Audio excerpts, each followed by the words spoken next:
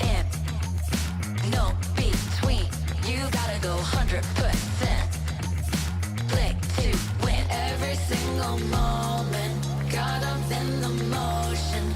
Got no use for caution. Hope you're ready for a fight. I believe it, I can see it. If it's in my sights, I achieve it. Ain't no leaving, no defeating. Show up, complete and repeat it. I believe it, I can see it. If it's in my sights, I achieve it. Ain't no leaving, no defeating. Show up, complete and repeat it. Every day, prove that game. I always go 100%. Start to end. Every single moment. Caught up in the motion. Got no use for caution. Are you ready? Are you ready? Are you ready? Are you ready?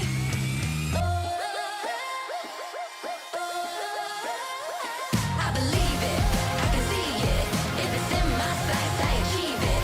Ain't no leaving, no defeating. Show up, complete and repeat it. I believe it, I can see it. If it's in my sights, I achieve it. Ain't no leaving, no defeating. Show up, complete and repeat it. Every day, prove that game. I always go 100%. Start to end. Every day, prove that game. I always go 100%. Start to end. Show up, complete and repeat it.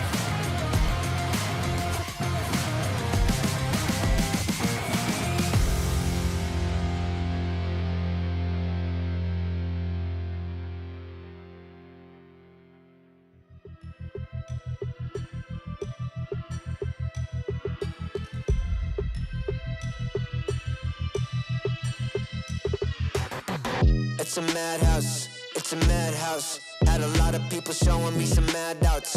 It's a madhouse, it's a madhouse. I got love for the game, I don't cash out. It's a madhouse, it's a madhouse. Everybody with their hands up in the air like whoa. It's a madhouse, it's a madhouse. Shaking all the city, this is how I like my show. I got love for the sweat that I put in. Door with a foot in, proofs in the pudding.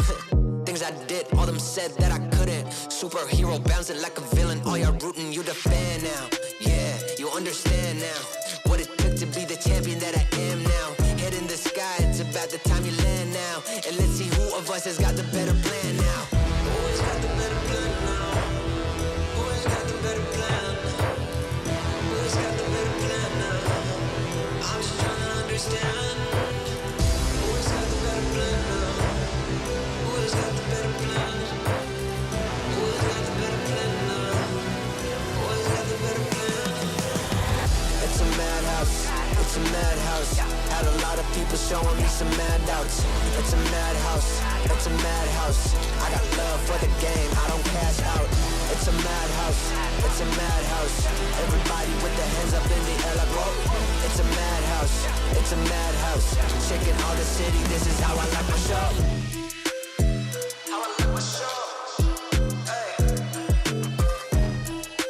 This is how I like my show. Hey, it's a madhouse. Hey. It's a madhouse, it's a madhouse. Had a lot of people showing me some mad doubts. It's a madhouse, it's a madhouse. I got love for the game, I don't cash out. It's a madhouse, it's a madhouse.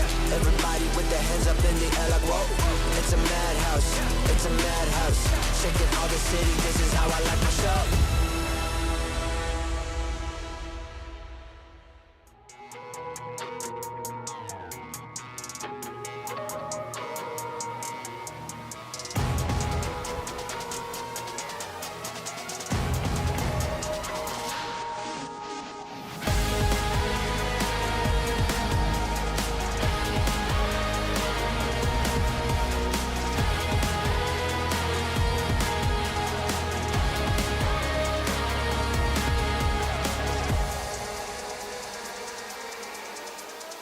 My way to the top, I never stop. It's coming ready or not. Do you have what you say you got? Go till you drop, going till we hit the spot. Light, gonna shine bright. Anything I like, put it on the line. I've been taking chances all my life.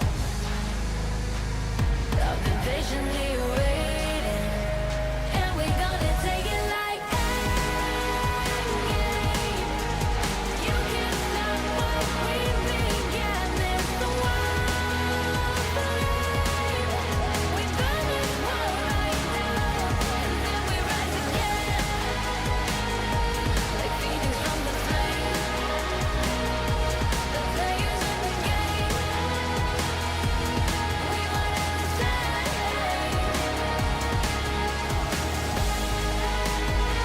We at the finish line. It's one day at a time. To make you feel alive. To make you feel alive. I see my way to the top. I never stop. It's coming ready and now. Do you have what you say you got? Go till you drop. Going till we in the spot. I climb my way to the top. I never stop. It's coming ready and now. Do you have what you say you got? Go till you drop. Going till we in the spot. The game. Yeah, we one and the same.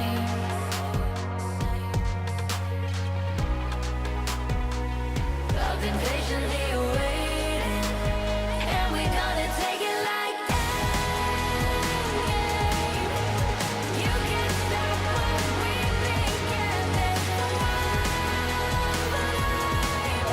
We burn this world right now, and then we rise again, like phoenix from the flame.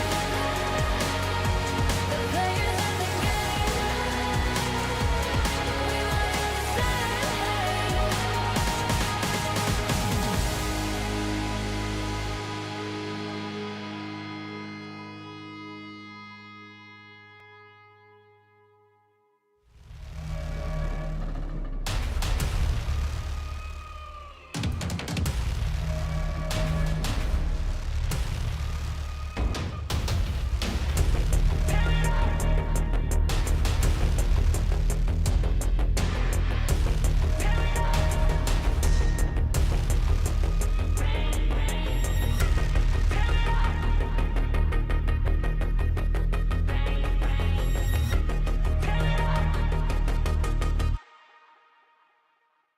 You get one night before the sun's up.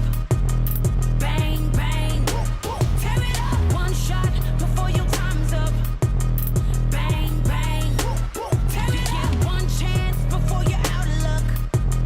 Bang, bang. Tear it up. Tear it up. Bang, bang. Tear it up.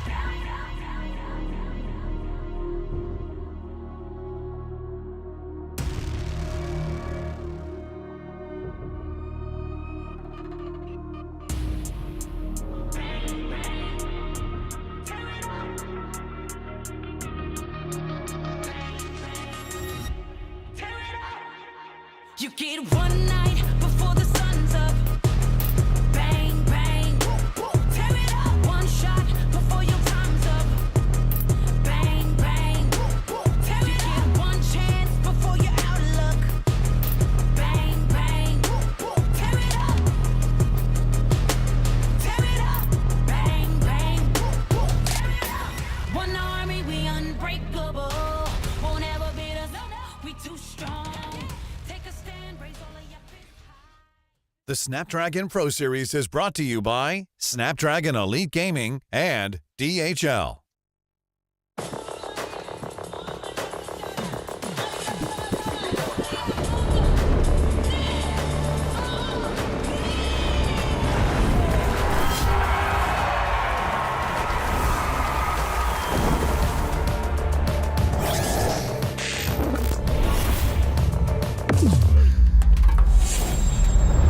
Let the weak melt away. Killing spree. Got easy, taking the kill back.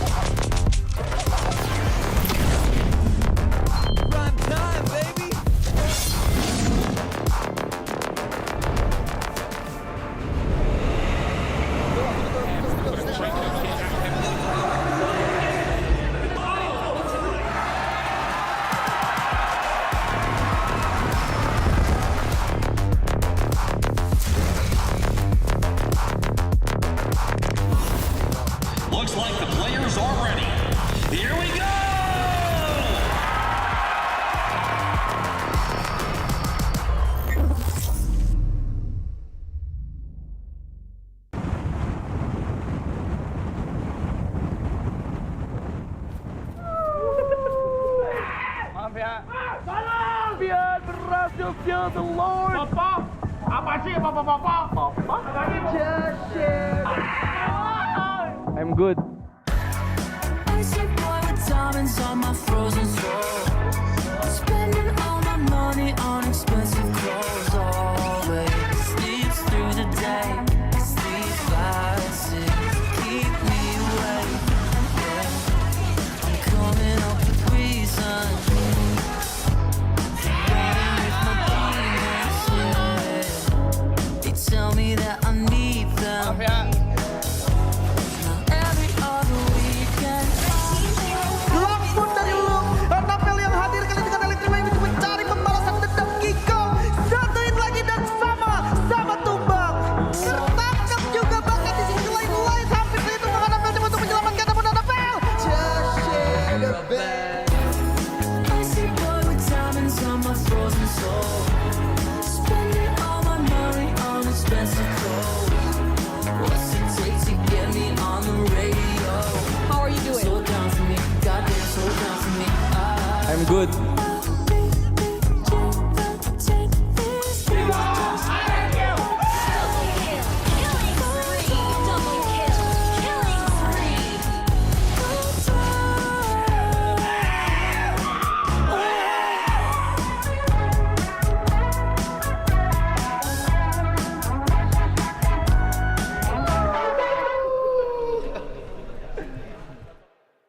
Grup stage telah selesai. 6 tim terbaik dari seluruh dunia akan memperebutkan gelar juara di Snapdragon Pro Series Mobile Masters 2025. Dan di venue ini, tenis indoor Senayan, tim Indonesia pernah mengalami luka. Dan akankah luka tersebut akan terulang ataukah Kolius? Kolius ngapain? Aku lagi syuting. Gue nyasar, mau nyari ruangan tunggu talent. Kita di mana sih? Ini beda venue, ini di tenis indoor. Di tenis indoor kita udah di playoff hari yang pertama dan kita bakal lihat 2 tim yang harus pulang di hari ini.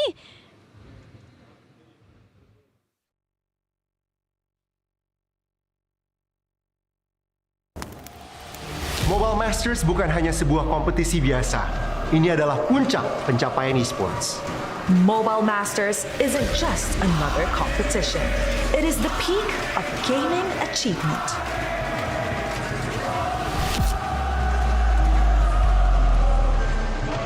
Perjalanan menuju puncak telah dimulai, namun pendakian terberat baru saja dimulai.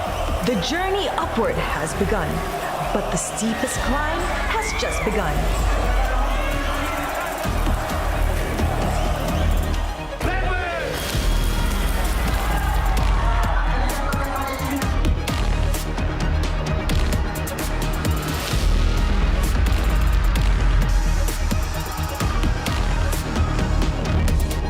Banyak yang telah mencoba mendaki, namun hanya yang layak akan bertahan.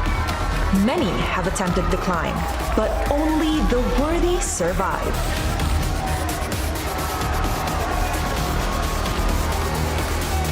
Siapa yang akan bangkit untuk menghadapi tantangan dan mencapai puncak?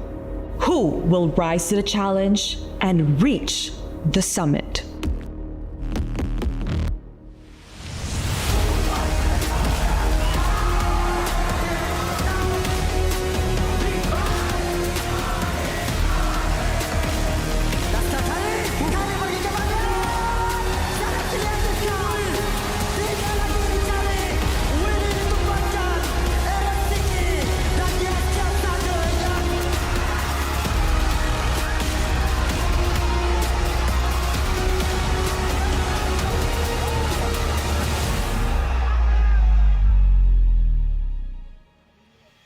Snapdragon Pro Series Mobile Masters 2025.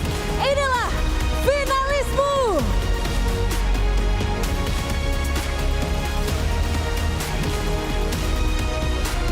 Bigatron Esports.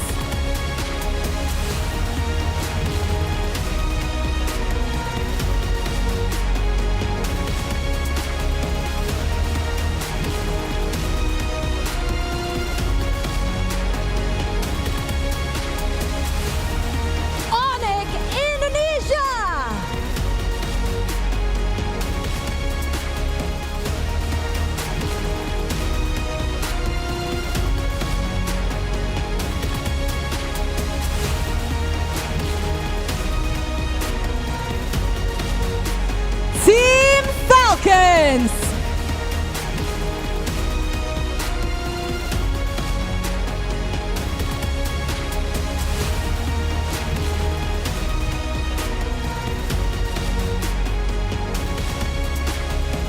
Tim Liquid Indonesia.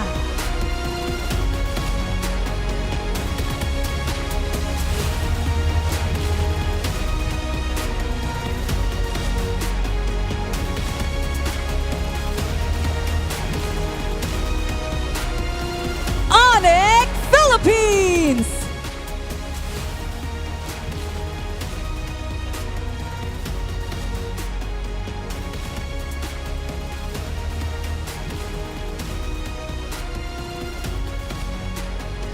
RRQ Hoshi.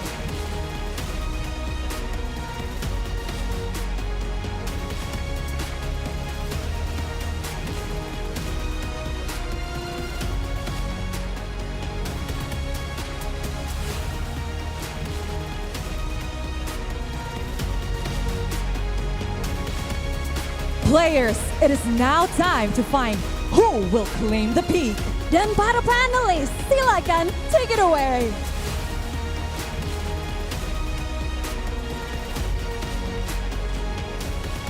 The playoffs has begun. We see our top 6 teams here at the Snapdragon Pro Series who have made it to the next stage. Only one will be crowned the Mobile Master. Everybody looking at the peak to make sure that they stay on top of their game. Oh boy. It is time. Day 1 is underway. Welcome everybody. You're watching the SPS Mobile Masters. Me, Getting Q, and as well as LaFell, our professional analyst on the desk to make sure that you guys are informed inside and outside of the game. But that's not all. We got 2 more professionals here at the desk. It's Eterna and as well as Mirko to keep you guys entertained for the games. Boys and girls, how are you feeling after the days gone by, especially for groups? It's done. We're here at playoffs. I feel amazing! Dude! What is this? That's just the Stream A. That's the Stream A effect. No, I Stream B, so I have no idea what's going on in Stream Don't A. worry. But I feel good! Don't you feel good? I feel great. Yeah. Maybe not that energetic just yet. Yeah, Maybe yeah. after the game. It really I depends was on how big surprised a truck BTR make it before. though. What? I was surprised BTR made it. I too. was surprised Me too. too. Right? Yeah. Why were you surprised? Yeah, we're surprised because for once, it feels like this team is actually looking to play for 80,000 USD. Let's pull it up on the screen here because everybody's looking for a big chunk of the pie. I mean, I've asked these questions to these boys, but what would you do with 80,000? With 80,000 US dollars, what I would do is I would make a pie company. You would make a pie I'll company. make a pie company. And Okay. this pie is not what you would think. I see. I You would know, hope- have you ever heard, don't steal my idea by the way, have you heard of fortune cookies? Yeah. Okay. Misfortune pies. Where when you eat it, it will give you bad luck. Yeah, you already have the inconvenience Who of would going buy through an that? entire No, pie. you don't buy for yourself. I take Don't it steal back. my idea. Don't steal my idea. Played. I take it back. That is a much better idea. I was just gonna see how many of those dollars I could fit in my mouth, but that's a much better idea. Boys, all of these games are going to be what it takes to move on to the next stage because That's good, right? since the group stage has been over, our top 6 has already been decided. And with that top 6, 2 teams have already moved on to the next round to skip a best of 5, while the others will have to face against others. Falcons versus BTR, our very first match of the quarterfinals. And after that, it's TLID versus Onyx. I don't know about you, LaFell, and the games that you were able to watch, but what do you think are the odds coming into this for the quarterfinals before anything else? I feel like Onyx Philippines and RRQ Hoshi, they're in a bad spot. They're Oh, playing yeah. less games. They're playing less games. It's true. And if you go to the gym, Oh. you know, the more reps you do, the stronger you get. So Actually, right now, between Falcon, BTR, TLID, and Onyx, Indo, they have a better chance. Much better chance. I would say one of the best chance is actually Falcon because they're going up against BTR. Other than that, fair game.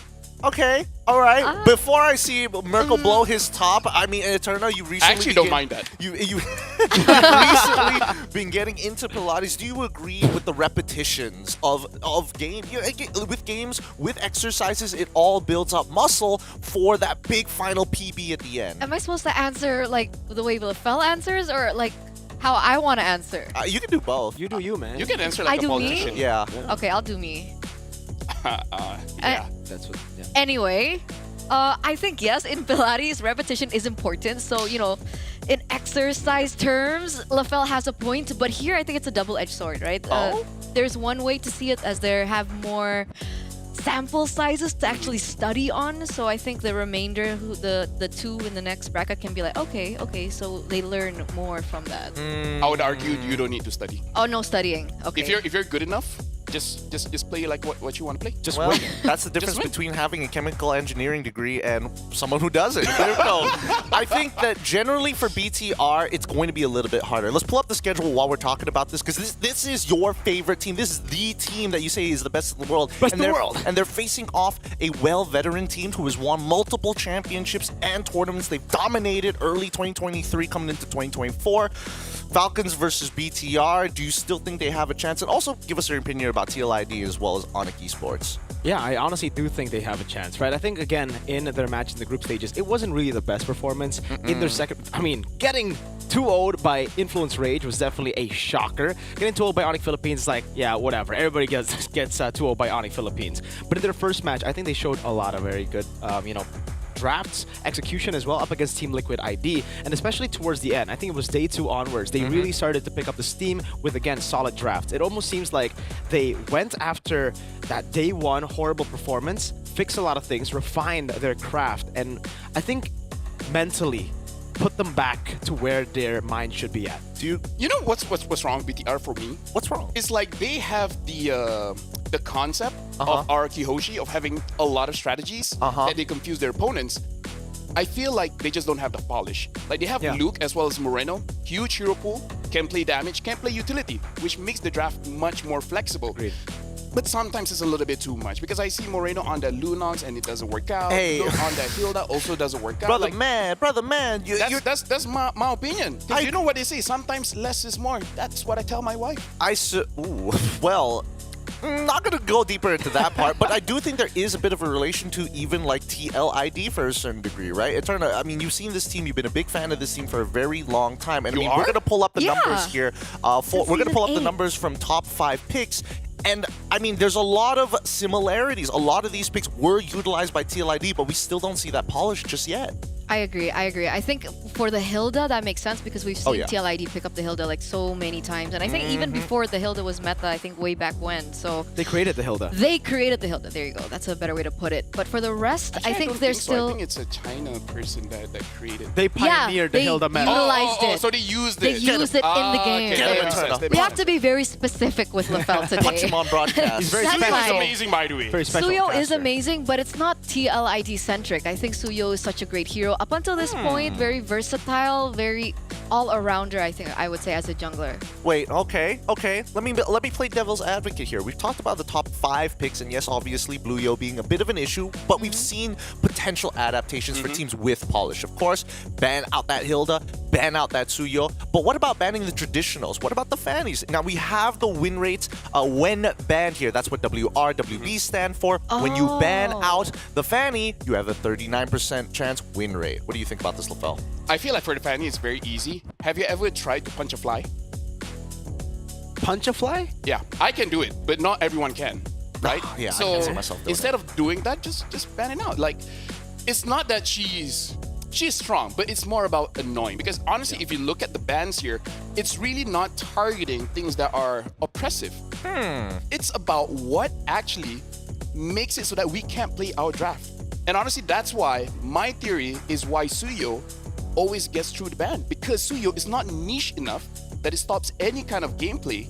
It's so wide open that it doesn't create and it doesn't disrupt. These picks, they disrupt. Fanny disrupt, Matilda disrupt, Volvius disrupt, Louis and Jushin, they disrupt. Yeah. Any kind of disruption gets banned. Interesting. Do you guys agree with this? I mean, you guys have been watching MPLID for quite some time, but before we get into that opinion, first, let's talk about these specials in their element. These are 4 players who still currently hold the highest win rates on these very individually special heroes unique to them. Edok on Franco. We have Kelra on Irithel. We have Mr. Super Friends, of course, on Aloy, and one of the better Kalia players, Brusco, with a 75% win rate when everybody else is starting looking to break that 50%. Yeah, I think looking at this, again, pick to win heroes, it's really good. And we're going to definitely be seeing a lot more respect heroes in the playoffs compared to the group stages. And while we're on that point, I want to talk about the win rate with ban, right, for the Fanny, because it's sitting at a 39%. We're talking about the Fanny as if it's the most broken pick in MLBB, which I think it is at the highest level of play.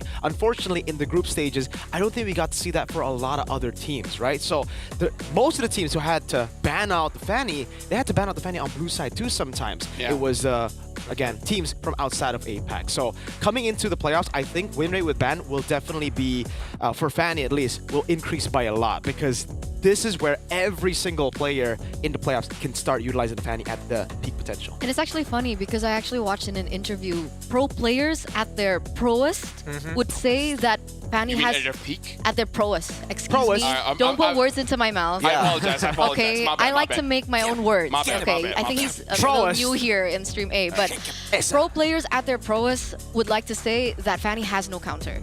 I would say right now. Yeah, no counter, despite there being Cho, Kufra, all that type of, Moskov, yeah. you know, all that type of thing, all that type of heroes, Really? no counter. I That's feel what like they it's say. just it's not that strong enough. Because they know, I guess, how to work around these picks that may act as a counter. I mean, it's a counter in ranked games, but not for the pro players. I think I agree with that when it comes to like having a prime Fanny, someone like an MSC 2023 Kyrie, someone like a Sky's MSC 2024. But currently, I think it's pretty counterable in this meta. Let me just pull it back for a second here, because after all the discussion about Fannies in particular, and yes, you did bring up a really good point about disrupting heroes coming into win rates when banned. Now we need to look at these interesting picks, because I think the question is this experimentation, if not where the meta is heading towards? This could be an indicator, the Kadita being one of them coming in from Rins, and Hazel, he showed off a pretty nasty X-Borg in the jungle. A pretty old pick, but old and reliable. For me, it's really the question is that what they're doing, can someone else do it better? That's it. Like, for example, the Kadita. It's about burst. Are there any better burst mages? If there are, then why would you pick that? Right? Because this is the proest of the pro. Okay? Right? Proest of the pro. Proest of the pro, thank you. Proest of the pro. And it's just a matter of power creep, right? It's like she bursts. Like, for example, if Eudora's burst is the highest in the game, despite people making fun of it, she might get picked up. I think But it she's comes not the down highest to burst right now. a lot more than just burst, right? Because again, for the Kadita, it's not just the burst you're looking for, but it's also the sustainability, that movement as well. Ways of being able to do a lot more. Okay? Sir. I've had Kadita in my games. Notice how Kadita's better. I personally Eudora. think what I we prefer saw... Kalia. What? Kalia is the better mermaid. Kalia's bad. But she's a different. She doesn't burst.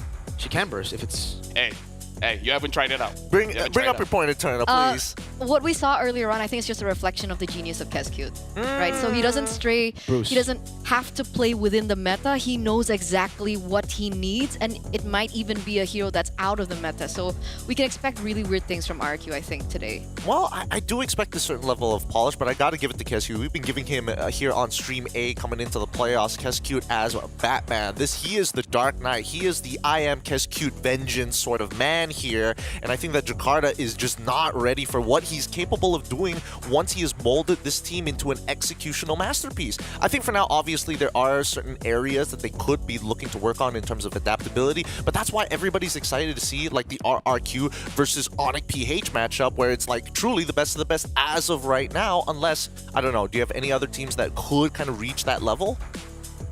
Sorry, I zoned out. I don't know what he said. Do you think anyone could be on the same level as RQ and Onyx right now? BTR.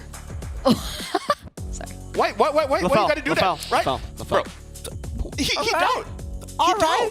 Look, if you guys agree with that opinion, if you guys agree, let us know on our social medias. Follow us on social media at ESL MLBB. You can find us on X, the Everything app, Instagram, and as well as Facebook for, who knows, everybody out there, including the Philippines. Let us know. Do you agree that BTR is going to be making it through? This is going to be a very BTR focused stream now. It's just, I still prefer Twitter. It's the way X it's the way sounds it so is. weird. Hey, It it's does. X, the Everything app. Before we go any further, we're going to go on a break, and when we come back, our first set of games. Remember, a best of 5 for all 3 of these days, except for the last one. And when we come back, it's going to be more Mobile Legends action here at the SPS Mobile Masters. Don't question we'll it. see just be okay. you then. That's SA, man. Yeah, that's SA. That's SA.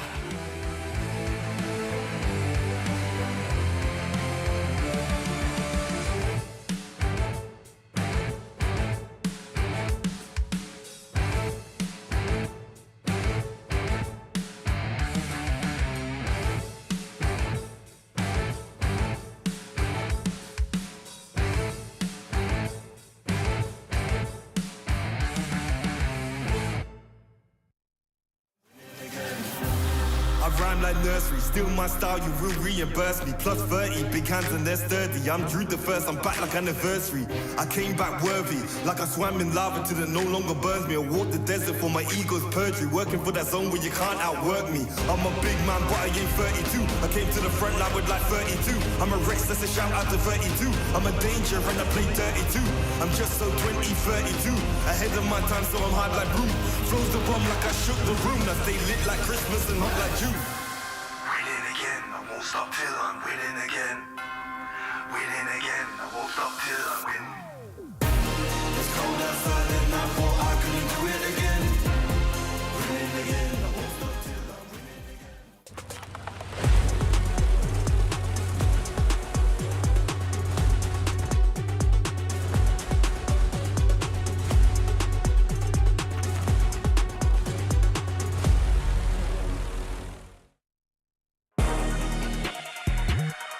The quarterfinals has begun. Our first best of 5 to kick things off day number 1 here at the SPS Mobile Masters Playoffs. Teams need to remember that this is an important match because there are no second lives. Single elimination, 1 best of 5 to determine it all. My name is Gideon LaFell, and as well as Miracle at the desk here to make sure that you guys are entertained. Now, this is the desk. This is the set. It's a desk.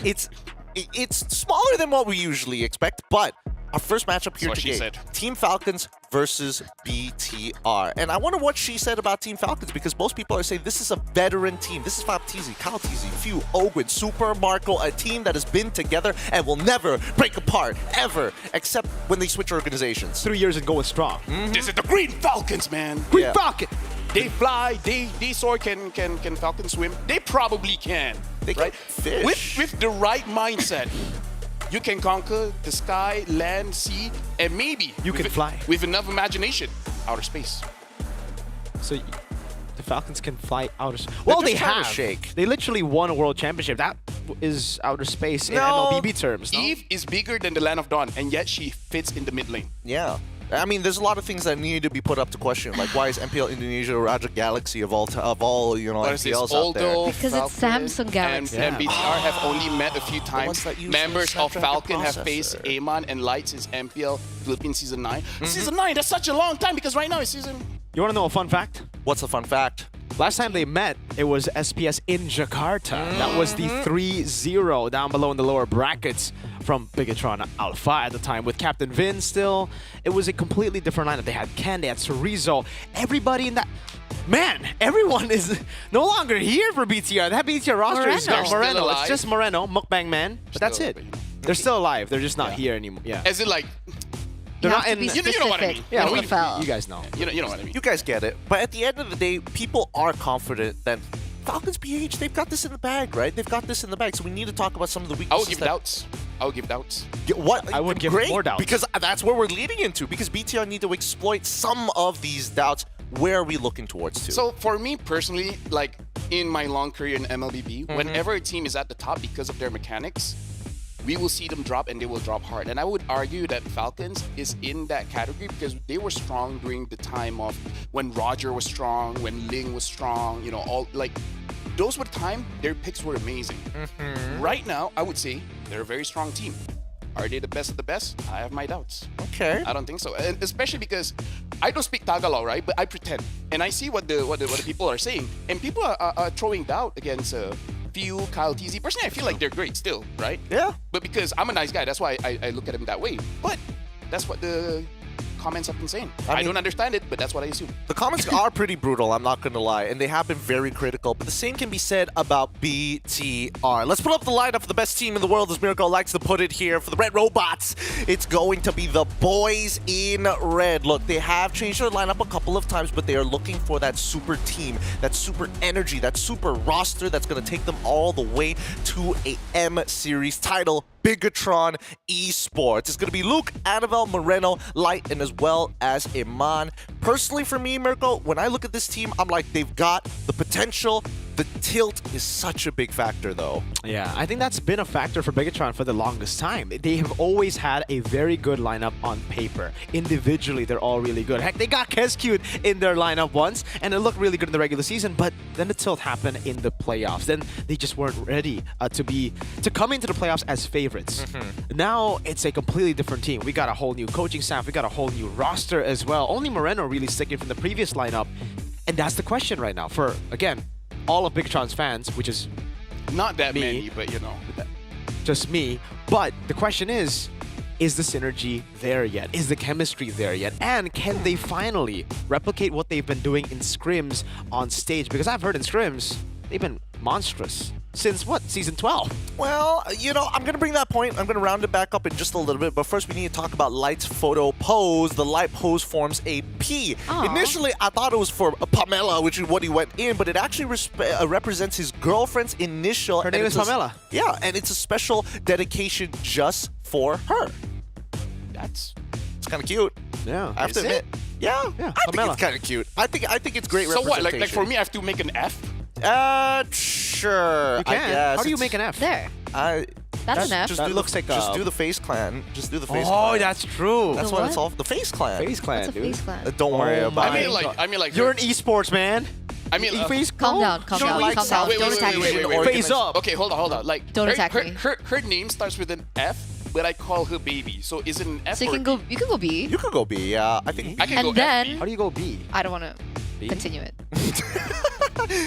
This could What lead. if I just make her father's name? What if we look You're at some of the dating her highlights father? coming in from BTR? Because as much as I would like to believe that her father's name is pretty cool, I think that BTR has made a couple of cool plays themselves, but that tilt factor here, which is why it turned out I need to bring you into the conversation. Which would you prefer? A team that does well in scrims but potentially tilts easily, or a team who, again, is just looking to break through that glass ceiling, something you might be able to relate to? Is that even a question? Yeah.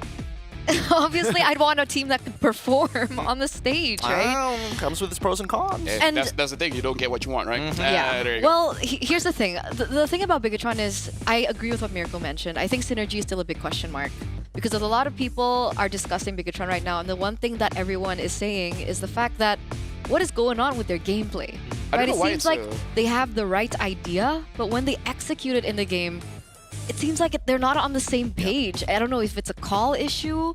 Who's IGL for Bigatron right now? Is it Light?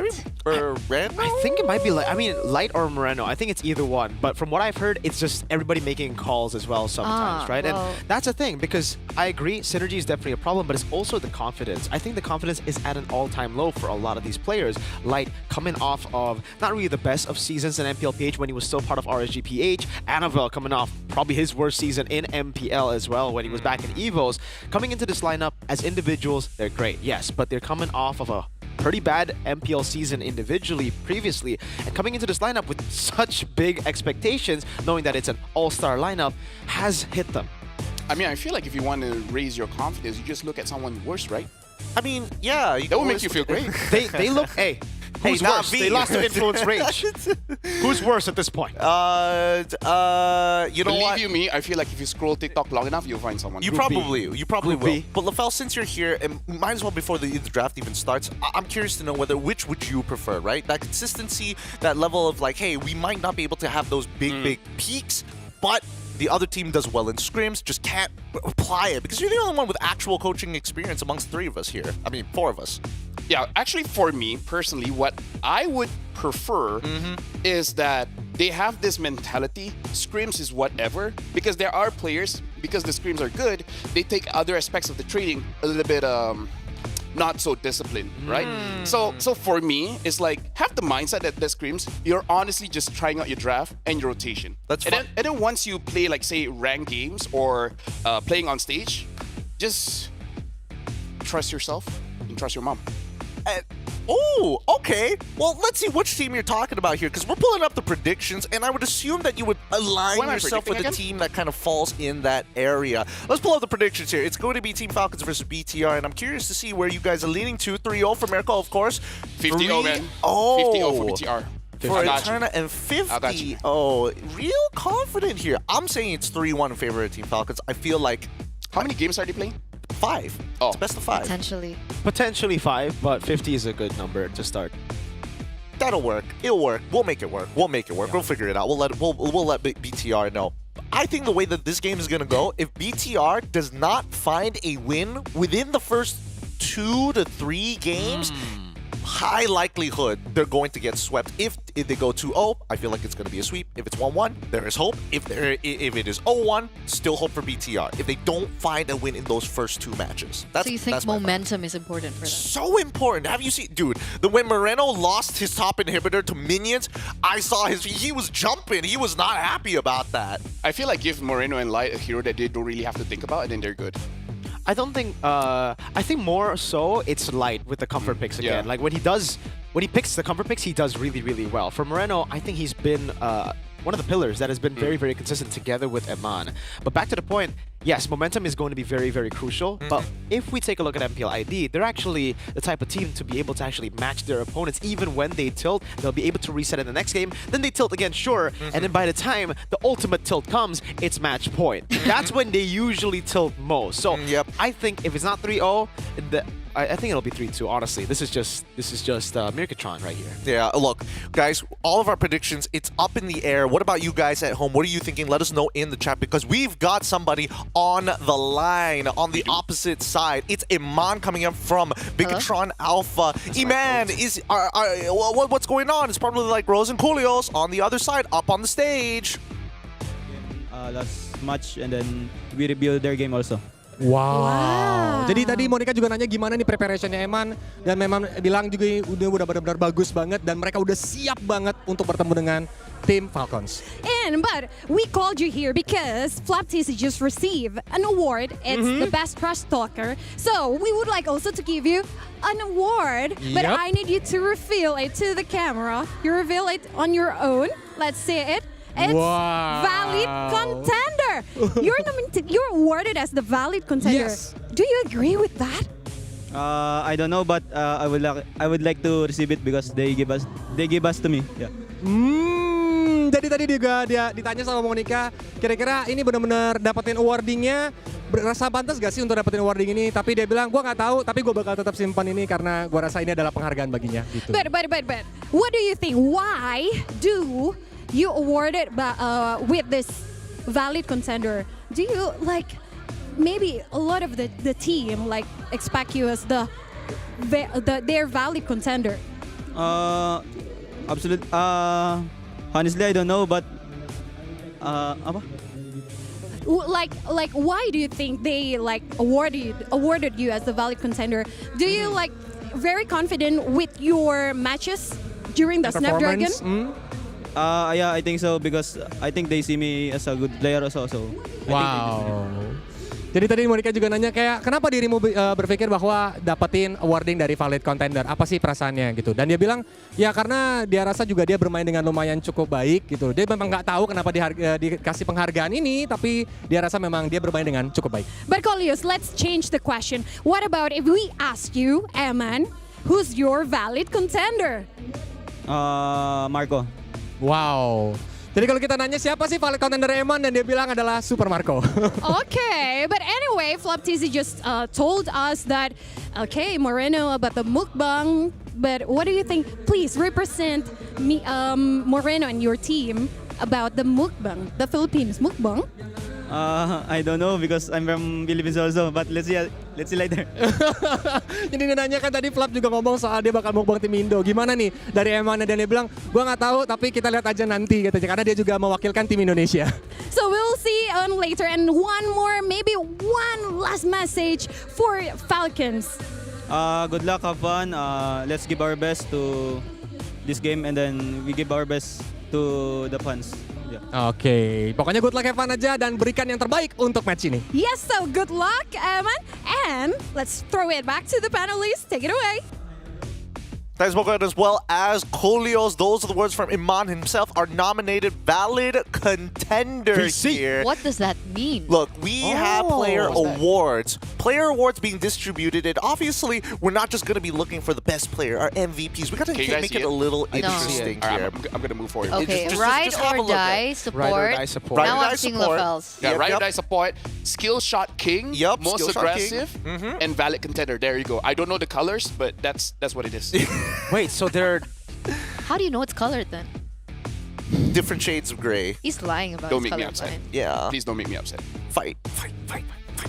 That's what we're hoping for. Look, these player awards have been distributed amongst these 4 players, but we also have more as well, like like Trash Talker, for an example. We've got another 8 already listed up. Wait, so does everybody get an award? Okay, now Mirko, you go in front. All right, I don't think everybody gets an award Mechanic for this God. one. Ooh, Mechanic Kelra. God. All right. Meta Slave, Sans. What? Oh, that's pretty true for this. It's kind of funny. Best Trash Talker, Flap TZ. Kill Stealer, Dyrant. Oh, that's what I would want. Yeah, that's funny. That reminds me of Grok Execute. That's the kind of meta I like. To be fair, he's playing the Badangs, right? And he's been going like 4 or 5 kills, more than his gold laner. Hey, he's been stealing it from. My Kalia had 7 kills yesterday, but I had 20. So you didn't kill Steel. You had Skypiercer. We kill Steel. You had Skypiercer. Just to tell you guys, our Granger had 0 kills, so we kill Steel the Granger. I mean, you gotta kill Steel whenever you want to win games sometimes. I'm just saying, these awards are going to be valid, and I'm curious to see as the days go by what these players are going to be thinking about. But let's bring it back to this matchup here between Bigtron as well as Falcons PH, because again, you've already mentioned that Falcons PH are the team that's going to be more reliable, and even so, I'm surprised that Sans were the ones who got meta slave, because you were talking about the way that maybe they've kind of strayed away from the meta at this point. They haven't found that kind of solidity, that foundation. Yeah, I don't know. Like personally, for my take for Falcons against BTR, I feel like Falcons doesn't really have to do much. They just stick to what works, and then just play along with it. Where BTR, I'm just worried that they're overthinking the situation. Yeah. They're like, oh, what if this happened? What if that happens? Like, what if we pick this and then they counter with this and then just end up doing the wrong thing anyways? Well, with that being said, it looks like the games are about to begin as the players are making their way up onto the stage. It's the walk-ins live in Jakarta. Let's check out how it looks right on the stage. For 3 consecutive days, and we have finally entered the opening match of the playoffs, the Snapdragon Pro Series Mobile Masters 2025. And for our first team, they come from the land of the strongest MLBB players in the world. A team that is not new to the grind and the hardships from down below. Ladies and gentlemen, Indonesia, introducing Team Falcons from the Philippines.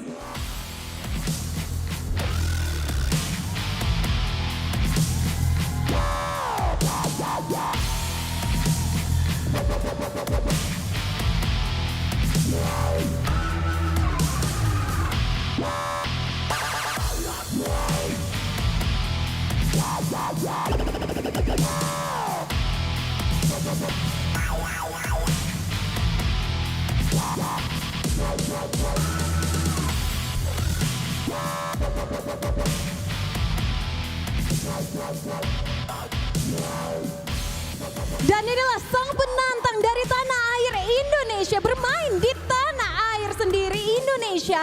Sang robot merah tentunya semakin terpacu dengan semangat untuk bisa bertani walaupun di group stage harus bisa berpasrah berada di posisi ketiga di grupnya. Tapi kali ini di babak playoff semangat mereka semakin membara. Please welcome Bigatron Esports from Indonesia.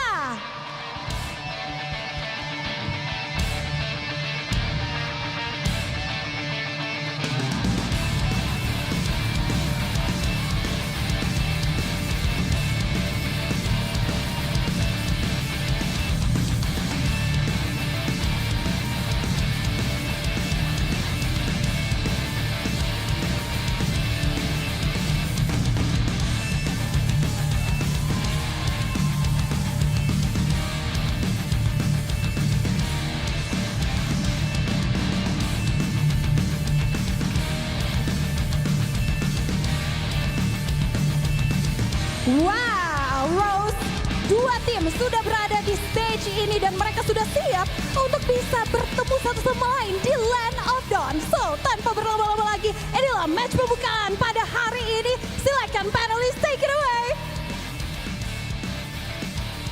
Thank you so much, Rose, as well as Monica. I was about to call her by first name, brother. I was about to call her by first name. Thank you. I will keep the aliases on the professional scene here. But now, as we go into the stage itself, look at this stage. The crowd is starting to trickle in slowly, and they are already in their battle stations, ready to go at each other's throats. I can't wait for the draft to begin. But more importantly, the energy from this crowd. I'm hoping that's going to help Bigatron actually, find their momentum. Home crowd advantage, man. Home Always crowd plays advantage. in for Bigatron. Yeah. I'm Home crowd advantage. Okay. I'm not saying anything because I feel like my Indo brethren Because should have even the in spotlight. MPLID, Yeah, do we really feel let me just energy say- from let me just Bigot say, Troopers? SRG, Bigot Troopers they need to prefer, step up. They prefer playing in Riyadh than Malaysia. What? SRG. SRG prefers playing in Riyadh than Why? Malaysia? Why? To be fair, they keep winning there. They have won in MSC Malaysia. and ISF. They won back-to-back MPLs in Malaysia. Yeah, but have you seen the previous M series? Oh. Yeah. I did, yeah. It was. Oh yeah, you were there, right? You were I was there. there, yeah. Yeah, yeah, You know who wasn't there? Bigatron. Well, they're here now. Hey, Here you know go. what? You know who's not here? Falcons is SRG. amazing. Falcons is amazing, right? Am I right? Yeah, Am I let's right? look at Falcons Falcons gonna here. smash BTR. It ain't gonna be. It's gonna be a bloodbath. But in all seriousness, I think we've been speaking about momentum quite a bit, and I think I kind of have to defer with the opinion of Mr. LaFell here. I think momentum is important for Falcons PH. I think in the games that they have lost, they usually don't have that early game to that 6 to 7 minute power spike for them. And it's very difficult once they lose that control to actually find a comeback in their game. See, I don't know if it's because of their execution or it's because maybe of the draft thing that you mentioned earlier on, LaFell, but that seems to be the underlying theme that we're seeing from Falcons this time around. That's an interesting point. To play devil's advocate, I mean, this team has been together for a long time, and in previous metas, when they do actually lose the early game, usually we're expecting that bounce back now, so why the big change this time? Actually, now as we're talking, I do remember one thing that made Kyle TZ much scarier than other junglers is that he somehow just farms much faster than anyone. Exactly. But with the meta nowadays, I feel like only King Kong can do that. Everyone else, the farming speed is more or less the same because I feel like one of his fastest is Nolan, and Nolan isn't really that strong now, so he doesn't, do what he usually does. On top of obviously the hero thing, not having the Nolan, not having these picks that can actually farm up really quick, I also just feel like Team Falcons have kind of lost their individual flair that they had when it was Season 12 M5 as well. They've gone back to being a systemized team who would want to take the safer route. They wanted to take more risks back in the day when they won a world championship. Now it's like, all right, we can test for the first neutral objectives, we win it, and then we have an easy snowball. But if we don't, then all right, we got to come back some way. But again, it's just not taking the risk that they wanted to back in the day. That's why my mom always says, if you want to win, you got to be local. You got to be loco, man. Yeah, that's what my mom always says. She also told you to be financially responsible, and yet here we are. Look, Team Falcons on the blue side up against Bigatron Esports on the red side. First picks going to be leading over to Team Falcons this time in comparison to Bigatron Esports, and I think that I do feel like it's a testament to what the meta is kind of leading to right now. I feel like jungle speed, if we're going like hero by hero, doesn't really vary too often, and I'm curious to see whether or not Jawhead is going to be implemented for Team Falcons to kind of get back into that high GPM for Mr. Kyle TZ. Personally, there was a draft that Ogwen did use the Jawhead, and big success. Right now, honestly, looking at the drafts here, Team Falcons banning out the Kalia as well as the Hive. This indicates that whatever draft that they're going for, they would prefer not to bring in a Purify. That's why they ban out the Kalia. And then when it comes to the Hive is strong, sure, and you don't want to give that over to Eman. But that also means you want to use some kind of catch hero that you don't want them to be using a Purify. At least that's how I'm reading it for Team Falcons. And for Bigatron Esports, it's honestly like the usual suspects, right? Fanny, Matilda, you don't want to give over because Matilda with a fighter in the jungle, disgusting. I think that's a fair argument here. Ban as well, so they want to play front to back here. But if we're talking like that, Luoyi doesn't necessarily always get banned in the first phase. Sometimes we see it let through. Well, wait, that's for Bigatron is Stream first A. pick. Oh, Bigatron's first pick. Oh, it looks like swap. Bigatron Esports is on blue side and Team Falcons are on the red side. I'm just used to left. That's and right. why. That makes sense. Yeah, that makes a lot more sense now. That means that Blue Yo is going to be locking in for the side of Bigatron Esports. And I think the big question mark here, if you're willing to get rid of the Kalia, are you willing to maybe even steal a Cho away from your boy Light? I think that's a solid answer, right? Again, we've seen Bigatron Esports play better when they have something like a Cho on Light's hands. So you take away the comfort from Cho, you take away the comfort from Light entirely, and he plays the Tigreal. We saw what the Tigreal did up against Onyx Philippines again. It is a hero that he does well on, but when it comes to the clutch situations, comfort matters most. Yeah. Eterna, you were shaking your head earlier. It seems like there's something that you disagree with here. No, I completely agree. I think for Bigatron, especially this season, after looking at their performances and their drafting phase of an MPLID this season, it's really important to secure a hero for Light in the first phase. And mostly, Cho. Yeah, it's 99%. He has a 100% win rate on the Cho in MPL Indonesia when it's picked up in the first phase. When it's picked up for him. I feel like at this point, you have to consider either picking up the Badang or the Phoveus, because I feel like one of Bigatron's pick might be Moskov, so you want to get either. You know what I think? What? No Jawhead. Like, the Jawhead's been amazing for Bigatron Esports, but... sorry, not for Bigatron Esports, for the majority of teams, but the Jawhead on Light. Correct me if I'm wrong, but this is a horrible win rate that he's sitting on right now. Like, he has lost, I think, majority of the games he's gone Jawhead, and it's also just because it's not like a Cho. Cho, you can go in, you can also safely get out. Once you're Jawhead, you go in, that's it. You better get a pick or you're dead. Yeah, that's the thing. If I remember correctly with the games that I casted for Bigatron Esports, it's just that when they fight, they really scatter around. Yeah. Right? So it's like a 1v1 everywhere. Exactly. So he is able to pick off someone, but the damage isn't there, so he just dies for nothing. Yeah. I feel like this is more of a give confidence to Annabelle type strategy, right? Yes. You want to put him in a situation where it's just like, okay, look, you want to build confidence, we're going to give you as many advantages as possible. At least you can do like the ultra fast clear with Light, unless they want to go for something a little bit more disruptive, but we'll see, because Lucas gets locked in for the side of Team Falcons. Keep in mind, this can be a flex pick for Team Falcons. I feel like Bigatron should look at something like the Sicilian, because honestly, their draft here doesn't really have a lot of heroes that can dive to the back. You can say that Suyo can dive to the back, but I would prefer not to. Definitely would prefer it to be Like a that traditional. Sicilian. Maybe consider the Farsa. I think Farsa's okay. I'm just worried about what exactly... Actually, you know, once you have that Badang, I feel like the EXP is relatively safe. Whether a Hilda or the Lucas, you can kind of what do they call it? Sandbag the matchup. Yeah, I think for me, it's no longer a flex pick here because of the Hilda. The Hilda, we've only seen it in XP. I don't think we've seen it in Rome a single time in Snapdragon Pro Series. I don't think I've seen it Not for Team Falcons. No, as not well. for Team Falcons for sure. But even in MPLID, we have not seen the Hilda been flexed over to other roles. Lucas should be in the jungle, knowing that now. So it's up to the Rome and Mage as well. And Team Falcons, they're playing into it. They know they have the first pick on red side. They're going to ban as many mid laners as possible and then deny another one from Moreno. And a big one has been that Selena for Moreno. That's his signature pick currently. When he gets to Selena, he does really well. Combo it together with a Jawhead, it could work really well, but that's why Team Falcons have gone for a very beefy composition and one with CC immunity in the Lucas.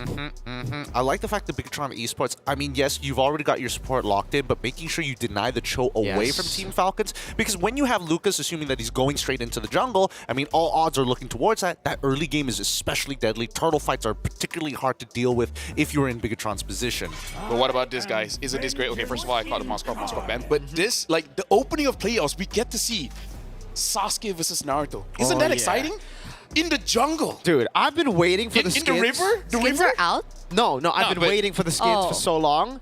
Like the river itself, Mirko, like... I agree. Right? I agree. Oh, you know, like Right, the the map will change later on too, so it'll only get even more meta. Moonton, don't nerf these two heroes until we get to see it live in the competitive scene, please. There we go. Tigreal going to be the final ban of the blue side. Team Falcons now get first pick on the second phase of the game. Well, what are we thinking about here, boys? Do you want to lock in straight for your gold laner just to deny Bigatron, or... They already have one. Sorry, mid laner. My brain farted there for half a second. Yeah, I don't know. I feel like Sicilian is relatively safe. If they want to hide their mid, sure, you can go for roamer, but yeah, I don't know any priority roamers right now. I agree. I think the Roam can always just, be last picked here for Team Falcons. Picking up the Sicilian means that there's really not any other... I mean, Vexana, sure, technically could come through. Farsa, you mentioned it earlier, but it's so easy to dive the Farsa when you're on a Lucas. You go in and the Farsa... We've seen this matchup before. Yeah. Farsa against the Lucas. Whenever you pop that Feather Airstrike, you're the one getting airstriked. Yeah, the problem is right now, Falcons, they have so much range. So if you want to go for something like the Selena, it really is a big risk that can work out. But once it doesn't, your wave clear is going to be very bad. Right? Your wave clear is going to be very bad, especially because if you want your Jawhead to help out your jungler and you let Selena just solo the lane, Yeah, she can survive, but you're not getting any kill pressure. I do agree that it would make the opening of the game pretty difficult for Bigatron if they want to go for that fast clear rather than, double up on that mid lane. But they're going to go with the Farsa. They're going to risk it for the Biscuit, the Irithel as well. There is going to be some individual execution coming in from both Moreno and as well as Amon to kind of do that balancing act against Lucas. And this is another thing that we have seen from Bigatron Esports. I think Irithel in MPL Indonesia at least is standing at a 0% win rate for Eman. And I don't know about this tournament because the matches I've seen with Irithel have also been a loss. You put Eman on the Irithel and it just takes away a whole lot of power of Eman in the gold lane. And again, one of a signature pick for Ogwen there. The Kufra comes in. This is going to be interesting. It does mean that engaging for either side is going to be a little bit awkward. Strong counter-engage potential all through. Which draft are you liking more, LaFell? Honestly, I feel like Bigatron has higher highs compared to Team Falcons. But again, we've been talking about the execution. If they can play around the Jawhead and the Suyo, absolutely amazing draft. Okay, with that being said, we're going to leave it to our casters, Eterna and as well as Mirko, to kick things off on day one of playoffs of the Mobile Masters. It's Falcons versus Bigatron. Thank you so much, boys. We are, in a moment, going to be heading into the Land of Dawn for our first quarterfinals match of the day. Just to remind you guys, it's Team Falcons from the Philippines versus Bigatron Esports. Now, remember, best of 5, so we are going, slowly into this, so easing slowly into this.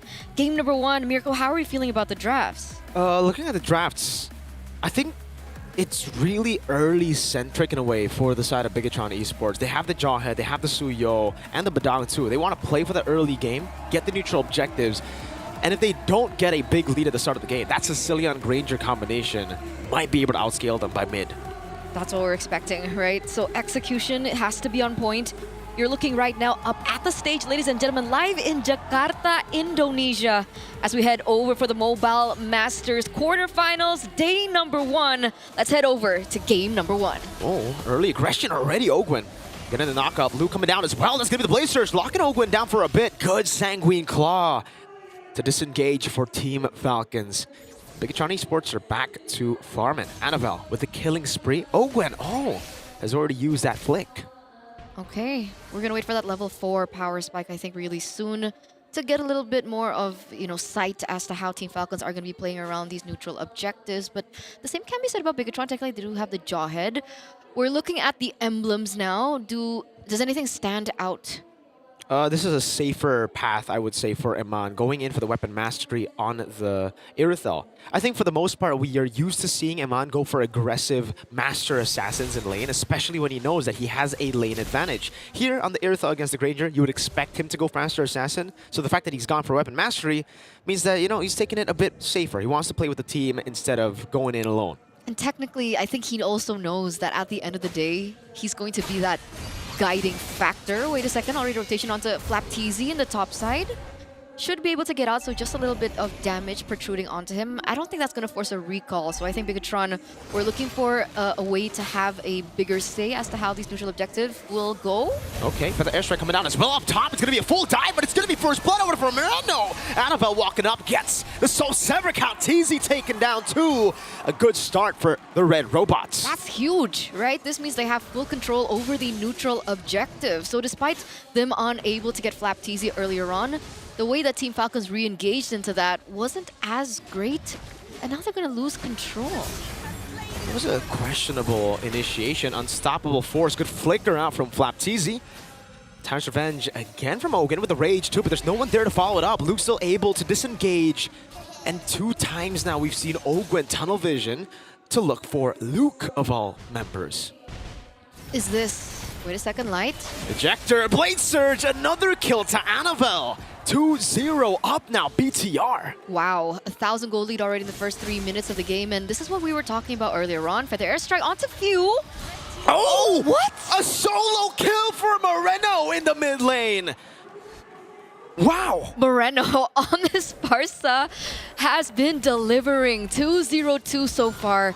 And again, right, going back to the way that we were talking about Falcons, the fact that Bigatron Esports are the one that's holding on to control in this early stage of the game might be imperative to how BTR take this. Let's hope they don't go for the tilt. We do see a charge coming through from Ogwin. Doesn't necessarily commit onto it. They're waiting patiently though. But Bigatron still holds that 1,500 gold lead. What a phenomenal start to the game from Bigatron Esports. All of us were talking about, again, Team Falcons having the edge in this matchup, but BTR, oh, again, Luke, able to get the ejector there with the help of Light. Gets the punch down and now a kill. It feels like a completely different team to what we saw in the group stages, Eterna. They woke up and chose violence, right? They're proving everyone wrong here. 2,000 gold lead now for Bigatron Esports. They had a very, I would say, risky draft with them, going for the Farsa, but I guess when they're making skirmishes like this, where they're not committing to a full 5v5 team fight, the dive that Team Falcons had onto Bigatron Esports doesn't necessarily pose a risk to what they're doing. And we can see that happening all over the map. It's always been Moreno and Light looking for kills with Luke as well. It's also reflected onto their KDA, and I think Annabelle should be leading 1 level, by the way. Ogun's charging, but the turtle has just been bursting. Now Ogun still decides to go in, gets pinned down now, but BTR, you would expect BTR to go in there. When you see a questionable engage, you think BTR probably going to take it, but they don't. Wait, did Moreno commit to that boot? That boot choice? He went for more movement speed. Yeah, he did. Oh. And Eterna, this is playing out exactly how you mentioned for Team Falcons. You said momentum is important. It's crucial for Falcons in terms of in-game, right? Early on, they got to get a lead. And if they don't get a lead, this is what we're used to seeing. And that's what we're seeing right now. Is Light is able to wait and in that bush for Ogwin to walk up. Luke escaping again. Disciplined maneuvers from Bigatron. I guess at this point, Team Falcons, they have to wait on Few. Baptiste onto Annabelle. Annabelle's not having the best of time as well on his rotations. I think he's been fine. He's gotten 2 turtles rotating up top. Getting the waves as well, just matching up. So far, I think it's been good. After the 5th minute mark, you would expect your jungler to rotate to the other side of the map to farm up while your XP becomes the secondary roamer, or technically the real roamer. Lies more to the pickoff dude. The engage will be coming through Luke.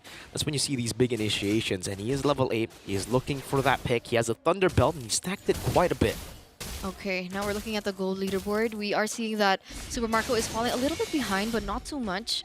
Should be able to get to that power spike quicker. Eman, 4,200. It's not bad either for Eman, actually. No, it's been amazing. I think for the entire team of Bigatron Esports, the first 6 minutes of the game has gone their way completely. In the laning phase again, for Eman, it's even better for him. Yes, he's not winning out in the lane completely. He's not getting solo kills, but the Irithel just needs to farm up, especially with his choice of emblems, weapon mastery. He can just wait for those item power spikes, and once it hits, it's going to hit real hard. And farming they shall, already having some damage onto the upper side of the map. But you can see the rotations coming through. That's a concealed play coming through. Uh-oh, flicker out from Few already early on as Kaltisi still holds on to there. Luke gonna be caught again, but it's only just Luke as Eman dives into the back with a heavy crossbow. Annabelle caught in the back as well. Flapteezy picks up the kill. Eman still going for the free hits, but it's only onto Ogwen. Team Falcons, 1 team fight, and they are back. Yeah, 2-0 trade, ladies and gentlemen. Team Falcons are going to be able to pick up the neutral objective as well. And that was considering Kaltisi was 2 levels below, so that pick onto Annabelle was huge. It was an amazing way to kind of turn things around for Team Falcons PH. Great way.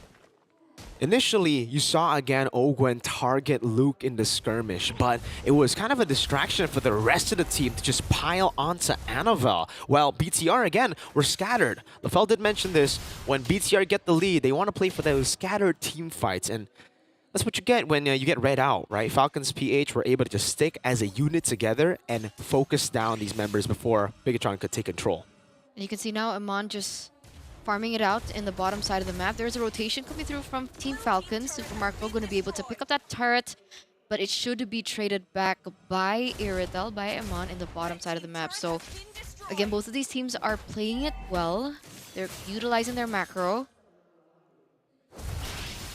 Bigatron builds. All right, let's take a look at the item builds. That's the Haas Claws with the Windtalker. So prioritizing a bit more mobility over the usual early power spike for the Irithel, right? You would expect Haas Claws, Berserker's Fury. That's a conceal from Light. Ogwen's in the bush, reads it out, pops the conceal. Light's gonna be looking for it as well, but won't be able to find it.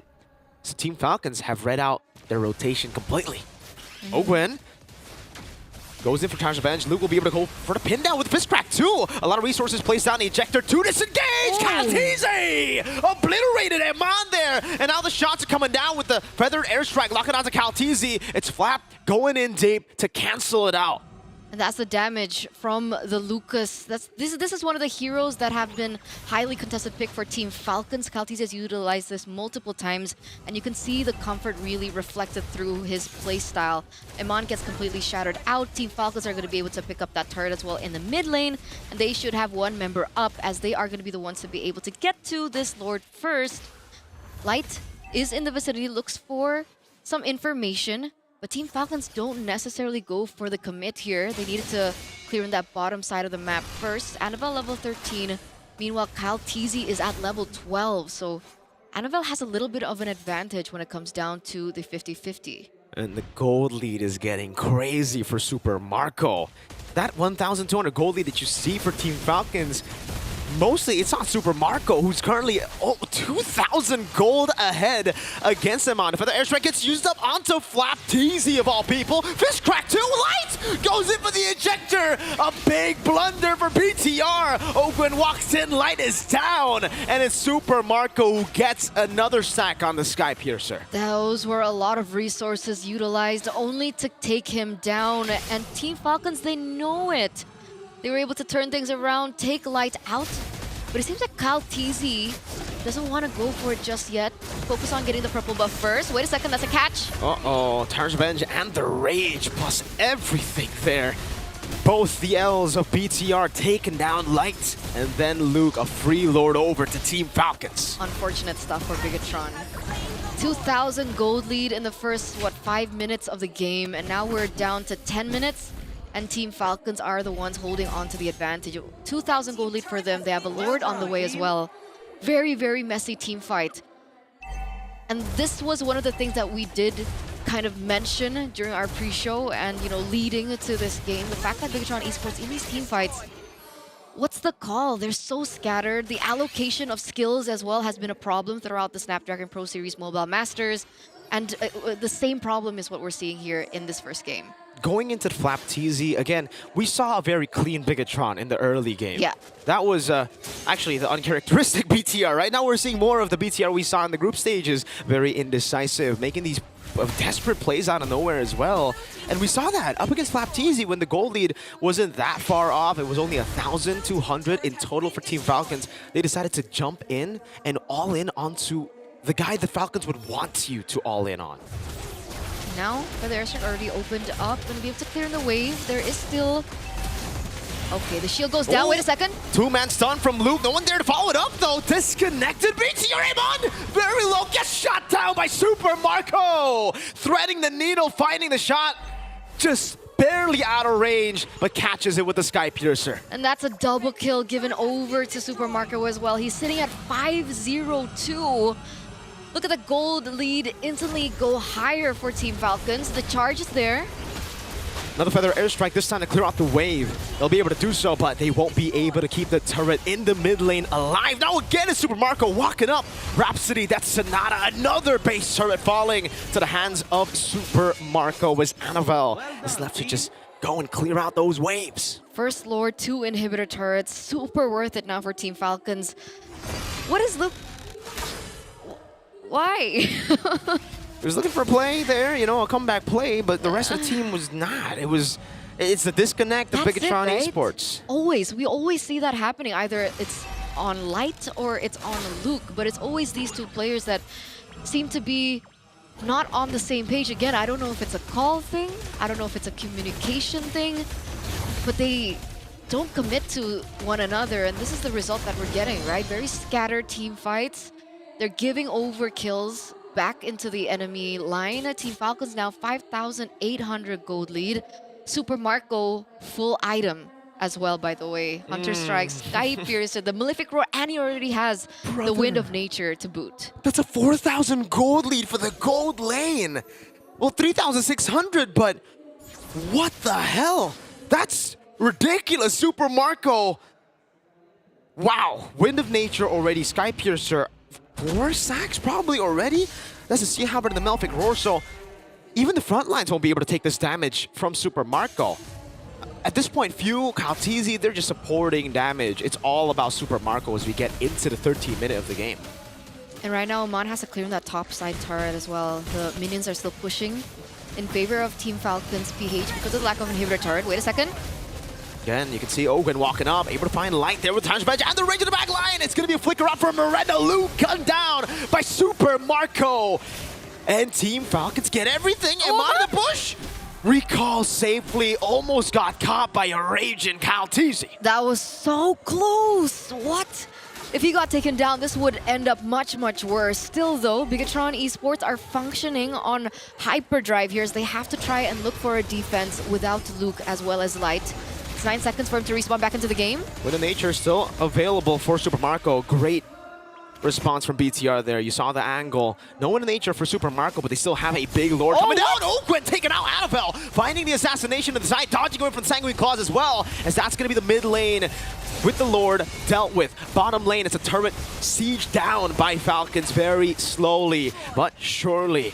3 base turrets down, Iman going in again. Flap TZ goes in for a bit more damage. Further airstrike, burning him down. The glowing wand tick is on him, but he gets to the bush in time. And he gets out. 1-0 trade in that particular siege coming in from Team Falcons. And Bigatron Esports are still looking for their ground, still looking for their momentum to take things back. But again, with 6,000 gold deficit on the side of Bigatron Esports, the way that Super Marco is currently farming as well. Annabelle's looking for a kill over. For information, Luke is still there, so he should be able to get out fine. What do they rely on now for Bigatron? Do they wait for the power spike coming from Iman? I mean, technically he already has 4 items. The thing is, we gotta talk about that power spike, right? For Iman, he's already hit the power spike. He's on the way to a Wind of Nature. That will certainly help him in the late game. But the thing is, he doesn't really have a lot of penetration. So Kyle TZ, Ogwen, Flap TZ, they're gonna be big problems for Iman as we get for actually the whole team of Bigatron, because yeah, they have no way of shredding down these frontliners. What they have is a way to dive into the backline. If they do get that, then yes, that GDS with the Wind Talker for Iman will be massive in terms of being able to actually try to kill Super Marco. But if they don't get that very specific win con under their belt, I fail to see how they're going to get through this front to back of Team Falcons. I mean, technically, Annabelle is building the Malefic Roar, right? And he was the one to take down Ogwen earlier. Is that another solution, maybe, to Bigatron Esports not completely relying onto Eman? I mean, it's a way to deal more damage, right? I mean, more poke. You can use the Queller to poke with the Malefic Roar. You do more damage to him. But in the late game, you're going to have to rely on your goal laner for the most part to be the one dealing out damage to the front line. The fact that they have gone for kind of like an assassin build for this Irithel means they don't want to. They don't want to go and deal with the frontliners first, which is again very risky. Maybe if they had a Lo Yi, could have been less risky because that's what the playstyle is. Currently, it relies heavily on execution. That's what it means.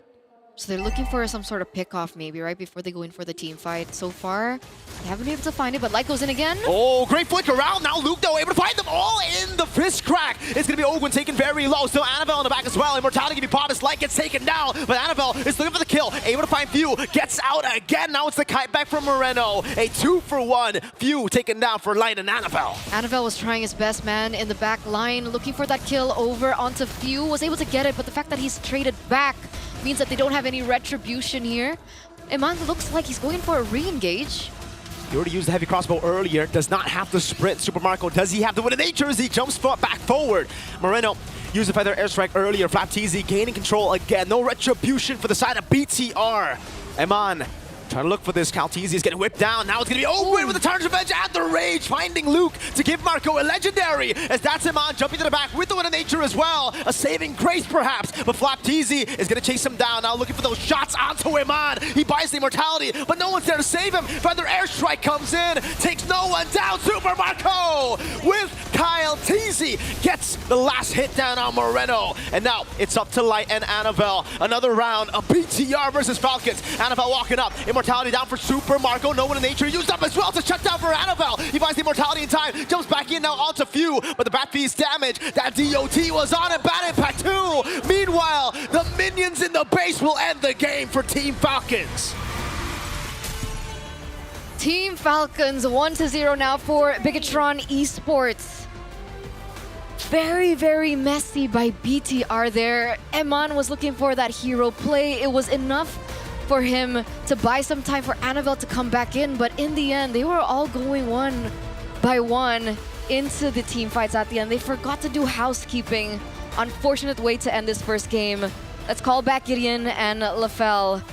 What are your thoughts? A messy game it was, but some interesting ideas were put into play. BTR taking the early game very, very well. A 4-0 lead for a while until things started to spiral out of control. Lafell, I felt like BTR had cool ideas. They had some great reach, but I think that Team Falcons got them right at the elbow. So I feel like what I really want to say is that I want to focus on the items here, because I want you guys to look at Moreno's items and consider this. The moment they made that mistake around the Lord Pit where they went all in onto Flapteezy on the Hilda, right? This is how you build a front line, right? You build the components so that you have enough for physical, magic, etc., right? During that time, Moreno only had the glowing one and the magic one. So just one full item, and the component does not have the divine glaive. In this type, when you want to face against a front line, you need either a wishing lantern or a divine glaive. So the fact that he did not have a divine glaive and he used every single thing that he had on the front line, which, mind you, heals up whenever he goes inside a bush, that was definitely a big mistake coming in from BTR, because I feel like in the early stage of the game, because of Jawhead, they have the damage. And because of that, they miscalculated their own output, where they feel like they're invincible. They can take any fight and they can win all of them. That was a snap of reality where they have to understand items really do matter. Do you think the target priority could have been a little bit better here? Because I think that Moreno, even when we're talking about that, like the Lightning Trundle for an example, that could have been switched out easily for like Blood Wings for an example. He could have gone, if you want to be really greedy, like a Holy Crystal. Do you think that would have made the difference? I would say for this one, honestly, is more good on Falcons, because the way that they're positioning, they're close enough to follow up and engage, but they're also far enough not to really get targeted, because the way that we see Ogwen checks the bush, whenever he does engage, Super Marco is close enough to actually re-engage and making sure that the damage actually comes through, but you don't really see Super Marco getting targeted all that much. So I would say it's more about Falcons knowing how to position around those bushes to ensure that they don't really get caught. Yeah, the name of the game was Space. We didn't even see it on that very final, that lore dance towards the end, even though Bigatron didn't have any inhibitor targets and needed to housekeep that one important bush of making sure that Moreno could not get into that feathered airstrike range. That optimal range was such a key way to control the space. And this is also what I want to mention. This is why I felt like for Falcons, getting that Sicilian is key, because looking at Bigatron, like I said, they don't have anyone to really go to the back line. People would think because Suyo is an assassin that he can do it, but we saw at one point he went in and the damage, it was there. But Few can just kite. He just kite, walks back, and then eventually, even though Few dies, he's gonna die as well. And I think we touched on this as well a little bit in the pre-show, right? For Falcons, Few has been underperforming, Calteezy's been underperforming, but one man who has never underperformed is the man you see right here on your screen. So the fact that Falcons PH here, they understood what failed in the group stage, not getting Super Marco's pick in the first phase, not getting him on a strong pick. They've adjusted, and you can see how much of a monster this guy still is. Oh, yeah. Yep, Super Marco, absolutely disgusting. Again, he wasn't the main target coming in from the side of Bigatron, but I also got to give props for the trigger finger himself. Ogwin, he was able to actually open those big moments to find the elbow of Bigatron and kind of snap the joint in half. Yeah, honestly, like in this game, it really is about the way that I see it. Falcons, they understood how to move around the map, And then Bigatron, they try to win with overwhelming force. So once that force is no longer there, it takes some time for them to readjust, be like, okay, hold on, we don't have enough damage. What's the call now? Yeah. And then whoever the shot call is like, punch harder. Do you think that they got a little greedy? To be fair, there were a couple of moments in the game where Bigatron were like, okay, yeah, we're going to make sure that we get the snowball lead. A majority of the goal was on Moreno, was also on Annabelle. We're going to use those two. We feathered Airstrike. Let's still contest for the neutral. So for me, what I saw in the movements is that there's two different shot calls. Oh. One person said, kill the front line. Another person said, no, we got to go to the back line. Yeah. Because look at how they engage the team fight, right? You see Luke flickering, getting that fist break. A lot of people go in. At that moment, with your draft, honestly, for me, I feel like you should kill the front line. I agree. But I feel like because of what happened with the Hilda around the Lord, they're like, are you guys crazy? We can't kill the front line. We have to go to the back line.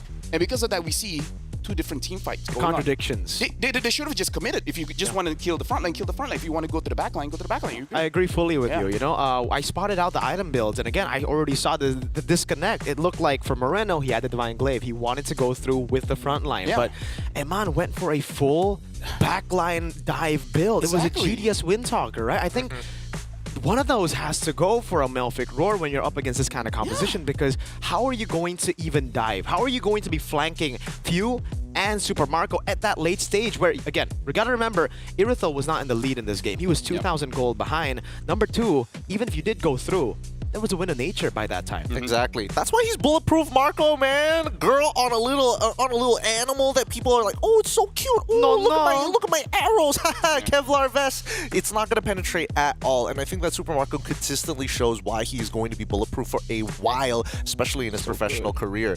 Speaking of which, adaptations actually coming into game number 2. Any thoughts on that? Where they could lean in? For me, this is out of game stuff. Because what happened in that game tells me they don't have a leader. Yikes. Right? I agree. They just need one leader, just like, okay, whatever this guy says, right or wrong, just follow him. Because you have two different shot calls. You're facing against Falcons. This is not just a run-of-the-mill team, right? So just have one leader. If he's wrong, he's wrong. But I agree with that. It's a robot with just all CPUs. That's it. Everybody's a CPU there. There's no GPUs, there's no RAM, there's no people who can kind of be that flexibility to kind of initiate. Even so, it's really tough to see for now, but hey, that's just the very first game here. We all called it. If it is a 2-0, there's a high likelihood that the tilt is going to set in. I still think that there's plenty of potential coming in from Bigatron. And if you guys agree with that, maybe scan it out. Scan and let us know. Scan the QR code. Get into the surveys and tell us what we can do better on the show. What are your opinions about some of these teams? And maybe or not you have more opinions on, oh, well, maybe some of the countries SPS could bleed into later on. With that being said, we're going to go on a short break, and when we're going to come back, we're going to see whether or not it's going to be a 2-0 or an equalization coming in from Bigatron Alpha. This is the Snapdragon Pro Series Mobile Masters. We'll catch you in just a little bit.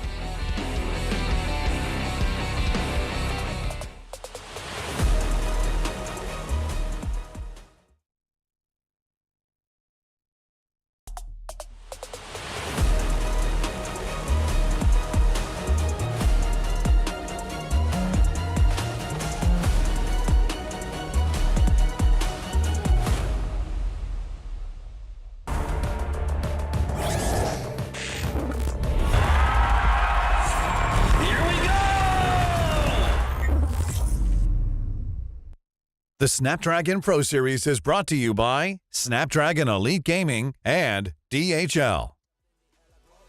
It's a madhouse. It's a madhouse. Checking all the city. This is how I like my show. How I like my show. Hey.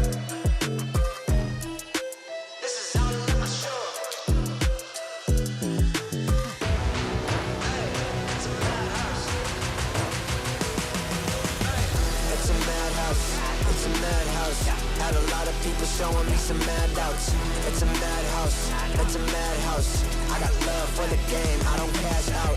It's a madhouse. It's a madhouse. Everybody with their hands up in the air like whoa. It's a madhouse. It's a madhouse. Shaking all the city. This is how I like my show.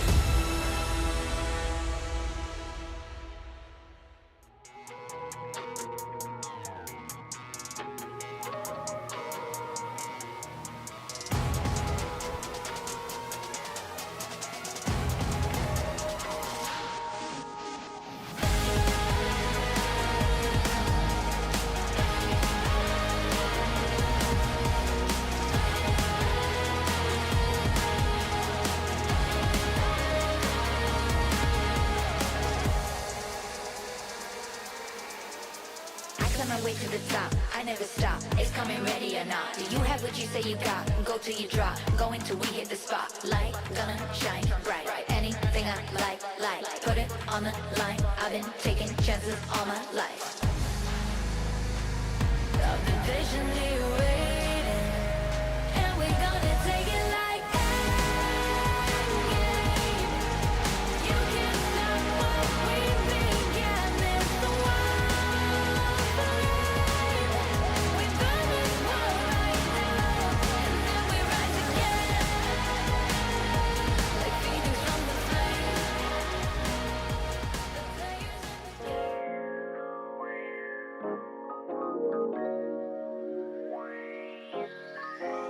Live in Jakarta, the playoffs continues. The quarterfinals keeps on going with the first match already falling into the hands to the nest. The Falcons rejoice, but Bigatron Alpha, things need to be worked upon. The robots, they're not together. The electrodes leading to God knows where sometimes, boys. I mean, here's my opinion. How do you take down a sniper? You got to figure out where he is, right? You destroy all the vantage points. If there's no buildings, there's nowhere for him to snipe from. I don't think you can take down Landon buildings. So in this case, destroy the front line. Like if Marco does not have a wall in front of him, either eventually he will get taken down or he will not be able to dish out damage. I think there's something way easier here, LaFell, for Bigatron, right?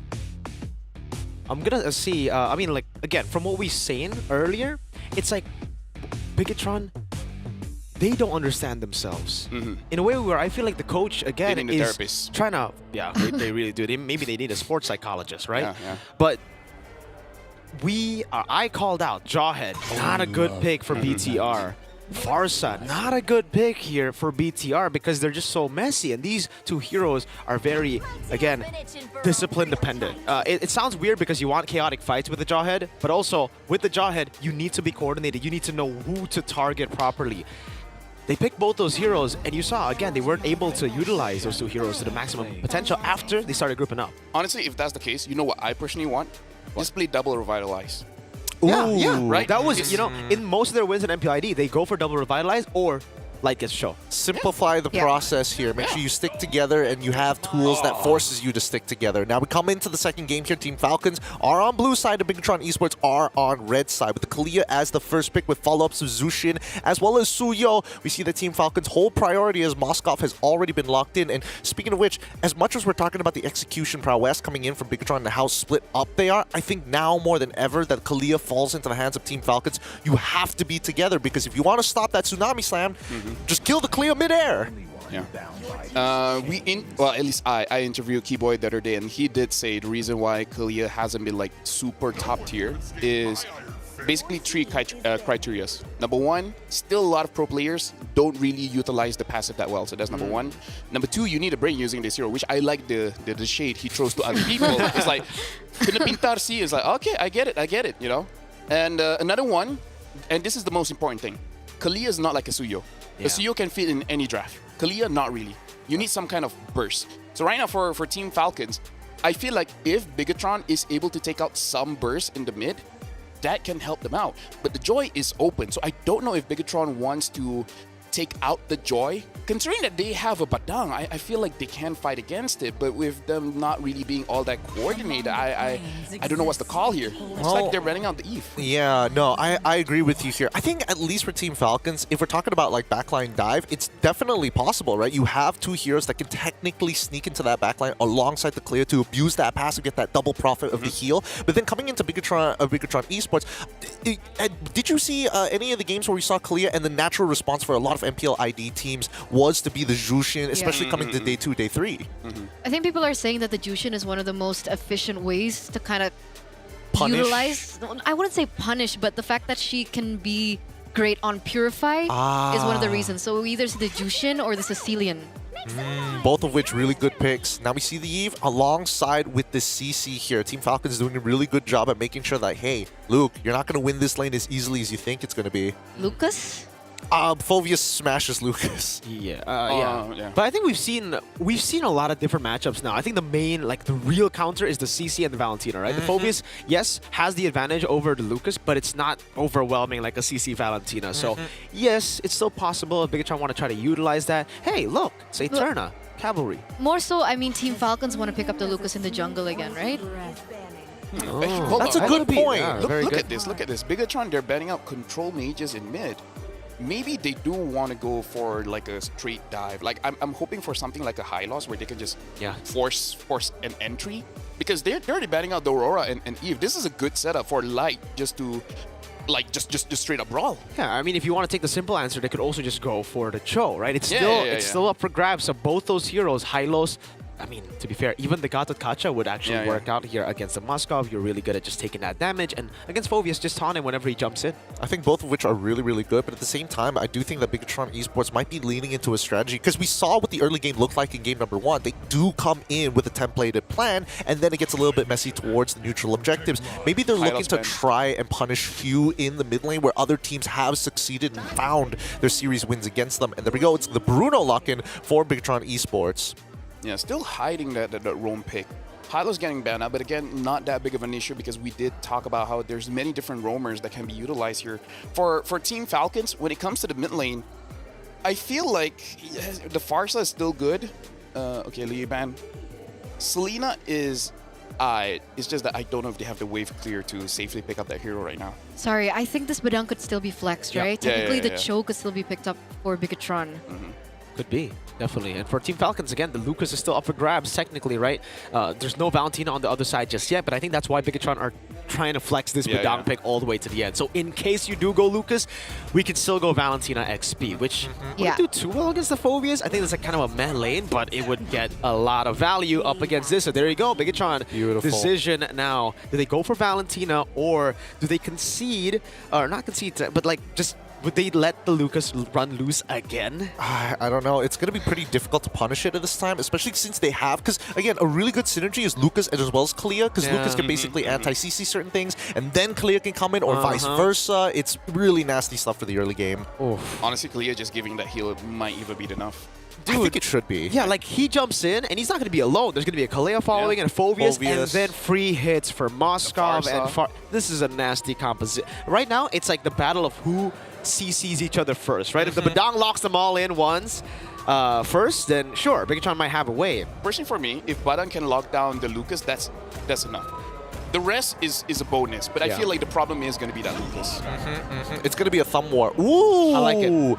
This works out. We were looking for a way to kind of disengage from these types of plays, ways to kind of like slow down the fight if necessary against Team Falcons, and this is one way of doing it. Now, LaFell, thoughts on both the drafts before we start heading into the game? Personally, for me, I feel like Falcons draft is more synergistic and easier to use. Yes. So this is one of those drafts. You don't really have to think so much about your mechanics. Just think about the macro, and that really favors them. I like the ideas here. Team Falcons currently a point up on Bigatron Esports as we start heading into game at number 2 of this best of 5 series. Here in the quarterfinals, it's going to be Eterna and Mirko at the mic.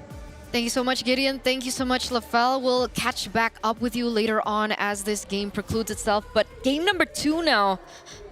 Mirko, how are we feeling about this?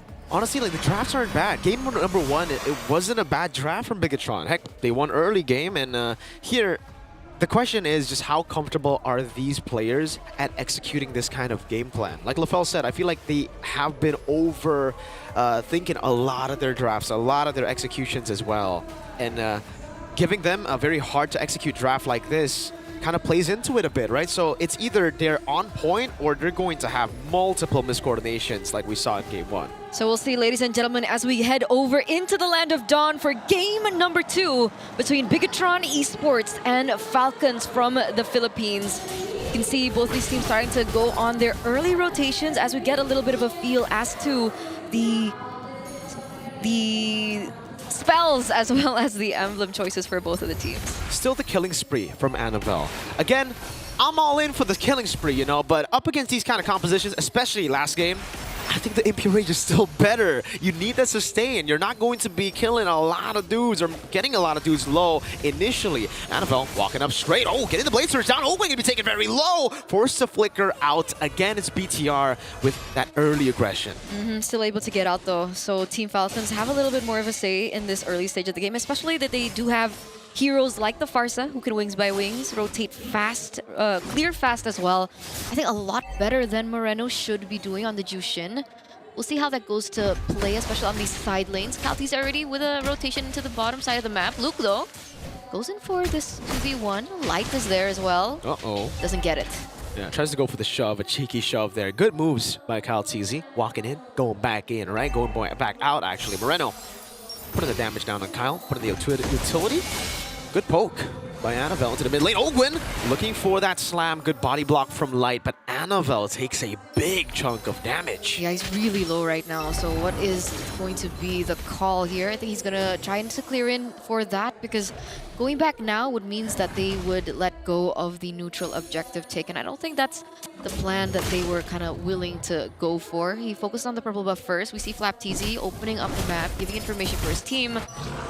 And it looks like Annabelle is done first. Let's see if he's going to be able to get this neutral objective uncontested. Let's see. Good Lantern Flare over Flap-TZ. Displacement from Luke as well. No passive just yet. Infernal Pursuit not going to be used by Flap-TZ. Annabelle's looking for the Queller. Open doesn't read it right there. Oh, look at the dive from the Sacred Beast. Light able to get that implosion down, but that's going to be first blood. Is now Super Marco dives in as well. A full dive, and this time it's Team Falcons that start out with a 3-kill lead plus the neutral objective. Yeah, that should propel them to maybe a 1k gold lead in this first few minutes of the game. The way that they layered their skills is something that I want to see from Bigatron. Meanwhile, top lane. Uh-oh, Eman trying to save the Purifier earlier. One last spear to the heart of Eman up top. It's another 4-0 for Falcons this time. So to make things worse, with Team Falcons holding on to everything on the map here in the first few minutes of the game, they're also going to be able to take down Eman as well. The one anchor that Bigatron Esports have been able to hold on to. And Team Falcons, they know it, right? They're going to make him really struggle. They're going to make him suffer for it. Oh. And oh, that's the damage again. No, Purify him, unable to escape still. But that means say goodbye to the entire wave up top. He decides to stay. This might be a costly one.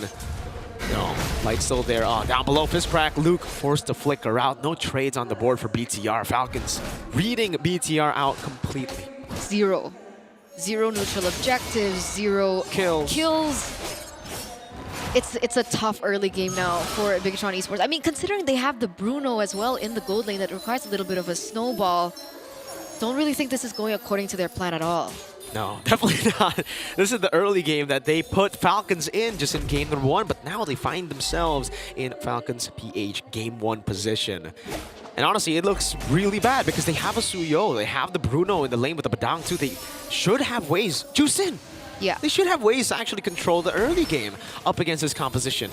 You wouldn't expect the Moskov to get that much value in the first 4 minutes of the game. I think putting it simply, that right there. The Moskov has this much, 2 kills early on already. This is Super Marco! You give him 2 kills at the start. You know he's going to be Monster Marco soon, right? 2,000 gold lead, almost, for Super Marco again. Yikes. Corrosion Scythe, 2 kills. And this is on a late game hero that requires a little bit more time to get to that power spike. So it is something that Bigatron Esports really need to consider now. Do they want to go for the 50-50 contest again? Uh-oh, Tsunami Slam, Implosion, and the Fist Crack combo together! That's the combo they were looking for! And this time they find it, but Super Marco is going to go in as well with the SOD. Lifted up in place again, has the Purify, gets out, but they want to go for the chase. Moreno still on him, Lantern Flare! Moreno gets a double, and BTR are back. Wow, just like that. Just like that, off that entire team fight that was, created by Luke as well as Light. This is what happens when this team is on the same page. We get to see that brilliance coming through. They have a little bit more space to work with. Eman gets a little bit more gold in this mid lane, also able to take that turret down. Honestly, they turned it now. Now I'm thinking the 2,000 gold lead at the start is a curse, like... Bigatron got a 2,000 gold lead in the previous game. Then they initiated on Flap-TZ, the frontliner. We saw that here again. Like, Ogwen went for the Tsunami Slam on Light. That put him in prime position to go for a Flicker Implosion. Without a Flicker, he knows there's no Purify, and he gets another. Decisive. Decisive, another kill over Flapteasy. No, now it's Flap walking up again. He doesn't have Flicker to escape this time. He goes back in and gets quelled by Annabelle. You know what? I think you're right. 2-0 trade right now. A little bit more for Bigatron Esports to work with. 1,300 gold lead. What's going on with Team Falcons? They're going to be able to pick up yet another turret in this top side of the map. Super Marco luckily gets that second item, so he is on the way to the Holy Trinity of attack speed. But here we are, Bigatron holding on to control once again. At this point, give your opponents the lead at the start of the game. We don't need it. Don't. No one needs it. Falcons didn't need it in game 1. Seems Bigatron are fine given the 2,000 gold in the early game. It's an odd day for MLBB, but it's oddly entertaining. You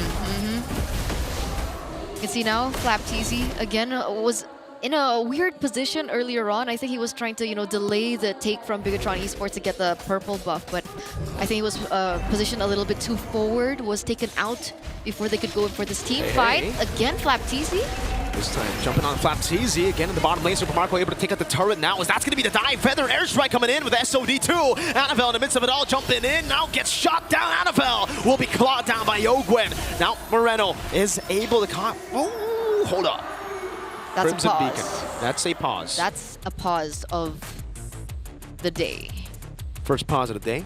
It's a pause. Hey, ladies and gentlemen, please do be patient with us. We're seeing, oh man, the crowd now has joined in. You can see everybody already here. Hey, are they having a Mobile Masters Day? Whose side are they on though? That's a big question. I see more red than green, so in that shirt. That you might be colorblind then. Oh, Lavelle, welcome back. No, you're colorblind. Wait, can you guys even hear me? Gideon, are you here? Yes, we're here too. We're always here for every technical pause, boys. And I think it was very obvious that BTR definitely was experiencing a lag spike. That Annabelle walking into the wall. Yeah, that was unfortunate. Yeah. Unfortunately, Annabelle got taken down. But while we're here, I might as well do the analysis about the 2K gold thing. Yeah. Okay. Because twice now we see the Farsa is like betraying herself of what she's supposed to do. Okay. Because we saw in game number 1, Farsa went all in onto the Hilda, and this time it went all the way into the light. Yeah, Tigreal. Yeah, don't walk into the light. That's what people say, right? Yeah. Now I mean, here's the thing. Why I say depends. No, this is why I say like they're betraying themselves, because if you look at the items, Phil built a Genius 1, which is amazing against squishies, but not really all that great against tankier guys. And even if you look, if he wants to deal damage to the front line, it should be an Impure Rage. Right, so that's just what I'm saying. Is just like you can deal damage against the front line, but the way that you're building this Farsa is like your coach is telling you, deal damage to the damage dealers, not the front line. So I feel like, a bit of not disciplined moment by both mid laners happened in game 1 as well as game 2. And now I'm jumping back. Okay, we're jumping back in. Thank you, Gideon. Thank you, Lafel, for accompanying us for just a bit. But here we are back into the game, ladies and gentlemen. 7 minutes have elapsed. Bigatron Esports still hold on to control as they are now contesting for the next neutral objective, which is this turtle. You can see Moreno opening things up, looking for vision. But I think Team Falcons, they're kind of far away. Are they in a position to contest? I think they're in a position to just stay in it, right? Like, the Suyo's not there, so technically for Bigatron, they're just buying time for Annabelle to walk back up, and now they have Annabelle over the turtle. Now Falcons PH will just concede as a turtle. It was too risky for them to contest, but without the Suyo, they were just hovering around in case BTR gambled it. And I think Team Falcons was looking for a trade down bottom. So we did see Super Marco looking to get some damage onto the turret, unable to get it. He did go for the clear though, and he is on his way once again, like we mentioned earlier, onto his third item of this game. I think things could really change when he gets that Holy Trinity. Sky Piercer for Moreno. You know what? I'm glad we see the Sky Piercer back on the juice in. I think the group stages, we just rarely see the Sky Piercer on ESA. We've just been seeing a lot more utility juice ins for the most part. So now back to the killer, and I think it's good timing too. He's had 3 kills so far. It'll add up more as he gets more Sky Piercer stacks. Super Marco, always active on the map. I think they also know that they need a little bit more damage, right? Eman, as sole damage dealer, has been a problem in these team fights as he gets taken down. 1v1. Anavel! Not gonna be solo killed! Try to go for a fight in the end, gets soloed, but he did buy a little bit more time for the rest of the team to try to go for this pickoff, even though I don't think Marco will stay that long. Anavel. Interesting. Looking for that 1v1 kill over to Super Marco. He has a lot of disengage as a Moskov, so that's something that Annabelle will remember the next time they see each other. But Feather Airstrike opened up here. Some damage given over to Moreno. But all the while, things have slowed down quite a bit with no objectives on the board just yet. Yeah, it was very, very weird there from Annabelle. Walks up to his demise. Near a wall too, right? So it wasn't particularly the best place to even look for a fight against Moscow. But Bigatron still hold the lead. But unfortunately for them, Super Marco is online. 8,000 gold already. 3-item power spike. Thank you, Annabelle, for getting that early golden staff now for Super Marco. Ouch. We did mention that this is a huge power spike for Team Falcons, so coming into this next neutral objective take, we need to keep an eye out for that. Bigatron, though, still the first one in the vicinity. Moreno looking to clear that wave in the mid lane, but remember, Team Falcons having the Moskov means that they do have a little bit more pressure onto the far lane, so it's another headache that Bigatron Esports have to deal with. All he needs to do is SOD back. Exactly. He gets a turret for free. They are getting out macroed right now, BTR. That 1,000 gold lead is an illusion. Team Falcons BH are holding tempo on every part of the map. Even here on the Lord, it's not BTR who are holding it. That's a conceal for Team Falcons, getting more control. And now they are in position to look for a mistake. A desperate move from Bigatron could be the end for them. I think Team Falcons have an idea that Eman is not necessarily in the team fight just yet. He was caught in the top side looking for the clear. Super Marco is still there as well, though. That's a rotation coming through from Bigatron. But they're still opening up the map. They don't know. Super Marco should be able to recall. He's tapping it slowly but surely here because if it's just Eman, he wants to pick up a fight. If it's more than just Eman, he wants to recall. He notices, you know, they're off the map. They've not been seen for such a long time. They are probably up top. So good call by Super Marco there. Decides to recall, following through to the recall. Now it gives Bigatron Alpha, or esports rather, more time, a window of opportunity. Good feeling. But he should be able to replicate that same thing that he did earlier on. But the difference is now, Lord is already at quarter health. Annabelle looking for the red tree right now. Skalteezy walks in. Annabelle still picks it up. Now Sly's able to get the shove down on the flat, but Annabelle will be disintegrated by Super Marco, who landed the SOD. Light falling as well to the claws of Skalteezy as Luke is left to fend for himself. One straight push into the mid lane. 20 seconds on the death timers as Luke is brought far into the enemy lines. But it was Bigatron Esports to pick up the Lord, but I don't think it's going to be enough time. They're going to go for the end here. 12 minutes. That's it. 6 seconds on him. On a wipeout will do it. Team Falcons now on match point, flying high in the sky. No Lord, no problem. This is match point. One more game away of stepping forward and eliminating the red robots out of the Snapdragon Pro Series Mobile Masters. Oh my goodness, Team Falcons, nicely done by them. No Lord, no problem. In game number 1, they broke them right at the elbows. Now they're going for the shins. The red robots need to recover because it's starting to break apart for them in every aspect of the game. They had the lead. It was equaling it up, but even that just was not enough. Yeah, because I would say this game was all Falcons. When they got the lead is because Falcons made a good play. And when Falcons lose, it was them making a bad play. So it wasn't really about what BTR did right or wrong. It's all of Falcons. Falcons decided everything. Even when Falcons lost the team fight, it was their own mistake, right? It wasn't BTR that, you know, flickered in, crazy, engaged, nothing like that. They were reacting, and they won through reacting. They won through a mistake from Falcons. I agree. I think that, a lot of it, especially for those turnarounds, when they did find those mistakes, that Light was able to find some pretty significant implosions to kind of turn that around, which goes to show right from the draft we were talking about that this was going to be a thumb of war. Who could execute a little bit better? Who can CC each other more effectively? And Falcons, unfortunately, just better on the timings. If you want to talk about the situation of the map, the entire time, Falcons had priority on every single lane. Even in the lane where we see the Bruno going up against the Moskov, an early rotation, making sure that the Moskov has an advantage. You can see, like, there's no lane that the BTR really won. Even in the mid, where Moreno tried to be a little bit more aggressive, the follow-up wasn't all that clean, so they couldn't really capitalize. So this is about Falcons, like you guys said, are basically winning off of mechanics. And Mirko even said during the cast, like, you're giving Super Marco a 2-kill lead, and then that just snowballs like crazy. Like, hey, he 1v1 the CEO, no problem. Dude, we were talking even for Falcons up against RRQ, right? Not going for Marco's pick in the first phase killed them.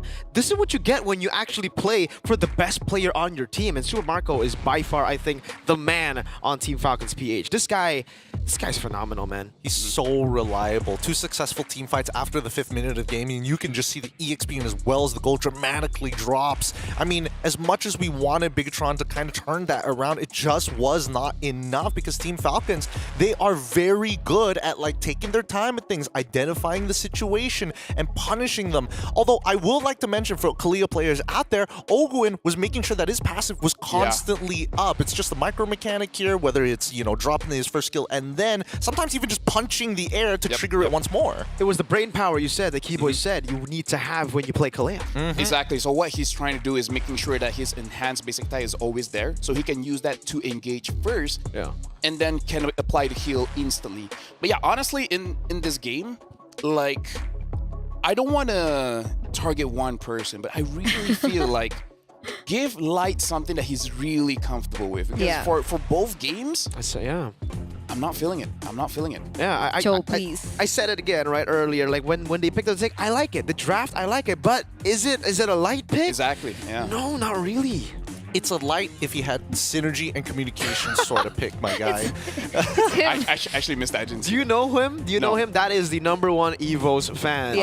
He's wearing an EVOS jersey. Do you see EVOS? No, but he's here to support Indonesia. if EVOS is not here, he will still be there to support Indonesian teams. When there are no fans, he's going to be the one there. When everybody turns their back, he's going to still be there. He's my GOAT. It's like Mirko. Yep, truly. But... I mean, at this point, Viva RQ, right? Hey, I've always been an RQ fan. Season 13 was... season 14 when Keskyut left. My GOAT, Keskyut NMF. Hey, we're looking for that. We're looking for that shirt to be made. I'm so Kingdom right now. I'm so Kingdom. At this point, we not our. Your worst nightmare just happened. We already talked about the momentum, what would happen if Falcons got a 2-0, and now we're here.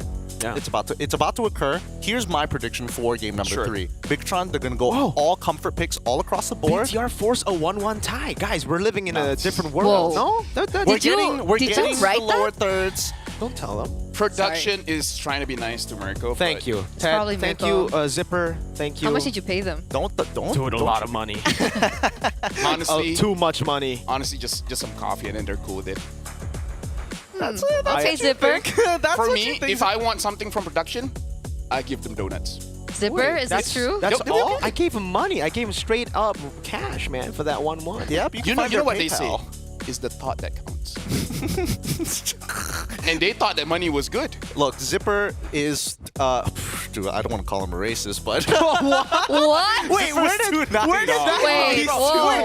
that come from? Whoa.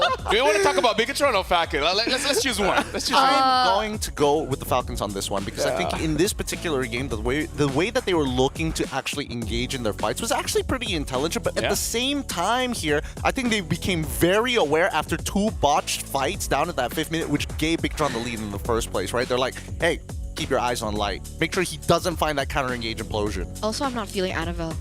You're not feeling Annabelle? He was lagging, to be fair. You saw him lagging. He had a 2-level lead over Mr. Kyle. I don't know. I haven't been feeling Annabelle for quite some time, bro. Yeah. This season. Lucas as well. You're talking to me? Yeah, big a trooper. I'm Kingdom right now. Oh, sorry. He's so I'm Kingdom. so Dude, Kingdom. I need to update. Dude, that Lucas though is like Kyle just waiting. He's like, okay, once someone is close enough to be in a relationship, he comes in and disrupts that. Like, do you not see that in the position of everyone? Exactly. Like, you see, like, oh, I see the Suyo here, and then I see the Jushin. This is where I come in. Look, we're going to do you bring not up. see that? Yeah, I get it. We're going to bring it up to the moniker committee of MPLPH to see whether or not we can give him the moniker of home wrecker when he plays Lucas. But we're going to go on a short break, and when we come back, a potential conclusion of this quarterfinal, or maybe a chance for Bigatron Alpha. We'll be back with Mobile Masters. At least we'll be done quick, right? We'll be back with Mobile Masters right after these messages.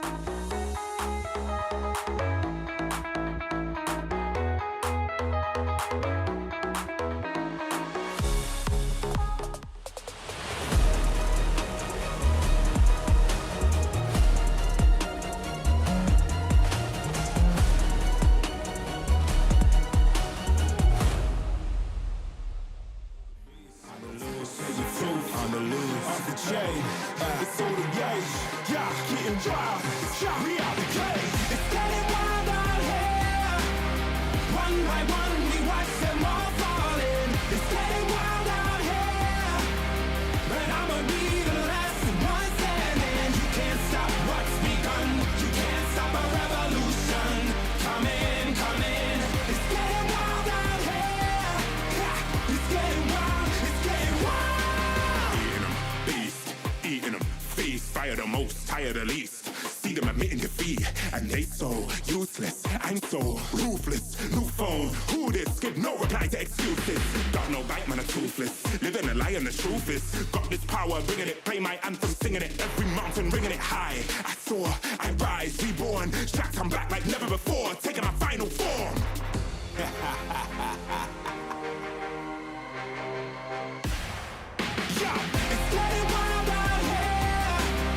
One by one, we watch them all falling. It's getting wild out here.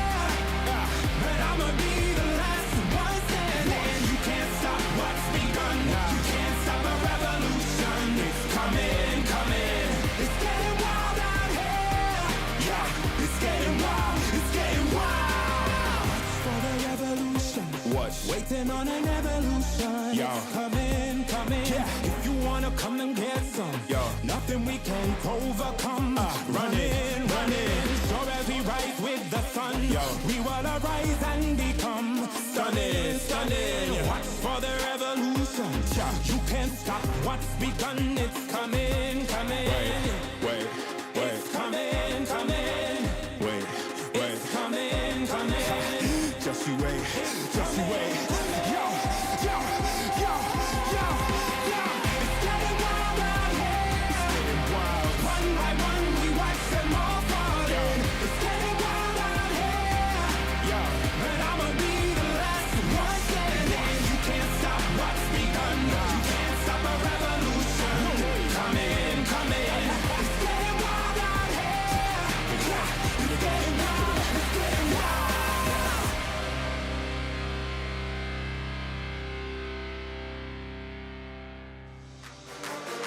We on the way.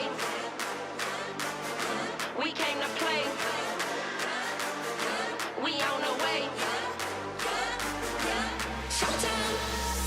Let the games begin. You can't stop us. I came to win. You can't stop us. It's only us in the end. You can't stop us. We the best in the world, and that's a promise. Let the games begin. You can't stop us.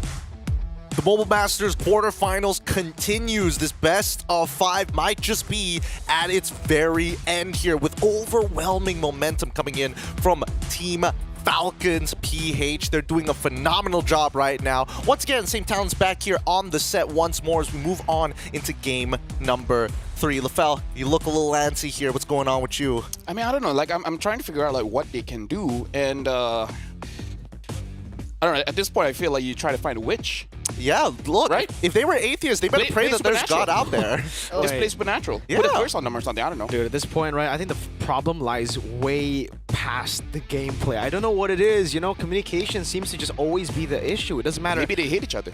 Maybe they do, honestly, at this point. It feels like there's a bit of internal problems because the miscommunications are uncanny, brother. This is what Coach Age said in an interview last night. Coach Age? Coach Age. My goat? Yes, from Who Evos. betrayed us? Yes, the betrayer. So what did he say? He's like, it's not about the mechanics of Bigatron. It's more so how they're able to put 5 star-studded people into one and get them on the same page. And the fact that they lost someone like Vin and Ki, who, well, Ki can arguably still be said that he has really good mechanics, but for Vin, even with the not as high mechanics, he still was that leader. The leader that they needed, and it looks like Bigatron severely need one. I agree. I think on the topic of just all-star teams in the past, we saw it from Echo, we saw it again on Philippines. We've always seen, most of the times, the good side of all-star teams. But this is the reality of, again, a lot of the criticism sent to all-star teams when they are built. Sometimes it's just 5 individuals who are amazing individually, but don't work as a team. That's why we saw Iman doing his, you know, hero play, and then someone else comes in. Annabelle does that thing that he did earlier on. It's just like, guys, you are playing a 5-man game. Yeah, personally for me, the last time I drafted a team was for the SEA Games, and I legit chose 3 players that have 0 communication. They just shut up and just listen to what someone says, and then I drafted Chiku, and then the entire team worked wonderfully. They just listen to the man. Exactly. They're like, I won't give you my opinion. I'll just do what you say. And then they did it very, very well. And on Falcons got a Lu Yi. This is going to be very risky coming in from Bigatron. Maybe fight the CEO with the Lucas now, because it has been shown.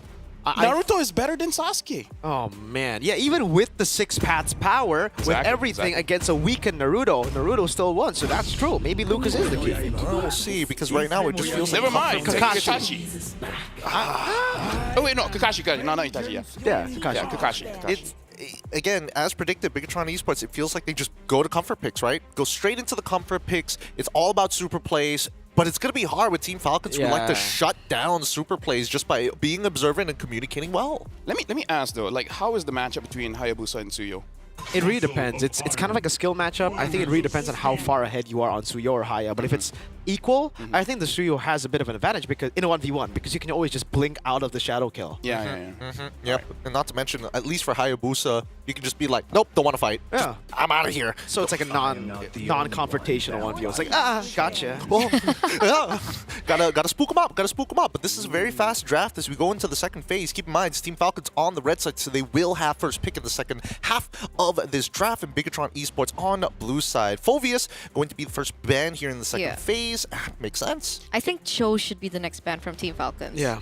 Not just because of light on Cho, but also because they committed to a Selena into the mid lane. I think they need a little bit more clear power, but they go for Badang instead. Let me just say, this is kind of like a little bit off topic, but I feel like with Lu Yi being as good as she is now, maybe buff up the Terizla, because before this, there was that interaction where she wanted to divergent away. The penalty zone actually stopped the diversion and pulled them back in. Like, that's a good tag, but because the Terizla as a frontliner, just better frontlines nowadays. I think at this point, to nerf the Lu Yi to make, like, keep all the stats that you have right now, but if you get CC'd, you don't take the diversion. I think that makes it so much more, like, punishable. Yeah, no, I can somewhat agree with that. I think there's got to be a little bit more nuance to it. The channel time is longer. Oh, I'll take channel time is longer over that, actually. Meaning for you to actually teleport, it takes longer enough time for your opponents, if they're close enough, to react. Just push you But away. I like the flashy CC more. Just like, boom, ha, I can't move now. Hey, we've given our ideas to the developers. Now that the second phase other people can follow. That's why they didn't ban it. Yeah, they just deny it away. Now, hey, they pick up the show. There's no... Hylos, Badang, Gato taken out of the board. Mathilda out as well. No Cho. Khalid honestly is the next hero that he has. Honestly, it's like go big or go home, right? Selena, Khalid, Granger. That's a lot of damage. Like, just go all in. Might as well. Just go crazy. There just you go go. Local. Khalid gets big. Wait, how do you know? I can see the future, my friend. Hey, Oh, it's the Eternal skill. yeah, it's the Eternal Lafel superpower that we're unaware of. I'm pretty here. sure an Edith will come in as well. Oh, man. For BTR? Yeah. You're making some hard sells here. You're making some hard sells. I don't know if I buy it just yet. Let's see. Is Bigtron 6 seconds left on the clock? And it's going to be the Khalid locked in. That's one. That's 1 out of 2. You can't convince me unless you get 2 out. You never... Are y'all like invincible or something? Nah, I'm an analyst, man. No, I can bleed. That's that's crazy. Team Falcons now with the final pick in this game, and the way that I see it, I feel like Bigatron, they're gonna have to play off the Selena arrows. This is Khalid Rome, right? Mm-hmm. Sure. Yeah. Okay. It should be Khalid Rome. Mm. Yeah. Another premonition. Wow. I don't know. Like, is this show going to Rome or EXP? There's no way it goes any other way. We've never seen it show in EXP for so long. It's been a while. I mean, Sanford has done it a couple of times, actually. A couple of times. Well, there last you season. go. What? Show XP. Oh my god, Dude, I'm about to cream. Oh, Quick, dude, LaFell, this explain the drafts. You know what, guys? I gotta say, BTR are not connected, but we have that synergy, man. We do. It's like we have a screen to connect us. Maybe we don't hate each other. Maybe. No, it's only that's just the you and me thing, LaFell, you know. People hate me. I don't know why. Yeah, I don't like you that much. What? Whoa, man. Hey, that's you don't like offensive. the analyst? That's too much. You know what? You're not going to get the draft analysis coming in from LaFell. Eterna and as well as Mirko, take us into the draft. We'll talk about this afterwards. Okay, You're on your own this time, Eterna. What's wrong? Yeah, I'm Team LaFell, yo. Yeah? I'll dab him up, yeah. Yeah, I know. You're dapping now. Dab it up. How do you know? It's fine. Because I have eyes? Do you? I think so. Biology. Maybe. Anyway, match point, ladies and gentlemen, for both of these teams as Falcons are looking to clean sweep the red robots off their feet. Oh, man. We're moments away of heading into game number 3. Land of Dawn, here we come with a very interesting, unorthodox, I would say, draft coming in from Falcons. Yeah, right now the Falcons are flying so high, they're leaving the red robots to jump with their arms in the sky, but they just can't reach.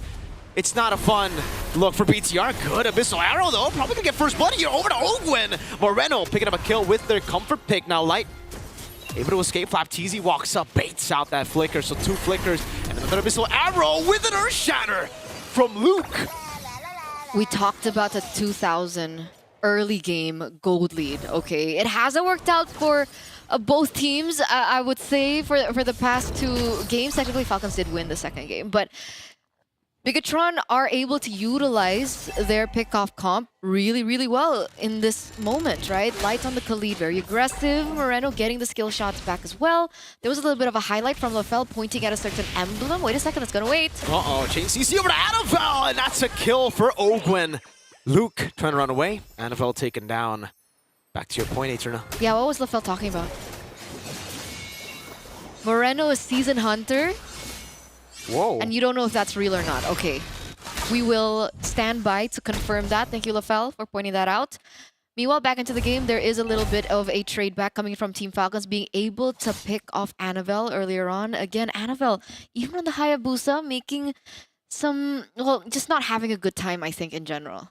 Yeah, it is a Season Hunter. Again, I don't know if that's a mistake or maybe he's trying to just clear out a lot of the jungle camps from the side of Team Falcons. I guess we'll get to see Luke now jumping in. Again, going to be kicked out as well. Able to get locked down with the Blade Surge too. Luke taken down. Light still in the back there. That's going to be the Shadow Kill. Walking coming in as well. Retribution. Annabelle winning it out. Now jumping on the Kalteezy with a trap on him. It's a kill over to Moreno, who's looking for more. Team Falcons losing out in this chaotic duel, but Moreno is going to be caught, and that's a shutdown for few. So they could get a good trade back, right? There is some trade back coming through, despite Bigatron being able to pick up that first turtle of the game. Going back to that, Moreno looking to get camps? Yeah. Is he trying to deny it away from Annabelle? Oh, Selena actually... No, I mean, from Kyle. Teasy, yeah. Yeah. It's like, why would you steal your own friend's buff? Uh-huh. LaFell is distracting. Hold up. Annabelle's trying to go for the steal here, but yeah. I think for the Selena, a lot of times you do see the Selenas go for clears on the enemy jungle. It's a way with the Abyssal Trap. You do clear quite fast, but is it something that you have to commit to with a Season Hunter? I guess we'll see. If he wins, then haha, joke's on you. It's not weird. Diversion play though. Okay, Shadow Kill reading it through over the few as well. Pops in the oh, great arrow from Moreno. Again, the trap will deal with him, and it's another one for Luke as he gets the Earth Shatter. Light picks up the kill. Another arrow landing on the flap TZ as he goes in for the Weighted Dragon and the Flicker out, but Moreno's going for the chase over to Ogwin. BTR, it almost seems like they heard what we said. They gotta play as individuals. Yeah, no teamwork, just go in. Just go in. 2-0 trade already for this first skirmish. Bigatron with that 2,000 gold lead already, and it looks like they are having a little bit more say into the enemy jungle as well. Taking a lot of camps away from Kaltizi should help them in the neutral objective battle, considering Annabelle is 3 levels ahead of Kyle Teasy right now. So that matchup that we were talking about, this gets read out. Moreno does have the Season Hunter, but he doesn't have a Retribution. Light walks up, looking for a Raging Sandstorm coming in as well. Kaltizi able to escape now, as that's a dive from Moreno. Weighted Dragon from Flap to disengage. Just a purple buff taken as Aman rotates towards the mid lane, setting up for a turtle for BTR. But this means that Kyle doesn't have Retribution, right? So Bigatron Esports should be able to get this uncontested. Annabelle's Retribution is up, and you don't see that rotation coming in from Team Falcons. So they are going to be looking for something elsewhere. The SOD lands, but they're not going to commit onto it as Moreno picks up the Starlium Scythe on the Selena. Even more damage. If it wasn't obvious enough early on that they are just playing as individuals now, trying to just out-mechanic Team Falcons, now, again, it just pushes that even further. That idea of going in up against this team in a 1v1. Flap TZ down below. Annabelle still able to escape the Quad Shadow. Blade Surge. Annabelle walks away again. Baits out forward to the bottom lane as that should be free. Moreno landing the Abyssal Arrow. Recalls on Team Falcons. Another one landing as well. They are keeping Falcons at bay in the bottom lane as the Granger gets a turret up top. Very distracting for Team Falcons, and I think they are going to be feeling it. That turret in the top side does collapse in favor of Bigatron Esports, and the fact that Moreno has been able to get these skill shots down, how in the world? By the way, Flap TZ on the Cho, did they go for this double, CC-centric heroes to just purely shut down Annabelle, or is this a good lane for a Cho? Dude, at this point, they're looking for everybody. No one has Purify, so technically... But they haven't found anything. It's just because Bigatron have been the ones aggressing every single time, right? So you don't have a way to react, a way to go for those proactive moves. And for Bigatron, they're fighting the CC coming in from Team Falcons, not with Purifies, but with more CC. Luke on the Earth Shatter. So let's say Cho goes in, gets a Jikudo on anyone, it's going to be an instant Earth Shatter Flicker, an instant Abyssal Arrow. There's a Raging Sandstorm there as well. The idea is you look for a pick, we go and all in your team, and another Abyssal Arrow lands on Marco. I guess things can change once we get into a later portion of the game, like we saw in game number 2. Is that something that we're looking at? Holy Trinity for Super Marco? Yeah. I guess we're waiting for the item power spike, the attack speed Trinity, but it's not as definitely not going to be as fast as he was able to take it last time. And unfortunately for Falcons, if they are trying to play for Super Marco, BTR will have such a significant lead by the time he gets that. Yeah, that's a diversion into the back. Annabelle reads it out. Phew! Takes it all alone. Flickers out. Now Luke's looking for the play. Has the Earth Shatter. The trap on Ogwin now is that's going to be Light jumping in on a Flap TZ. Luke able to get the onward. Ogwin going to be taken very low. Raging Sandstorm! Over to 2. Phew! Very low and immobilized down by the Primal Wrath as Moskov gets a turret down below. But that's about it. Annabelle wants to look for that sweet vengeance, but won't be able to get it. Another turret falling in the mid lane. 3-0 trade plus this turret taken down. Bigatron, what happened during the break? If they do win this, or if we do get a chance to talk to them, we have to ask what changed, what swapped for them from game number 2 and game number 3, because this is a whole different Red Robot that we're seeing right now in this third game of the series. A 7,000 gold lead. Imagine that as we take a look at the instant replay. Look how connected they are. Beautiful Raging Sandstorm by Light as well to follow things up. Is this the hero that he needed all along? Eterna, it really is about the hero here, right? I think this is something that we have been assuming as well for BTR. You go for these meta picks, Suyo first, yada yada. It's not BTR. You are a team that has been reliant on Eman. You're a team that's been reliant on Moreno on the Selena, on Luke on a playmaker. on Annabelle on an assassin hyper carry play into that, and that's what we're seeing right now. Bigatron, they're not playing a standard composition. This ain't the meta, y'all. Maybe aside from, the Granger, all these picks aren't really top picks in the meta. They're not banned heroes.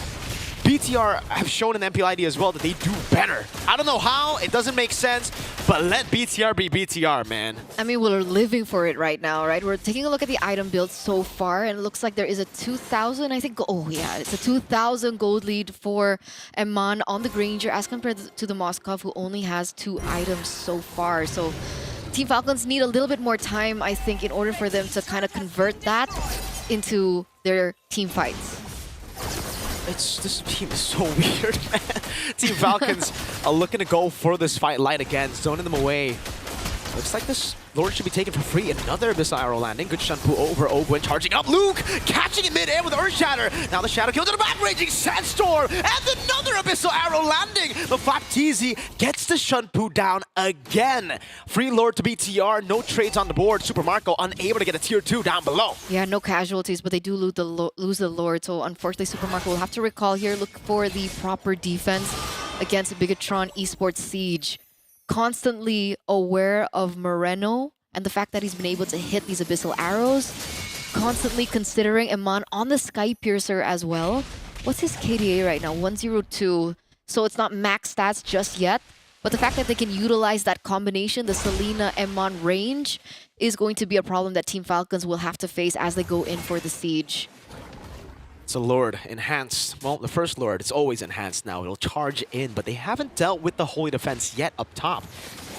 So Team Bigatron, it's still going to be very strong unless they just deal that much death. One Death Sonata. Whoa. It's quite a bit of damage in the mid lane. Should be taken down. Almost a read from the Abyssal Arrows. Ogwen gets read out by Light.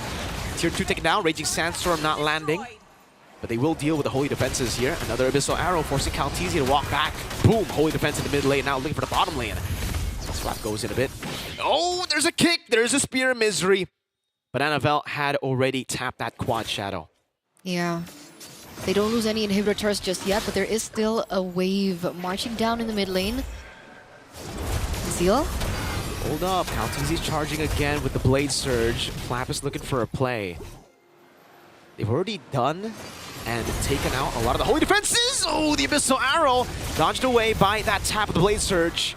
BTR, they know they can't do it. Not just yet. They have to wait for a Lord. Oh, Flapteezy? Diversion to the back. Do they read it out? Luke sees it. They go for the purple buff, not for the kill. Abyssal Arrow lands on Super Marco. No Purify on Marco now as Light walks in again. Earth Shadow, Raging Sandstorm. View able to flicker out to safety, but Flapteezy going to be caught by the trap now as Annabelle walks up. Doesn't get a Shadow Kill still. Whoa. All in aggression from BTR. Yeah, they're not letting Team Falcons breathe at all. They're stuck in their nets right now. What? Earth Shatter Flicker! Luke finding the kill onto Marcos. Flapteezy goes for the way to drag him, but now gets gunned down by Eman, who's looking for another. Calteezy falls as well. Bigatron Esports have wiped Team Falcons out 11 minutes, and they are on the board in this best of 5. Speaking of revenge, ladies and gentlemen, it was up to match point. Team Falcons had one game away of going forward in the Snapdragon Pro Series Mobile Masters. But Bigatron Esports on their comfort say otherwise. It's 2-1 now between both of these teams. Great equalization, but still one more is all they need to truly bring it back for the Indonesian fans here in Jakarta. LaFell, walk me through this. We didn't get your opinions earlier because Perna was throwing some shade. Hey, it wasn't me. It was a lot of shade. Yeah. It wasn't. I love LaFell. Hey, that's what. That's not what you said earlier. That's not what you said. We don't forget, brother. Yeah. But break this down for us. What exactly happened? Because even in the back rooms, I was talking to Midnight, and he's a little critical on particularly the Kufra coming in from Ogwen. But for me, I was looking at that show. I was like, was that necessary to throw him into the EXP?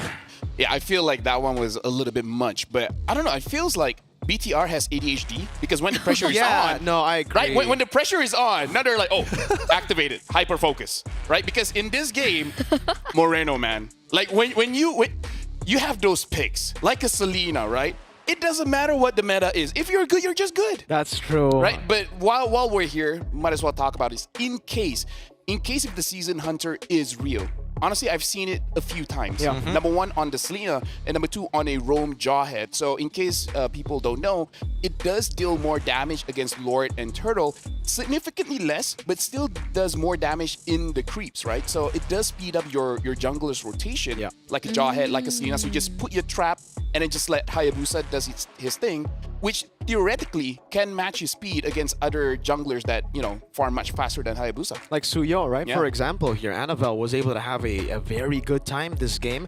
And it's not just the pressure, but it's also just the ADHD of the players, I feel like. I mean, like, they need heroes like this. They need heroes that just constantly arrow, quad shadow. It's always give them some dopamine. They need a lot of dopamine, and they got a lot of dopamine. So you're just like too slow. Honestly, they need to check BTR for performance enhancing drugs because it looks like they took the Adderall and now they got that hyper focus. Oh my! But I will admit that this lineup does feel a little bit better when they can fight on a dime, right? I think that's the significant difference rather than just waiting for big ultimates. At least I hit an ability, we go in. That's how we want to play because again, the mechanics were looking great for Bigatron Esports, and I think for Team Falcons as well. Did give a little disrespect, threw a little shade in the draft towards Bigatron Esports coming into Game 3. Yeah, again, I just feel like it just overwhelmed them with damage because honestly, this is what the draft is about, right? Just having the Khalid and Selena is honestly enough for you to really influence the entire map. Honestly, like everyone else is supplementary, and now the MVP Emma, like you said, Mirko. He's an amazing player, so how about just let him be amazing? It's just like what we saw for Super Marco, right? Pick him a Granger, pick him the Moskov. It's the same for Eman, but actually maybe for everyone on Bigatron. Pick their comfort. At this point, the meta is comfort for Bigatron. I'm sorry to my boy Faraday. He's been telling me in my rank games, yo, just give me my comfort picks, yo. Don't force me on meta. I'm not good at that. And then he becomes Dur Standor on the meta picks. He does really well on comfort picks, so I think he's BTR. He is him. In the first game, he was on the Irithel. Second game, he was Bruno. Not good. And now he finally gets his Granger, which he's found a Savage on multiple times. Comfort. I'm just happy that Light got something like a Khalid. He did. Like how many? He and landed Luke a on lot. Edith, bro. Yeah.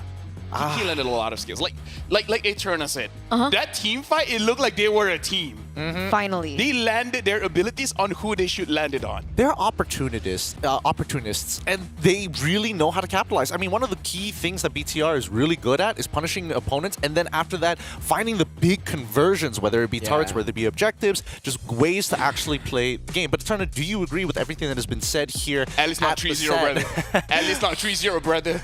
No, you are not. You are not a part of that just You are yet. not. You're not a trooper. You didn't want Bigatron to get 1 point. You're a leader, like TL leader. Eterna, I will give you some space to maybe correct yourself here, or maybe look for Big Trooper supporters out in the motherland. But tell us, do you agree with the opinion in this game, whether or not it was Team Falcon's game to lose based on the draft, or is it just this is the Bigatron way?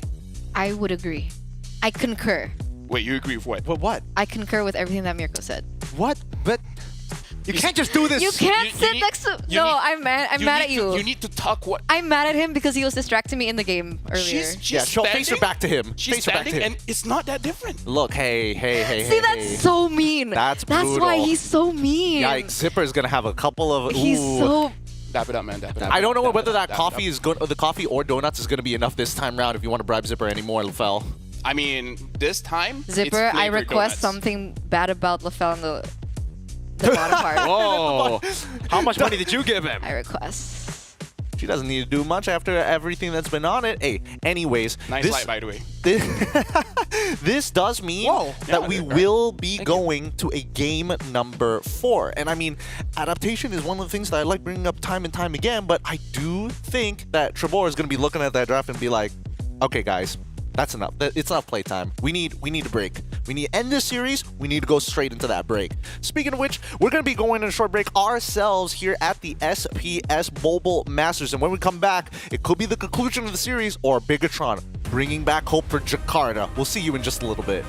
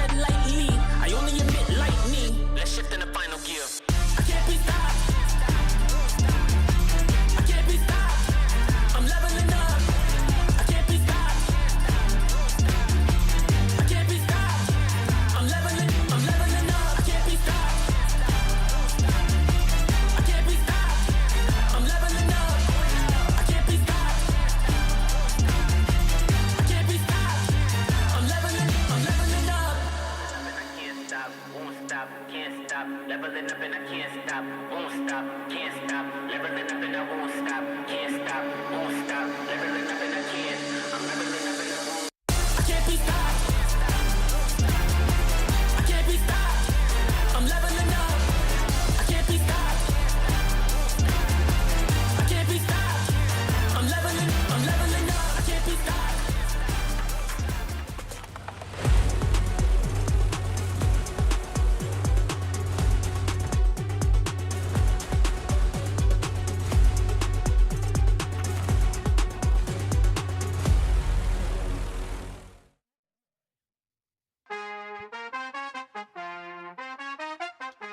Where are we right now? It's Jakarta, indoor Senayan, where these games are being played. Don't mess up my intro right now. It's 2-1. Falcons on match point, and BTR looking to equalize. My name is Gideon. This is LaFell Eterna America. All right, you can come on, LaFell. Honestly, He's not in the mood anymore. I love our conversations during the break. Chat, if you guys want to know what we talk about during the break, you can. I thought he was gonna say like membership. Oh my god!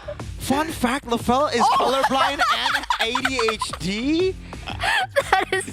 That is shade, bro. See, I'm telling you, ladies and gentlemen, all this time I've been trying to convince you that the most evil person on the desk, on the panel, everywhere when you see MLBB esports is this woman right here. You don't believe me? Who would do that? W Zipper. W Zipper. W Zipper. But L8. Come on, I didn't man. think that he would actually do it. PewDiePie did the same thing. He got canceled. Hey, as a guy, let me tell you, don't challenge us. The more you think we wouldn't do it, the more we would. Yeah. Okay. Oh boy. Look at BTR. Look at BTR. Yeah, you're like, true. oh, BTR gonna get 3-0'd. That was. That's true. That's true. Hold my socks. Oh man. 2-1. That's not what people say. Yeah, no, that's Hold totally my what people. socks? Yeah. Never heard of that? Where are the socks? They do say it. They do say it, Mike. No one says that, bro. Shut up. You guys don't know. Is that a Malaysian thing? I said, let me hold your socks. You want to hold my sock? You said hold my socks. Don't worry about it. Let LaFell do his thing for Wait a now minute. because we still have a game to discuss. It's a and- long one, so it's like, it's fine. Oh my goodness, it is going long there. We're gonna deal with this while we throw it over to Kolios, and apparently he's got a fan. I wonder Kolios? for who? Yes, he's right here. We're not jumping into the game? No, Jakarta right now to the stage. Wow! Hi, Kolios. Alright, and now I'm with one of the Bigatron fans. Oke, jadi siapa namanya nih? Natasha. Oke, Natasha, gimana perasaannya ketika Bigatron menang di game yang ketiga tadi? Gila senang banget, berarti masih ada harapan buat besok main. So, she feels very happy because Bigatron just won on the third game. Natasha, kira-kira bisa nggak nih Bigatron reverse sweep nantinya tim Falcon dari Filipina? Insya Allah bisa. Okay, so I'm asking her that our Bigatron have the chance to do the reverse sweep, and she said that, amen, Bigatron can do it. Okay, can you do the cheering? Bisa nggak nih kasih semangat buat tim Bigatron? Bigatron win.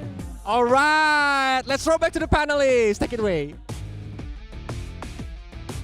Oh, it's showing full. I already took off my shoes. Hey, look. Don't worry. That's why I laughed. I was like, oh no. I thought we're jumping straight to draft. I was already getting ready. I'm already like pulling out my shirt and everything. Well, good thing that you mentioned it because we're going straight into the draft right now. And with the support from the Bigot Troopers, Sergeant Natasha herself, Team Falcons on the blue side, and Bigatron Esports on the red side. Hush, hush, guys, because the draft has already begun. The bans are through, and now first and even going into second, third picks are also confirmed. Marco, it's a good thing that I'm from Malaysia, you're from ID, because if we're in the same server, man, it's... Dude, MPL, whatever, if we are like together, would be ridiculous. At least it'll be fun. Yeah. Oh man, the Falcons have taken all the fun out of Bigatron. They're like, no more Granger, no more Selena. You play the meta. But this has to be higher though, right? I mean, like, honestly, Kalia Jushin, amazing picks. Don't like it that much because of the lack of damage, but you know what? With a Hayabusa, it can work. Okay. Team Falcons, they're going full meta. Team Suyo, Falcons. the Harif, Hilda, all the top 5 picks, they picked it up. But say goodbye to Moskov and just Moskov, right? The Moskov pick that you would expect Bigatron to go for instead of the Hayabusa. Now they prioritize Hayabusa, so Iman's going to be back on a pick that maybe we're not really... Beatrix? Do you really want to go Beatrix against this composition? Hey. Don't go meta. Don't go meta. Don't go meta. You know what? Hey, we were destroyed by a Mia. Let me just remind you. Wait, who was destroyed by a Mia? I mean, we still won, but a Granger got hit a lot by the Mia. If you remember that, it was just yesterday. Oh yeah, that Granger did not want to hit the turret. That's a Beatrix ban by Team Falcons, so they're still respecting. Stop talking. Stop talking. They're listening to you. I mean, like, you guys gotta trust me, man. We do trust you. They trust you a little too much, as a matter of fact. And I think that Team Falcons, especially for Turbo, he's thinking ahead here. It's not now. No time to disrespect. You already dropped one game. We can't let them get that momentum back. But they leave the Moskov open if they don't ban it here. They have to ban, like, if they want to ban Beatrix, they got to double down and ban out Moskov too, right? Because if they ban Beatrix and then leave the Moskov open, which they do. Wait, what? Wait, hold on. I think the Moskov is more of a threat than. Yeah, no. Here's the thing. You ban out the Phobias, and the Phobias can match up with the Moskov. So this is like double dipping in problem. I do agree that it is double dipping. It's not completely answering one big problem. It's kind of, getting discounts here and there. Okay. Although I do say, like, the Kalia works best in a burst environment, and there's a lot of DPS here coming in from Bigatron. So I'm not so sure how the synergy between these four heroes is going to be. For Falcons, more so, what is Light going to play at this? Oh, sorry, not Light. But what is Luke going to play at this point? Now that, I mean, I feel like in these scenarios, Badang as well from Falcons. I still think Edith would work now, especially considering, again, there's a Badang coming down, the Hilda, the Harith. Edith still works with his composition. You need a steady front line that will just stay in front, have CC, have a little bit more damage as well. You already have a lot of physical. You're actually Edith even more now. Yeah, I'm not too big of a fan with this Paramis pick. It's a deterrent for Glue, at least. Yeah, they're expecting Gluck, but I don't think Bigatron Edith gets more value now. No, I mean, like, you know how we're saying, like, you're overthinking it? This looks like they might be overthinking it. At least that's where... For Team Falcons? Yeah. I mean, that's why you're seeing Few just literally just eyes glued to the phone right now. He does not want to make a mistake at this point. He's locked in, as kids like to call it. Bigatron with the very final pick here, 16 seconds left on the clock, and it looks like you boys have called it correctly here, as they should be locking in the Edith very shortly. And that being said, LaFell, sum up the draft here. Which are you leaning into a little bit more? So for me, honestly, looking at both, I would say in terms of synergy, Falcons definitely does have more synergy. But it's just that Bigatron, they have answers against their picks. So personally for me, you know what? If I trust Bigatron, they will betray me. So I'm gonna go for Falcons for this one. So that Bigatron can win, right? Marco. You didn't see that, but I just dapped LaFell up. Oh boy. I mean, let's see whether or not this is going to be it. This could be a conclusion. This could be an equalization. It's a 50-50 chance in the drafts. It's all about execution here. We're going to leave it to our professionals at the mic, at the desk, our casters, Mirko, and as well as Eterna. Thank you so much, Gideon. Thank you so much, LaFell. As we're going straight into it, don't forget these players are live in Jakarta, Indonesia. Yes, the Leo. Tennis Indoor Senayan. Jakarta, Indonesia. Match point once again, as Bigatron have been able to prolong this series to a fourth game. But the remaining question is, with Falcons picking up heroes like the Faramis, like the Badang, will they be able to finally close out what should have been theirs in the first place? Well, ladies and gentlemen, we shall see. Will it be a 2-2 equalizer, or will it be Team Falcons shutting down the dreams of the Bigot Troopers and Bigatron Esports with a 3-1 victory, as we dive into the Lanadon for Game 4? Because now it's a big question. Bigatron Esports were able to find so much success in game number 3 because of comfort. Is this comfort that we're seeing now for BTR? Light on the Kalia, Moreno on the Jushin. I guess we'll have to see. Already some aggression coming through from Team Falcons. They are going to be able to get their hands on the Lethal Wanderer, as Kyle TZ back onto the Suyo. To answer your question, I think it's some comfort for Bigatron. Not entirely fully a comfort comp like we did see in game number 3, but they got some, right? Annabelle still on the Hayabusa, Luke on the Edith, and also Mr. Iman on the Moskov. Emblems, nothing too crazy here, but Kaltizi again has gone for the Impure Rage on the Suyo. So knowing Bigatron are very, very sustainable, would love to just have that additional sustain with the Suyo.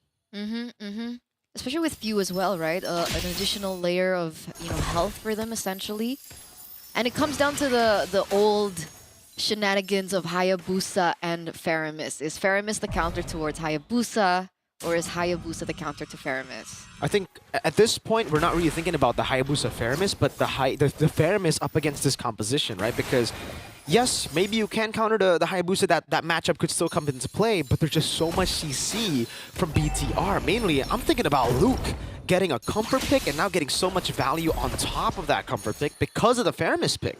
That makes sense. These team fights have to be on point by Team Falcons if they engage in team fights at all. Right, technically they can still go for a pick-off kind of composition with Ogwen on the the Badang. But now we are going to be centering around this turtle. Annabelle level 5, Kaltizi also level 5. Picking up Flapteezy in the back there as Light jumps in onto Few. Annabelle going to be zoned away by Flapteezy. Still going to be an all-in, almost a pin down coming down as Kaltizi secures the neutral objective. Now BTR looking to disengage the Crimson Beacon and the Primal Wrath. First turtle to Team Falcons. Okay, still going to be able to pick that up. Level 4 will be telling later on. Super Marco already doing some damage onto Iman. This is a winning lane for the Harith, yes? It's a skill matchup, and I think it should actually be the Moskov that actually ends up winning, because you can always just blink out of the Synchrophissions. Okay, but right now it looks like Super Marco's having a good time in the gold lane. Meanwhile, Annabelle going to be picking up that Lethal Wanderer back into their arsenal. It looks like things are going a little slower than it was before, right? Team Falcons have a little bit of a gold lead, but it still can shift either way. Yeah. It's very different to game number 3, where we saw Moreno just dictate the entire pace of the game with the Selena. Now he needs to respect his opponents, because he can't just land mid-map. Ooh, like to be caught, able to flicker out. Luke all alone. Primal Wrath won't save him here. He will deal a little bit more damage, as now it's that Nether Realm that comes in. Annabelle taken low. A Blade Surge coming down. Annabelle running away. Open! One punch over with the flicker. Shadow kill from Annabelle! Oh, it's a big mistake from Annabelle. It did not follow through, and now Team Falcons have that 1.3k gold lead. Yeah, Shadow kill onto the minion. Wait, that's a boom. Yeah, Tsunami Slam, Flapteezy taking down Moreno, picking up the kill. Another one as Iman lands the SOD from downtown. Okay, 2-for-1 trade there. Annabelle gets taken down, but Team Falcons were, punished as well, right? Flapteezy and Ogun both go down. Luckily, it was on their, essentially frontliners, so it's not as bad. As we take a look into the instant replay. Boo, what great spacing from Ogwen too. He knew what was coming as he saw the retry. He just walked away and knew, alright, you're gonna tap that thing and you're gonna get that green camp. It sucks. And Ogwen, he literally just walked out of it. I mean, poor green camp, man. You're thinking of Annabelle. I'm thinking of green camp. He did nothing. That's and true. He got killed by Shadow Kill. That's like Chidori 9 times if you see the new skin. It sucks. It sucks. But again, both these teams on the next neutral objective. This time, though, Kaltizi has a level ahead of Annabelle. Let's see if that plays into account here. Yeah, it's going to be very tough to walk in. Kyle, Soul Sever, and the retry. Luke pinned down. They're all going to be all inning over to Luke. No Primal Wrath available. Team Falcons 1,800 gold lead now. Okay. Team Falcons looking for a little bit more as well. And it's intelligent, right? Because when we were thinking about Few and his ultimate, they've been utilizing it really well. They're waiting for the resources. Wait a second, though. Moreno's not waiting. Uh-oh, pinned down again. Annabelle unable to go for it. Moreno going to be caught in the bad spot there. Light walks in, but Flapteezy just flickers out of it. Now, possible re-engage. Tsunami Slam coming down, but it's only onto Flapteezy as Luke walks up with the Earth Shatter. Nether Realm coming down too. Luke, does he have the Primal Wrath? Does he want to utilize it? Seems like it's just going to be a disengage, and Super Marco will be able to take a turret down below with no traits available. Annabelle walks back up, pops into retry, and the Shadow kill Luke! 3-man Earth Shatter. Instant Purify from Few as Kyle is able to escape. Now Iman walks back up against Ogwen. Pinned down one more time. Pure Misery, and Iman picks another up. Super Marco coming in for the clean out. Zaman force Moreno taken down. No way. Another one for Marco as he looks for Iman. Few gets a shutdown. Annabelle unable to get the kill. Only just a shutdown onto Few. 4 for 2. In 5 seconds, Super Marco went 2-0-3. Really good timing as he came back for the cleanup. But more so, Team Falcons are utilizing their composition so well. Annabelle right now going to be able to clear in that final minion in order for that turret to stay in place. But man, Team Falcons, these team fights have been so good. Few was utilizing the Faramis like he would use an Angela. Definitely. It's just so ridiculous from Team Falcons. They've been able to match and really out-teamfight Bigatron almost every single time. BTR got, again, that long team fight with Eman jumping in, but they completely forgot that Marco was not present in the team fight the whole time. He was still taking turrets down below.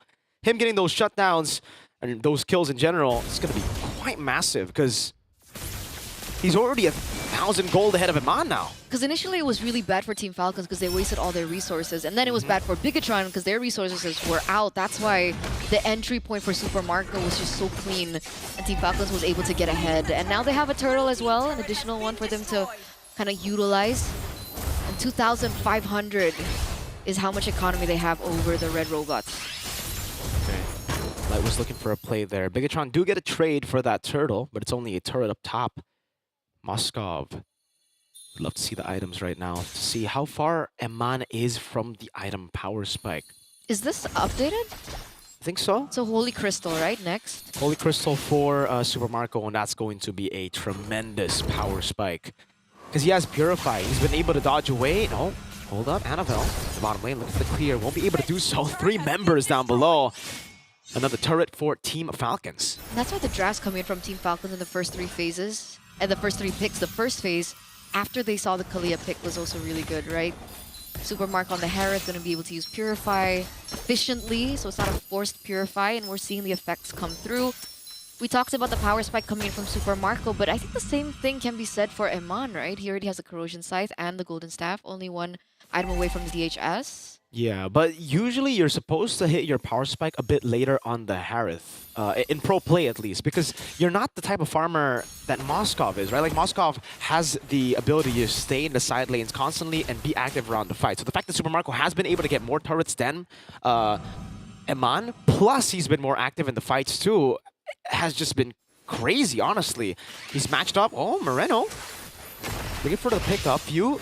Gonna be brought back by the team there. Has the Purify. Will be able to escape. Super Marco now gonna be caught in the shadow kill. Annabelle just a little bit of poke. Not enough to all in. Meanwhile, turret up top taken down. It's an all in with the fist crack from Ogwen. That's Annabelle taken down. Light walks out. Tsunami snaps him down. But then the realm is right there. Eman piercing through with the help of Luke's Primal Wrap. But Caltizi comes in for the side. An all in from Team Falcons. Ends up with a 2-0 for them.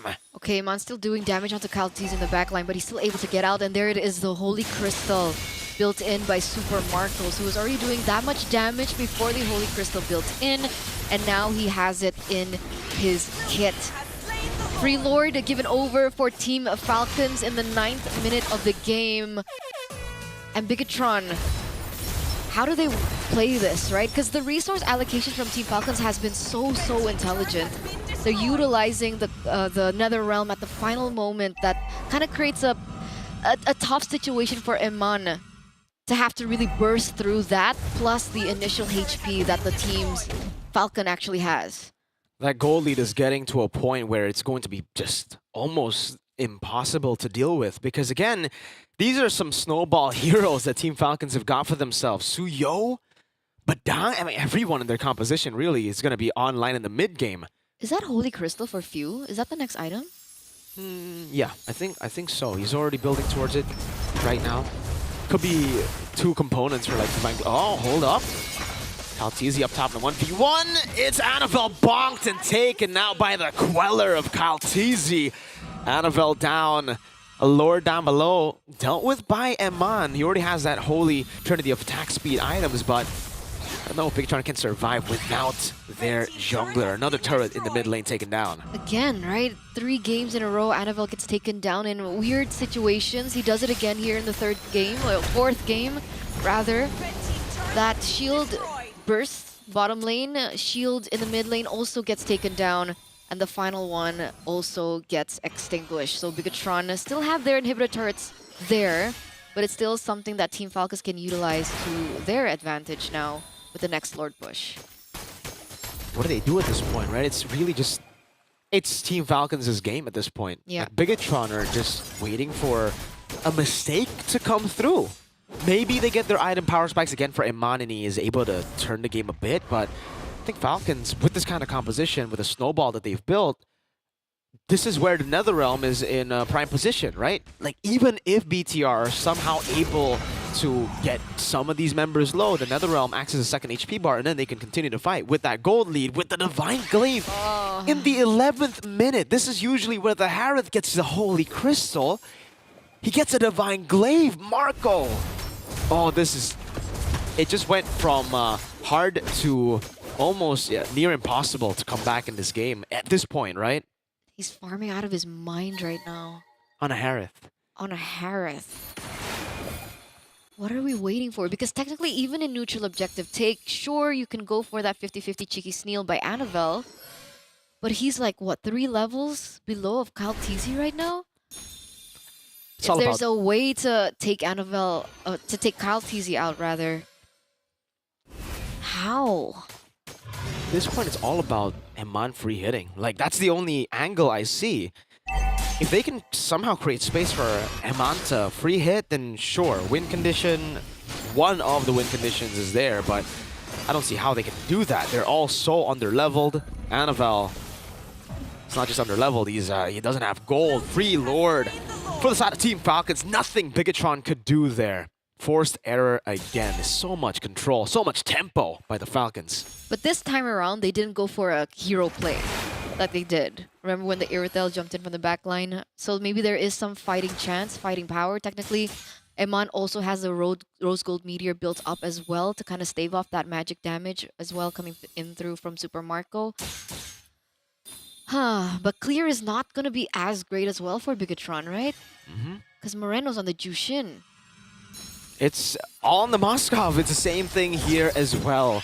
Clear is going to be on the Moskov. You can see Eman already dealing with wave up top there. Baptiste gets popped in. Open. Goes up to fist crack, but it's only onto Luke. Shadow kill as that's going to be like popping a Tsunami Slam. NetherRealm already dealt with as Luke pops into Primal Wrath. As Super Marco dashing in again. Luke forced to flicker out as the Lord continues the charge. Kaltizi gets that Blade Surge down. Moreno's looking for the play. Won't be able to find it. Lord in the bottom lane, marching into the base. That's Kyle over to Annabelle, who's going to be taken down. Light walks up, flickers out, back to safety. Base is open. The Cannon dealt with again, and Mon sliced. Blinking out. Wave up top, another one. Concentrated energy for Marco. Okay, there's still a wave marching down in the top lane. They're gonna get that turret as well. Annabelle is down for 20 seconds. Can the rest of the Bigatron members defend this? They're looking to clear the way. So far, Blade Surge! Luke able to flicker out the safety. Fist crack there. Super Marco on the base. The minions are all crashing down. Even with the Primal Wrath, it is all over for Bigatron Esports as Team Falcons fly past this stage to the semifinals. And that's GG well played for Team Falcons. PH taking a clean victory over Bigatron Alpha.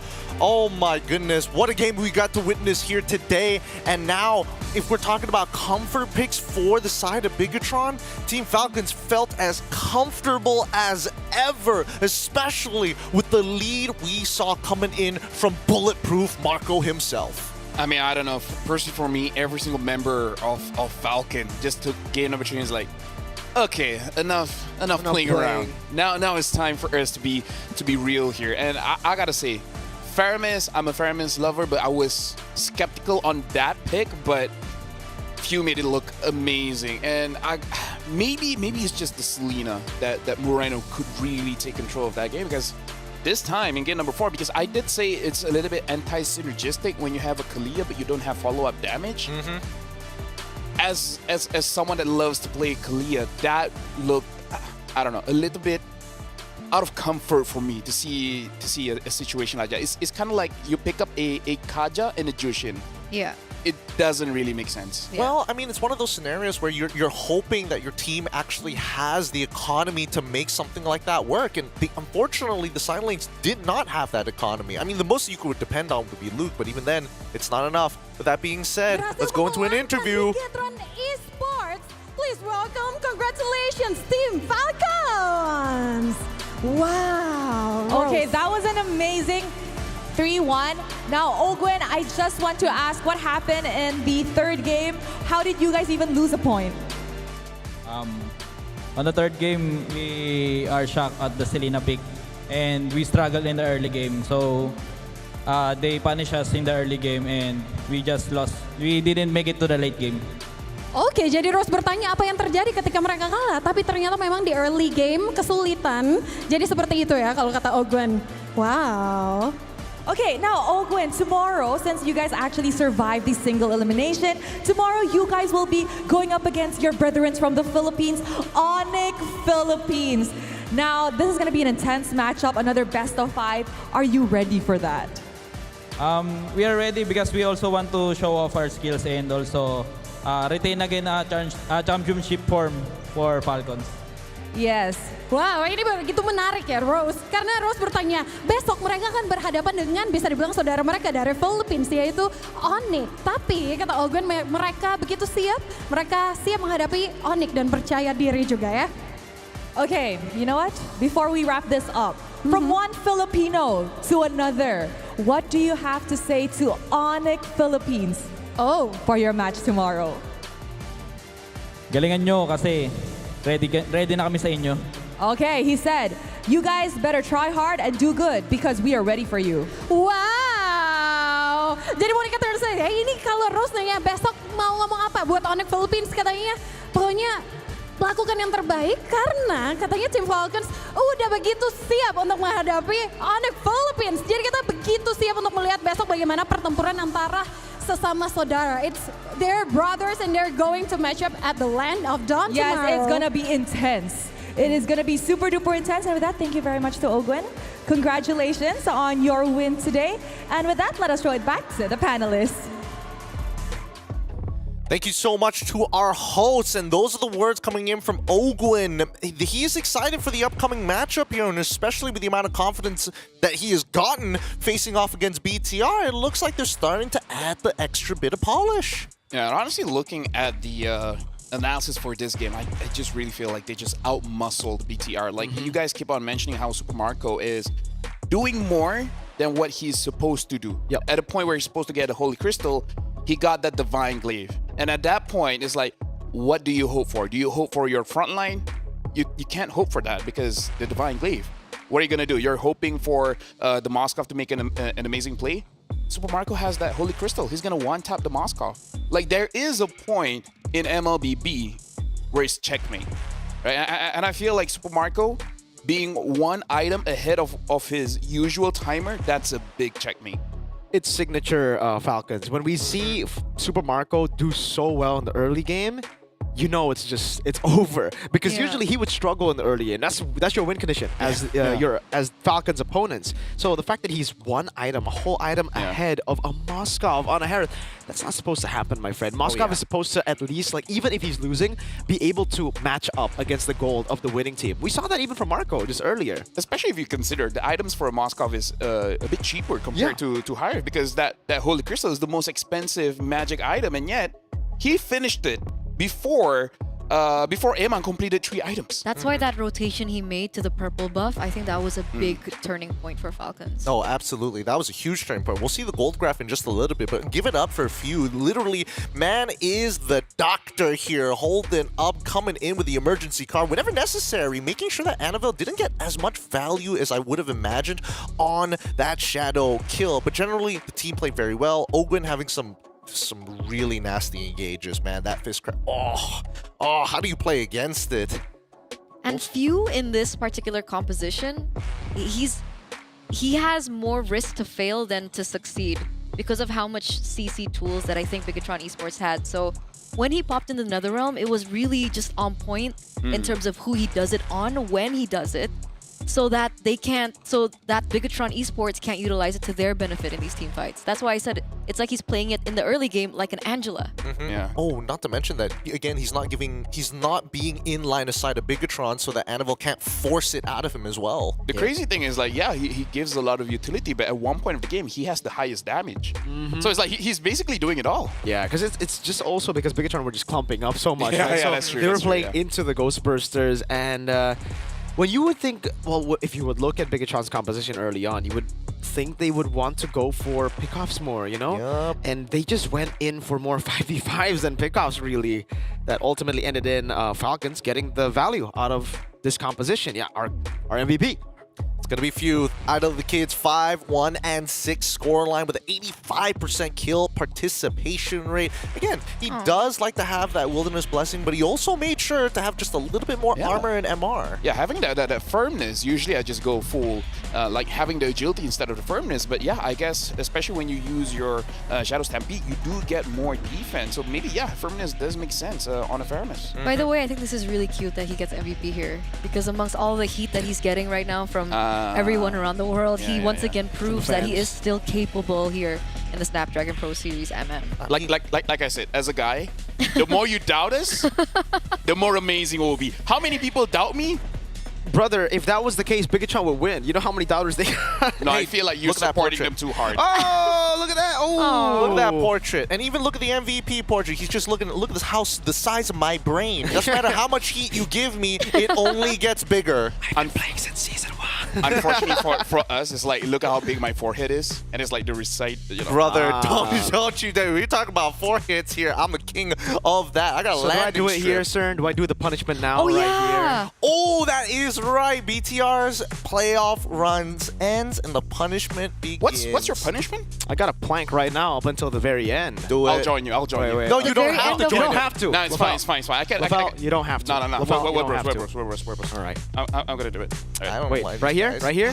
Right here? Go for it. Go for it. On your toesies. On your toesies, brother man. We got it. Hello, Wait, we're doing that plank or Oh, this you plank? want to do that plank? I thought we were doing this plank. Yeah, on your elbows as well. Guys, our punishments are still up But for if I'm like grabs. this, you don't see it. Like this, you can see it. No, get on your elbows, man. Get on your elbows. I think this is more difficult. Should I do that, or should I? Which one should I do? Harder. Elbows. No, because if you do it like that, people can see you're cheating. No. Oh, I mean. Yeah, look at the screen. So do I just have to do this? Yeah. This is not as hard, but okay. Well, at least you can see. At least it's visible. 2. If you want it harder, then you just lift one leg. 3. Sure. Oh, yeah, this is so hard. 5. Actually, how long are we supposed to do this? Until the countdown ends. I don't think we do 2 with 1 leg up. 9. I'm challenging myself. I need to lose take fat. these shoes off, man. These shoes 10. are leather You shoes. can call it quits if you want to, but with that being said, this best of 5 has come to an end with Falcons taking a 3-1 victory over the Bigger Troopers Bigatron. You know, I'll do all the punishments. With that being said, we are going to hop on over to the updated brackets now. Hey, stay on that plank if you want to. It's up to you. I've already given you your 10-second countdown. Now, the playoff brackets as of right now is looking good. Yeah, because Falcons we can tank it. will now have to face off against Onyx PH in the semi-finals. They're happy to meet their brethrens here, Eterna. If I was them, I would. I was distracted by what's going on here. I'm sorry. Hey, I mean, there's a lot of... Brethren, TLID, and Onyx. Is that what you're talking about? That, I mean, I was talking about OP but Falcons, but we can talk about TLID as well as Onyx. Clearly, both of them have plenty of cheeks. Yeah, this is a matchup that we have seen in the past, but this season in particular, I honestly can't tell you what to expect. Yeah. Because I think if it was a season ago, I'd be like 3-0 on it. You know, a little bit. But this season? Hey, boys, we're in the middle of a conversation. Let the grown-ups talk here. Honestly, maybe the leg thing is a bit too much. Maybe we don't do 2 legs. This is chaos. It is chaos, but I do agree with you. I think that Onyx in that rebuilding phase, usually playoffs is where you see them kind of like connect and kind of like trigger that, you know, we're going to go into the next phase. We're going to the next dimension here. And I think that Ryota should be able to bring that team together, considering that TLID doesn't have that polish that we were hoping for based on what we've seen during M6. Hey, adults! Sorry, kids, quit it. Adults in the middle of it. Now, as we are potentially going into our next best of 5, Eterna, I'm curious to know, you have to make a decision here. You still sticking to the TLID, or are you taking the Onyx I route? went 3-2 on TLID, sorry. Wow! That was close.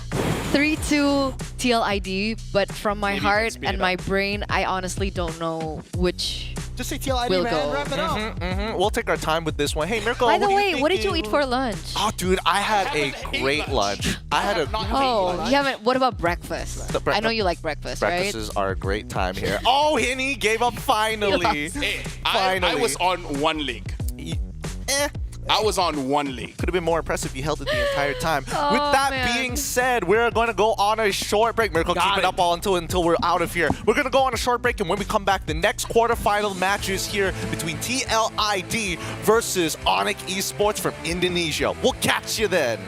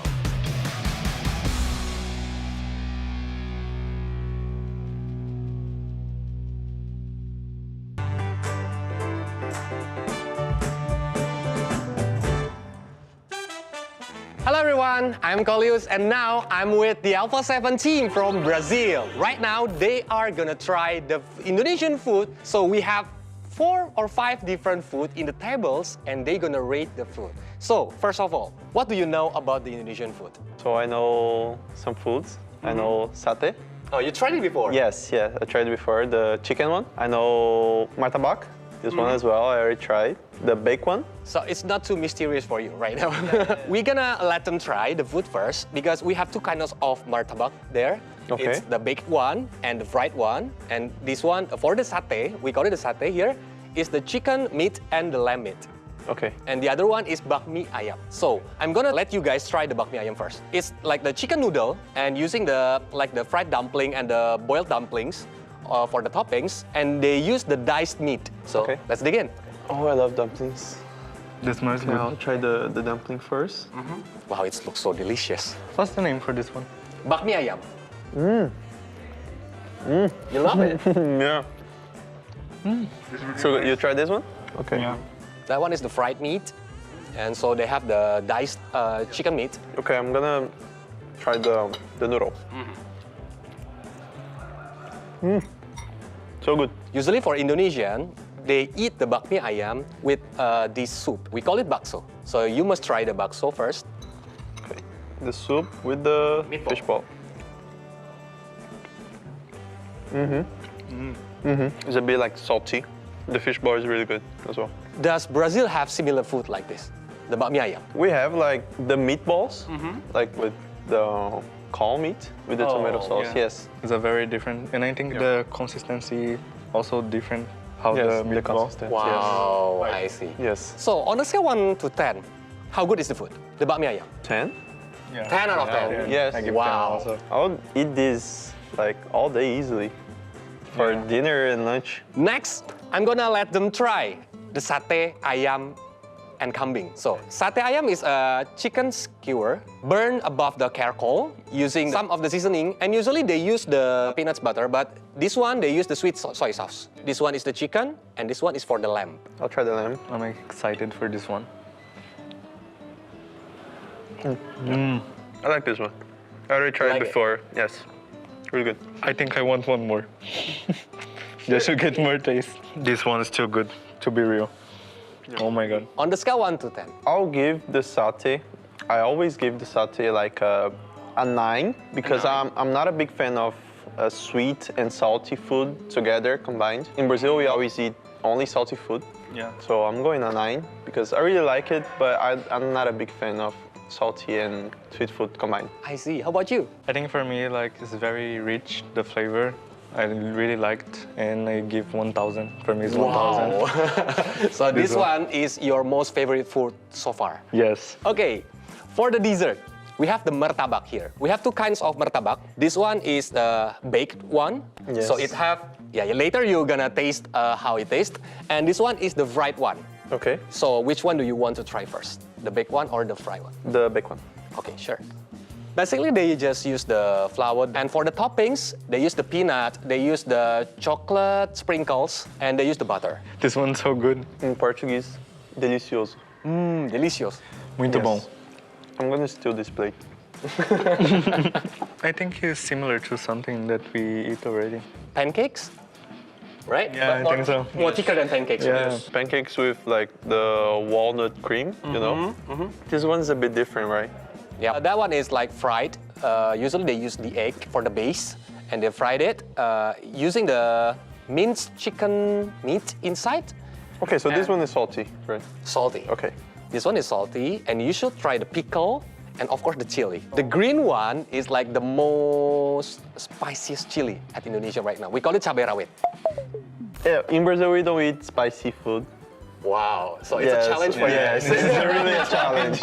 Okay. Usually you take 1 bite, then bite the chili one. Okay, this one? Okay, yep. You can hold the chili and you can hold I'm a bit afraid. Okay. I can do it with you. Do we have drinks here? Oh my god. Oh my god. You can bite the martabak first and eat, then bite the chili.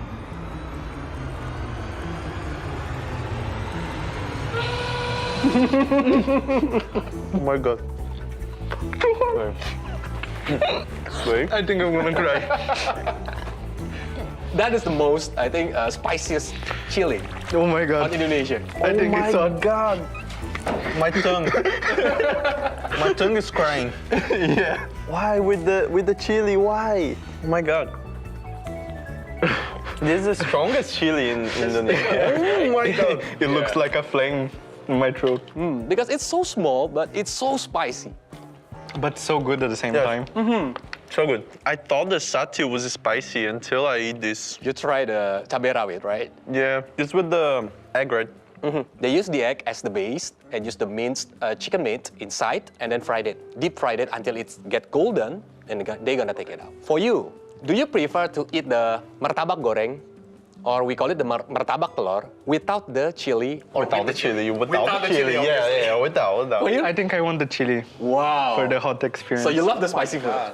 Yeah. Okay, for the martabak, the goreng one, 10 with the chili. Minus 1,000. Minus 1, yes. Oh my god, the chili, no, 0. The chili 0. And the martabak, the baked one, 10, always 10. Because every time I came to Jakarta, I always eat martabak because it's really good. I think the baked one for me, I'll give a 9 because it's so soft and light. I think I can eat this whole plate if I want. And for the chili, 2,000. Oh, 2,000. Yeah. Oh my god. That's my favorite. I love how it burns. Okay, good job to you guys to done the challenge. And that's all for you. See you on the next content. See you. Hi guys, Rose here, and today we are over at the Ragunan Zoo, the oldest zoo in Jakarta and the biggest zoo as well. And of course, what's a zoo trip without my personal 2 monkeys, the super family, King Kong and Kelra? Wow. So, monkeys, are you guys ready? Ready. What do you guys want to do inside? I want to feed pandas. I want to feed kangaroo. Kangaroo? Okay, we'll see. There's pandas and kangaroos inside, so you guys ready? Ready. Let's go.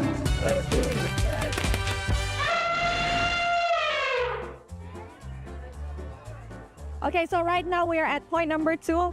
Guys, amongst all the animals on the board, where do you guys want to go? Jaja. Wow, elephant. You want to say elephant? Elephant. Elephant. Okay, let's go. Elephant. Elephant. There. Elephant. Walk. Yeah. Go. Walking. Hop. King Kong, what's your favorite animal? Favorite animal, panda. Panda. Why pandas? Because they are very goofy and they're very cute and they're very careless about themselves. Oh yeah, I agree. Okay, now did you know that actually in Indonesia, most famous animals are like orangutan. Now it's also famous here, as well as the Komodo dragons. What's Komodo dragon? Dragon? No, not really a dragon. It's just called a Komodo dragon. Okay, I know you guys want to see elephants, but I actually just spotted a giraffe over there. Giraffe! Wait, don't scare the giraffe. Let's go see giraffes, okay? I want to ride the giraffe's neck. No, don't ride the giraffe's neck. King Kong, that's dangerous. Oh my god, it's huge. Very huge, like a dinosaur. Where's the dinosaur? There's no dinosaur. Do I have a T-Rex here? Dude, look. Giraffe. Oh my god, look. First time ko lang nakita niyan. It's your first time seeing a giraffe? First time. This is my first time. Oh. First time ko lang di makapunta na zoo. Okay guys, fun fact, this is actually Kelra's first time visiting a zoo. So it is also his first time seeing a giraffe in real life, and as you guys can see, he is very, very intrigued. The baby looks like a goat. The baby. Oh no. And as you can see, that's actually like, that's their height. Yeah. So they can go up to 7 meters. Huh? Yeah. So very long. Very long, yes. Right now they're like what, 4.5 meters? Yeah. The tallest I think is around 5 meters, but they can go up to 7. And in some cases, if I'm not mistaken, they can go taller than that. Goated, that is goated. Goated height. That height is goated. Is it Sigma? Yeah, Sigma height. Can you maybe Sigma to the camera? Sigma height. All right, guys, so the animal that you guys actually have been waiting for is right there. I can see the elephant. Where? There. It's huge. So big, huge. Like another dinosaur. What dinosaur? As you guys can see, it's gray. It's big. I can see one right now hiding behind the tree. Let's go. Can I ride it? You cannot ride it. Sorry. Dude, the trunk is actually very strong. Unlucky. Yes. There you go. See, it's eating. Oh, it's eating. Sumpahin ka ng ilong yan. So, you finally see what you wanted to see? Yeah, I want to get inside. You cannot get on top of the elephant. Get inside and touch. No. What about you, Kelra? What do you think about the elephant? Wow, gusto ko rin siya puntahan. You want to go to it? Okay, let's go. Let's walk. Let's get inside, guys. Let's get inside. Alright. King, Kel, do you guys know that that's the poop of the elephant on the floor? Looks yummy. Yeah. And that's the elephant. So I think they only have one adult elephant here, or maybe other. Sometimes they're sleeping, sometimes they're hiding. Oh, okay. Yes. Harmless ba elephants? Harmless?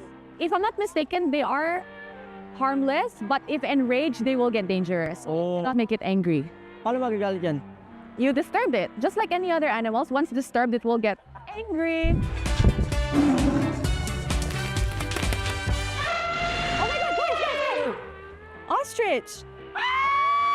There you go. It's an ostrich. So as you guys can see, that's an ostrich. And apparently the name in Bahasa Indonesia is burung unta. Burung is a general name for birds. Ibon. Ah. Yeah. So burung is ibon. Then unta is, I guess, ostrich. Yeah. Can I run inside and let them chase me? Yo, you have very weird ones. By time.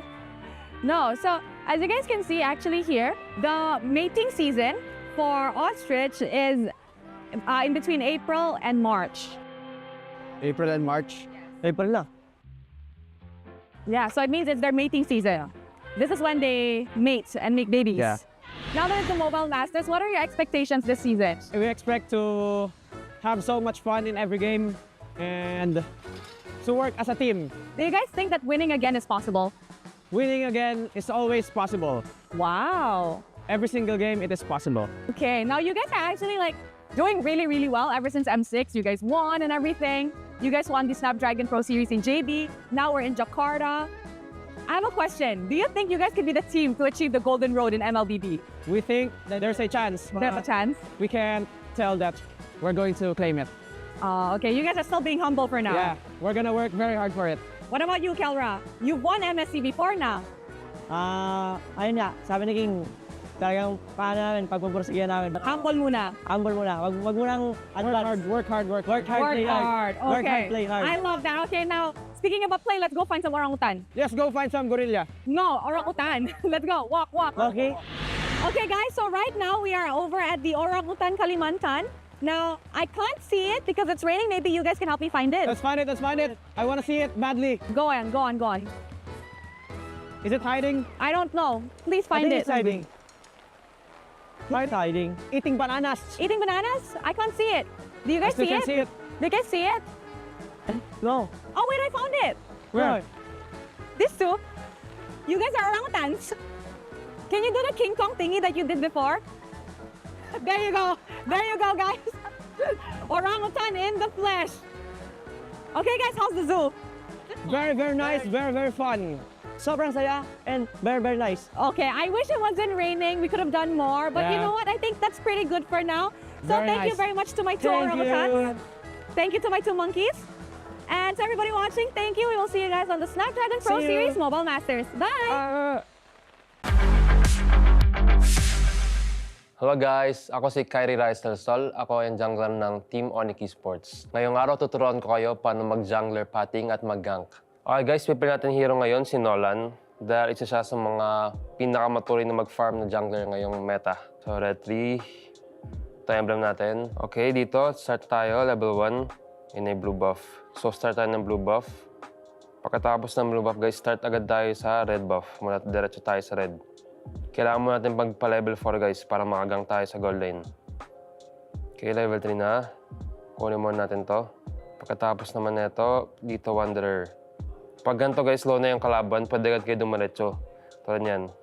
Kapag offside sila, kahit di na kayo mag-level 4, basta kung feel nyo na makakagang kayo, pwede nyo agad sila patayin.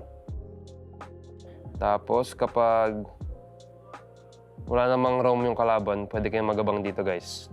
Abangan nyo yung gold lane ng kalaban. Kung tingin nyo mapapatay nyo, pwede nyo abangan. Tulad ganito.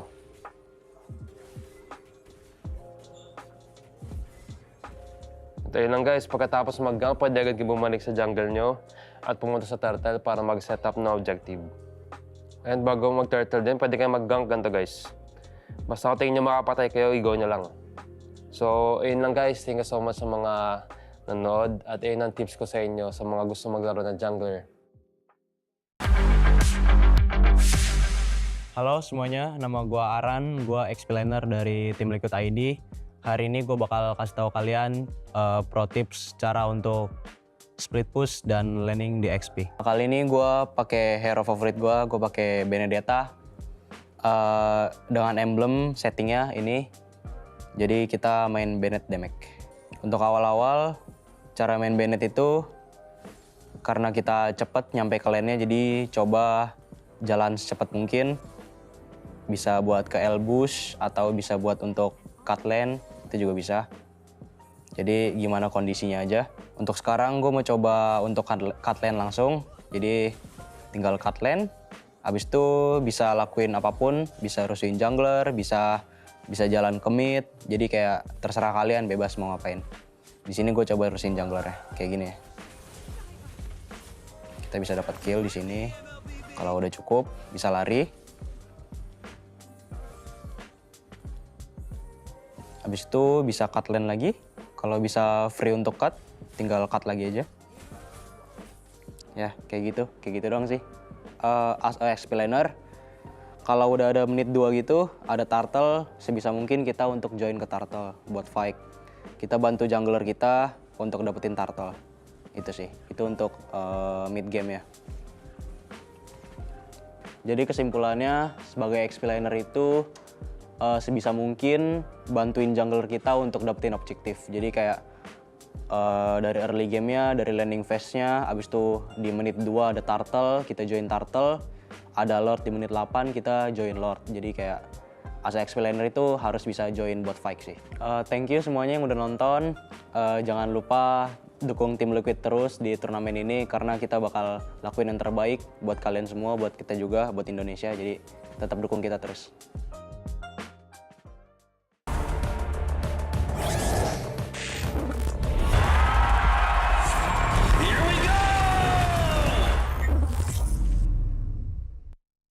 The Snapdragon Pro Series is brought to you by Snapdragon Elite Gaming and DHL.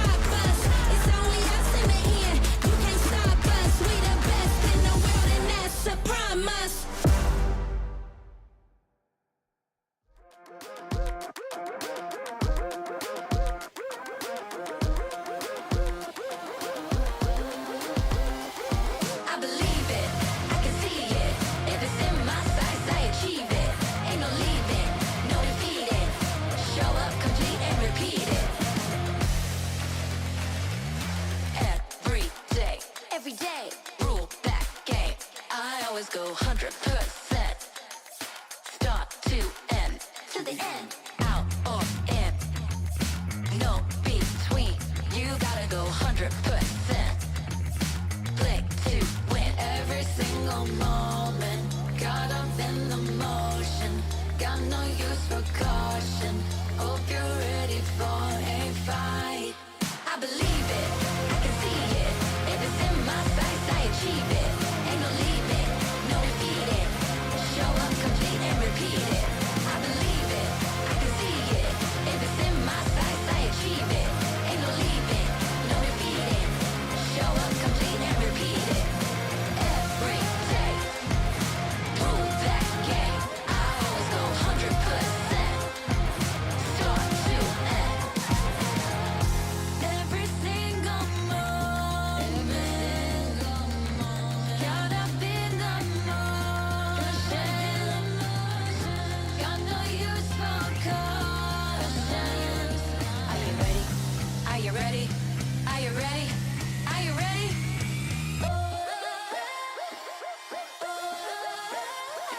I believe it, I can see it.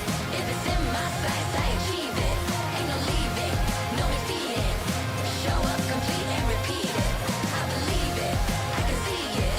If it's in my sights, I achieve it. Ain't no leaving, no defeating. Show up complete and repeat it. Every day, prove that game. I always go 100%. Start to end. Every day, prove that game. I always go 100%. Start to end. Show up complete and repeat it.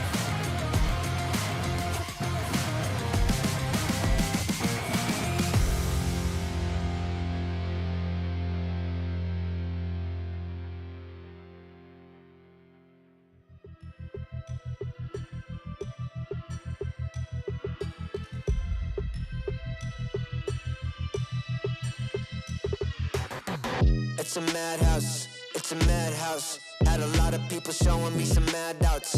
It's a madhouse, it's a madhouse. I got love for the game, I don't cash out.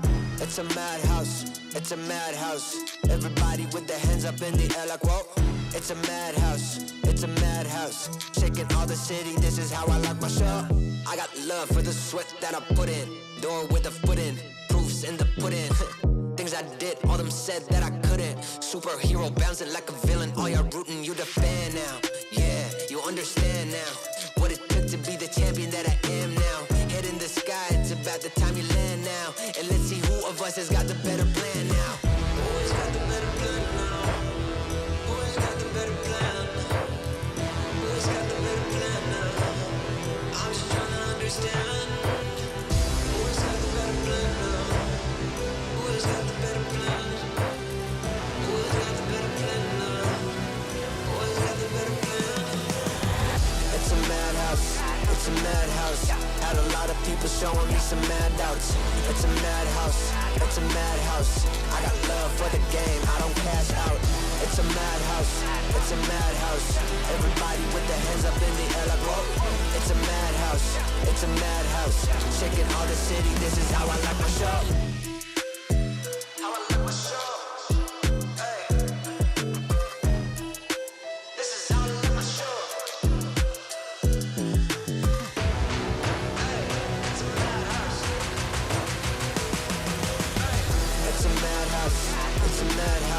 Had a lot of people showing me some mad doubts. It's a madhouse, it's a madhouse. I got love for the game, I don't cash out. It's a madhouse, it's a madhouse. Everybody with their hands up in the air like whoa. It's a madhouse, it's a madhouse. Shaking all the city, this is how I like my show.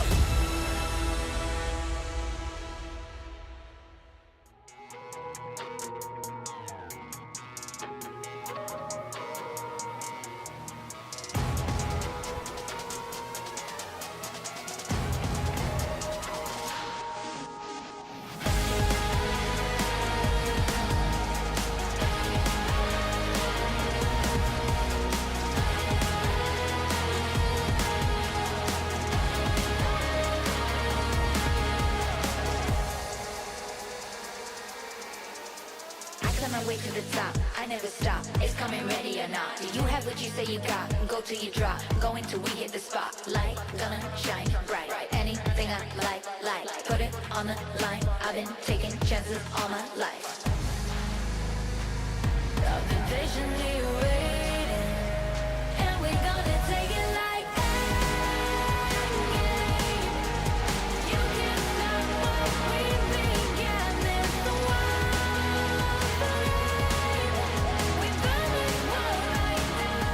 Snapdragon Pro Series is brought to you by Snapdragon Elite Gaming and DHL.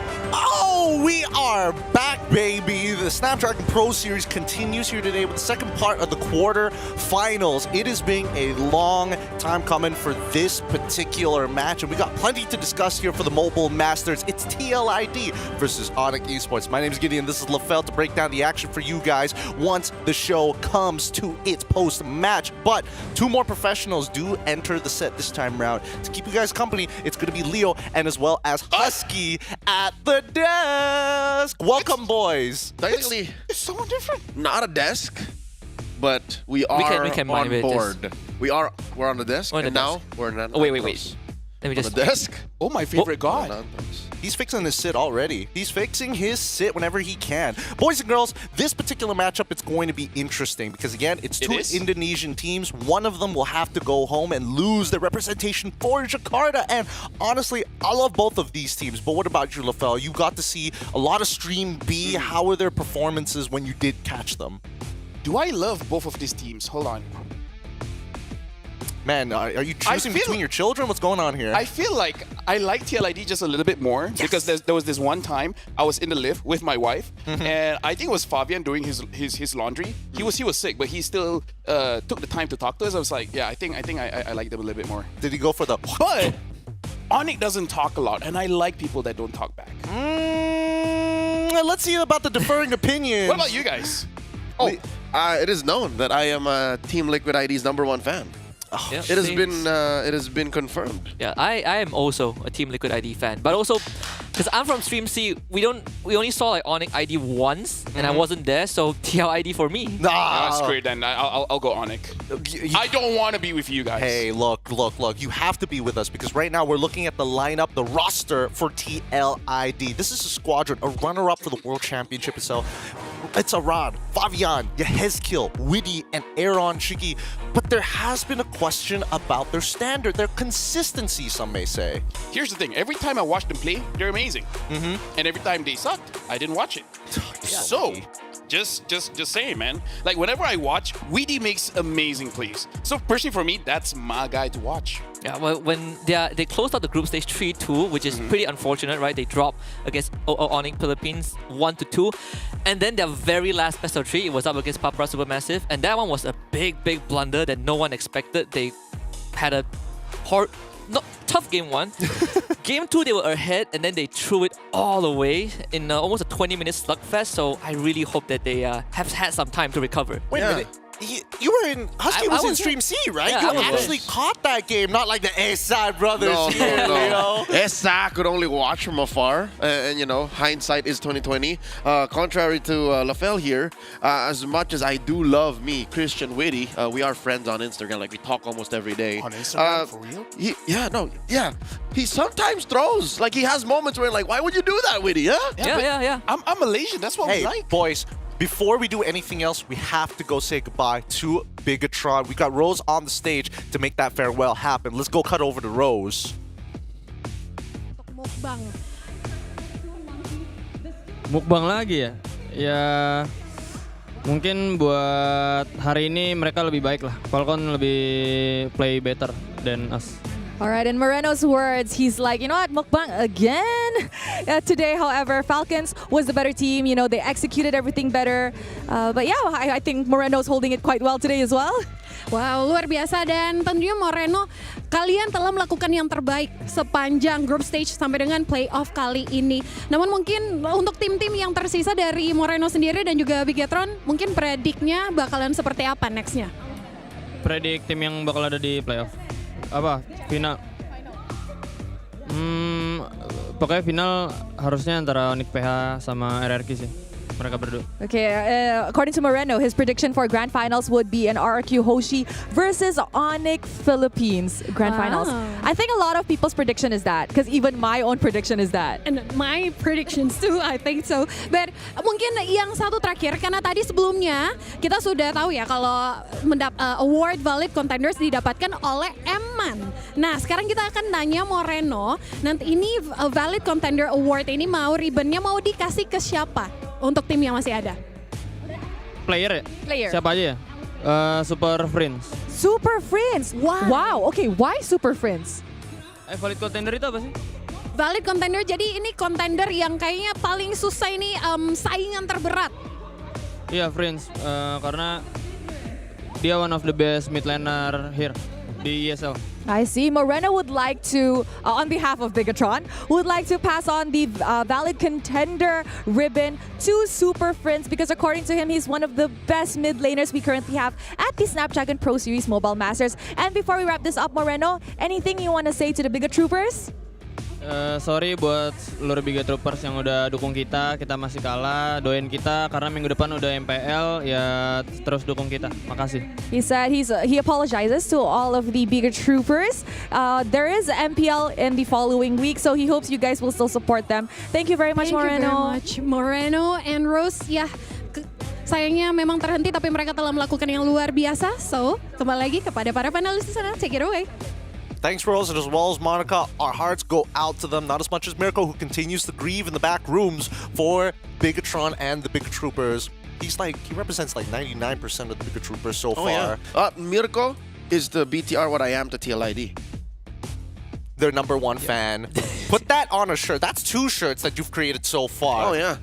I'm so Kingdom. I'm so Kingdom. #1 TLID. Yeah. Happy 25th anniversary. Oh boy, this is. I mean, it's tough to see, but one of these 2 teams up on our screen here right now is going to meet that same fate. But do you agree with Moreno for the valid contender? I mean, do you think that it should go to Super Friends, or do you think that one of these 2 teams, one of their players, should actually take that title, Phil?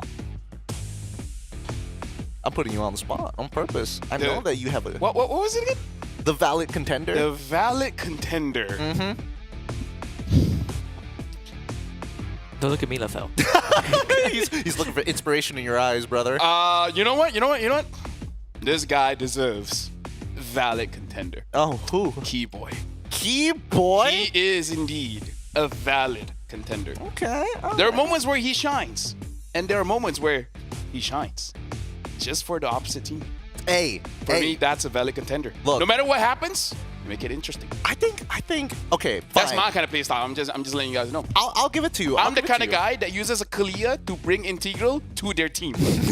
Husky plays with me all the time. As a mid laner, I always bring the assassins to him. What? Okay. I love the panic in his voice. Hey, look, it's a real thing that did actually happen, but let's talk about Witty for a second here. Do you boys agree that he honestly should be part of that list of the contenders for the tournament? I mean, back at school, Witty ranked up in the top 5 in his class as one of the Semarang's most competitive schools. The best subject?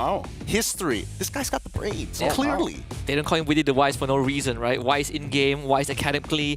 I agree. I think he should be one of the contenders as well, just because, first of all, he's the runner-up at M-Series. Second of all, he has made some pretty amazing shot calls, even though when they lost against Papara Supermassive, it was also partly due to Witty. But overall, I think as a player, I would put Witty on top of that list. But that would show how amazing he is, right? It would. Even when they lose, it's because of him. I think it's a fair argument, but what about you? Do you think that Mr. Christian Witty himself should be part of that list, or is there a better moniker? I think Witty, if he does get his act together here, because again, I gotta be real with you, Christian. The group stage wasn't your stage, man. Like, he could have done so much better, so much cleaner, despite you entertaining LaFell to no end, the same way Keyboy does in the recent years. I love roamers. But, you know, him in Season 14, the twilight of that season, him in M6, like, that's the Witty we want to see. So if, moving forward, we forget more of his Papara Supermassive performance, and we see a Witty that, you know, is top in charts the way he did back in school in history class, then, yeah, he should be up there, at least top 5. You telling me that Christian Witty is straying away from God right now? He's moving away from the path, and he needs to come back to the max? He is, and the only one keeping him together is the Usurper. I'm sorry, I gotta be real with y'all. It's either the Usurper or the Ghost that's really keeping them together. I don't know. Boys, do you agree with that? Because I think that even for like Yehezkiel's performance, he has kind of been put in some awkward positions, like the Farsa, for an example, just going up and try and set up for, you know, Aaron Shiki. Again, let me remind you guys, every time I watch TLID play, they're amazing. So whenever you guys are saying they're Detroit, I'm like, what games were you guys watching? Yeah. Oh boy. It wasn't the games I watched. It definitely wasn't Stream 3, that's for sure. No, but let's bring the conversation over to Onyx Esports for a second here, because this is the rebuilding phase that everybody's been talking about. And they've been rebuilding for quite some time, and people have been giving so much shade. Let's introduce the roster here for Onyx Esports. They have done so many things, accumulated so many accolades in their competitive careers individually, but now with a couple of rookies at the helm here, and one import to hopefully pull their EXP together. It's going to be Ryota, Kairi, Sans, Keyboy, as well as Severo. I like that he said one import. It's like Kairi is already Indonesian at this point. But honestly, like for this lineup, Severo! He's that guy, man. I love that as a rookie, rookies always make mistakes. His mistakes is that he wants to dish out damage. I love rookies that they would rather dish out the damage rather than being too afraid and not doing anything. His sin is chasing greatness. Exactly. I love that. I love that. Yeah. His flaw is he cares too much. He's scoring high on this interview so far.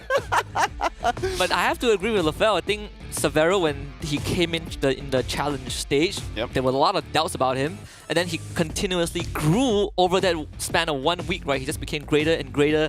Forget about the grand finals against Onyx Philippines, but up to that point, Severo has been the talk of the town, from being doubted to being touted as one of the up-and-comings. But right now, they have a chance to take down TLID again. And you look at the brackets, we might see another Onyx show match in the grand finals if they make it all the way. But it's a long ways there. You know, not to downplay how amazing Onyx has been even in the rebuilding phase. The reason why I don't talk about them too much is, as a Filipino, saying you love Onyx, watching MPLID is like asking, do you breathe air? You know, is the sky blue? People just love Onyx, and I do now more so because there's there's just because of that new import they have. Their only import, Ryota, right? Actually, I wanted to talk about their import just a little bit more. Obviously, there is Mr. Hydra wife, Hydra kids. You might take them all on. Breaker of Chains, ultimate jungler of all time.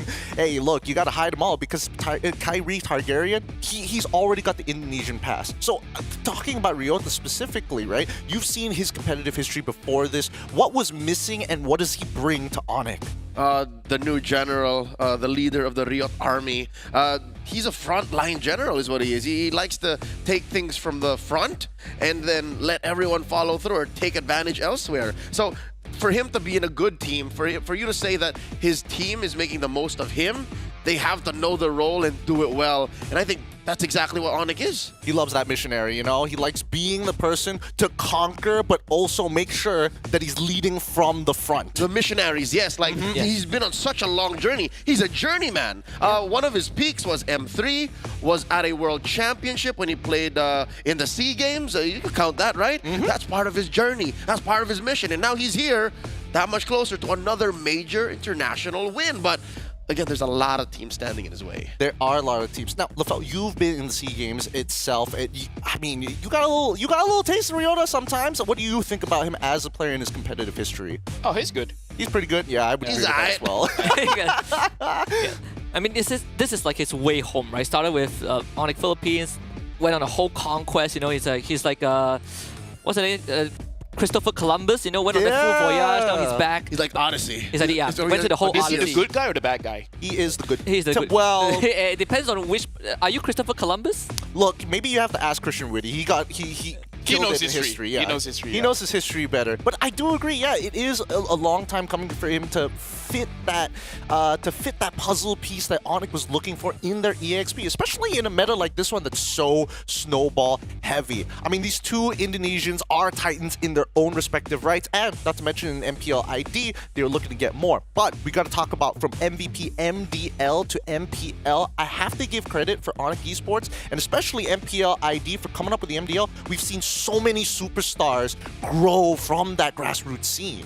Yeah, the only player to have won Finals MVP in both MDL and MPL, and I gotta say, he was impressive in the time where Kyrie was in his prime. Like, I feel like that in itself is so impressive because when you say Hayabusa M4, you know Kyrie, you've seen the plays, but throughout the entire Onyx journey, we've seen multiple times how fast is an Arlet final slash. He's able to winter that. Sans, his reaction, Godspeed, man. And if we're talking about Kyrie in his prime, Sans, when he was playing in MDL, was a jungler still. True. Yeah. And when he went to the main squad, he's like, oh, this is Kyrie? All right, I'll take mid. Oh, no. There was a small window of time where they actually were enemies. M3. Oh, they that's a played good point. against each other. There are moments in my mind. Was that the right matchup? Yusunchin versus Lancelot. Kyrie and Sans would weave through walls. They would fight between walls. And it would be amazing. And again, that's the kind of chemistry they're working with. From rivals to now teammates. Champions back to back to back to back. At that, this is a Gilach player in mid. I don't know how the Ghost is going to match up now to come think of it. That, and also they also have tasted what it feels like to almost touch the trophy, right? They came so close, and yet they were not able to kind of step through the finishing line in that Game 7 just, a couple years ago. And they experienced that again in the challenge stage against Onyx PH so many times. And right now against TLID, the runner-up of M6, this is a big proving ground, I think, for Onyx. I mean, just to touch on Leo's point, I feel like Ezekiel can fight against Sans because Sans is getting old, right? Yeah, he's not getting that old here. I mean, that's a factor, though. It's definitely not a few That's what I tell myself. Wow. I'm not as good as I used to be. Oh, well, that's a fair point. But even so, these youngins are doing a lot of work. And I mean, if there's only one thing I had to criticize, it's not his age. It's the hero pool that we are seeing from Onyx Esports as of right now. His best performing hero has been Sicilian at this point of time. But then prior to that, he was an absolute beast on everything he touched. Exactly. What has changed? Honestly, personally for me, like I said it as a joke, but it's true because I do watch a lot of Onyx ID games, and there are moments where I remember Sans used to be able to avoid this. But nowadays, it does seem like people are able to catch him because there are moments I'm like, he's gonna winter this. He didn't. And then when I checked, he had, like, the cooldown was there. Like, he can use it. So I do see that Sans, he is still, like, when it comes to the macro, he's still there. But there are moments where you would, like, few months ago, he would be able to avoid this. Now, not so much. Maybe it's also just the speed of the game. Like, the game is very in your face now, Exactly. Jawhead is one of the more in-demand roamers. Hylos is super in demand. Gatot, Badang, like, these are heroes that live in your face. So I'm guessing maybe it's just time that Sans flex more than just his mechanics nor his macro, but maybe his reaction speed, maybe his use of his teammates. Well, speaking about reaction speed, since we are in Jakarta, TLNID and as well as Onyx fans have come out in the masses here. We got Monica at the helm to talk to actually some of the fans live in the arena. Let's cut on over and see how they're doing. Hi, it's Monica Ko here, and right now I'm with the fans of the two teams who's matching up at the Land of Dawn. It's Onyx Indonesia and Team Liquid Indonesia. So let's hear from them what they want to say to support their favorite team. So we have, what's your name? Joe. Joe, and you? Zora. So Joe and Zora, I think I would like to ask Joe first. So how do you see Onyx performance during the group stage and maybe your prediction during the playoff? Jadi bagaimana kamu ngelihat performance dari Onyx di group stage dan gimana prediksi kamu selama babak playoff ini bakalan seperti apa? Gimana ya? Kayaknya kalau di babak playoff ini sih Onyx bakal ngeluarin apa? Bakal lebih kuat lah kali ini. Ya. Dari performa kemarin tuh udah sedikit turun kan. Nah, semoga kali ini bisa naik lagi. Pede lah menang kali ini. Pede ya, menang ya. So, Joe mentioned that, Onyx performance before it's not really that good, but he thinks that right now it's Onyx performance should be better, and he's confident that Onyx will win. But what about Team Liquid Indonesia? Because Onyx will be facing the team from Indonesia too. It's Team Liquid Indonesia. So how do you see Team Liquid Indonesia's performance and your prediction if matching up with Onyx? Ya, walaupun kemarin di grup stage sedikit ada kekalahan pas lawan Papara, mungkin di playoff saat ini mungkin Liquid bisa mengasih yang terbaik dan bisa memenangkan match saat ini dengan skor mungkin 3-2. Okay, so the prediction from Zora, it's 3-2, 3 for Team Liquid Indonesia, and he's confident that Team Liquid could win the matchup with the Onyx. But ini mungkin tanya buat Zora dan juga Joe. Mungkin kalau menurut kalian kan, ini performance mereka belum menjadi yang teratas di grup masing-masing kemarin di group stage. Apa key to victory yang harus dilakukan oleh Onyx dan juga Tim Liquid Indonesia? Kunci untuk menang ya, lebih kompak aja sekarang sih harusnya. Kompak? Ya, harus lebih kompak sekarang. Apa lagi udah? Kunci Iron Shiki. Okay, so the key to the victory, if Joe said that, okay, they need to be more, the teamwork should be better, and also they need to lock up Aaron Shiki. What about Zora? What do you think about that? Aaron Shiki, Onyx katanya mau ngunciin Aaron Shiki. Ya mungkin Iron bakal lebih mengobrak-abrik lagi sih di God Lane nanti, dan mungkin Widi bisa lebih nge-backup lagi jadi bisa performan yang terbaik. Okay, so Zora mentioned that Aaron Shiki could do better, and what's also important is the backup from Widi. So we'll see later on how the matchup of Onyx Indonesia and Team Liquid Indonesia. So thank you very much and enjoy the matchup. So go back to you, the panelists, take it away. Thanks, Monica. Again, they've got the booth setups, they've got everything, all the space there and all the merch. God, the merch. I can't wait to get my hands on some of that. But the fans are going to be a little indifferent. They're always going to be leaning into their favorite team. So we're going to bring up the predictions for you guys up at home. Let's see who predicted who. It looks like Husky is with Onyx 3-2 all 5 matches. TLID, of course, for Leo. 4-7. Wow. For LaFell. Well, Onyx prediction matchup. All right. And then obviously 3-2 coming in with TLID for me. I got to stick with the TLID boys. But we all somewhat predicted a close to 5-match game. You guys want to go home late? Look, it's not that we want you to go home. What? You put 7 Oh, you know what? Yeah, you know what? I take it back. Do you want to go home I'm late, the worst. LaFell? I'm the worst. Yeah. Walk me through the predictions here, because again, you and me, Husky, we think that it's going to go all 5 games, with Leo being the only exception here. We'll get into your opinion in just a bit, but Husky, why do you think it's going to go all 5? So I was thinking from 2 different perspectives, right? Both teams at their best and both teams when they're shaky. I think when both teams are shaky, if we take the group stage as a point of reference, I think Onyx gets it together slightly better than TLID, because with TLID, when they start falling behind, it really feels like they kept sticking to the same game plan, even though it's failing, because that might in their mind might be the only way to win the game. But for Onyx ID, you can kind of see the readjustments every here and there. So I think in that sense, Onyx might have a better chance. But at their best, I think right now, Onyx is mostly riding on that momentum a bit more compared to TLID. Okay, interesting take. What about you, Leo? TLID, but 3-1? Yeah, I'm putting this into a larger scale narrative. I'm thinking, yes, Onyx is on a rebuilding stage. They have been for what, the past 6 to 9 months? But TLID, in the span of a quarter, they have failed so much. People have been doubting the young stallions and saying, oh, they're washed, that's it, they're hit their peak at M6. And folks, they know this. Fabian, we talked to him a couple days ago, he's like, no, I'm still better than M6. So something tells me the bigger the wound, the better the lesson. And I think here in the playoffs, they're going to show us exactly how they learned that lesson, and they will go back to their peak form.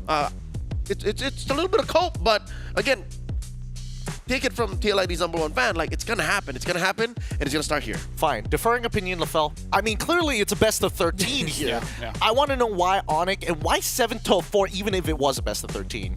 I don't know why. Whenever I see Onyx, I have the sense that they're just a little bit hungrier. A little bit hungrier? Yeah.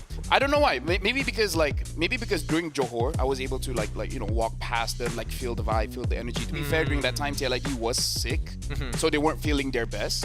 But it's like, of course, everyone there wants to win, wants to become champion. I don't know, because of the inclusion of Ryota or Severo that really wants that champion, where everyone else like Keyboy, Kyrie, and Sans, they already felt it, right? Maybe just bringing in this new blood reinvigorate them to chase for that championship. And then for TLID, they're all starting at the same point.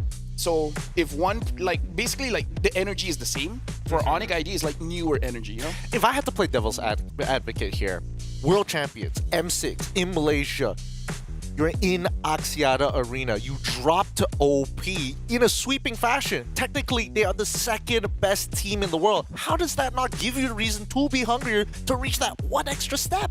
Because in MLBB, you don't stay at the top for a very long time.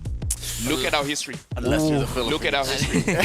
Nah, you know what I mean. Even in the Philippines, you guys keep on changing. Yep. The region is the same. That's true. But the players, the coaches, it just keeps on. There's no successful title defense. Exactly, right? That's fair. That's fair. Again, opinions all across the board. We want to hear from you guys at home. Scan the QR code and fill in the survey telling us what you guys think, how you feel about the show, what we can do better to make sure that this is a better viewing experience for y'all. With that, the pre-show does wrap up, and we've got a quarterfinals to eventually get to. We're going to go on a short break, and when we come back, it's going to be TLID facing off against Onyx Esports here at the Snapdragon Pro Series Mobile Masters. We will be right back.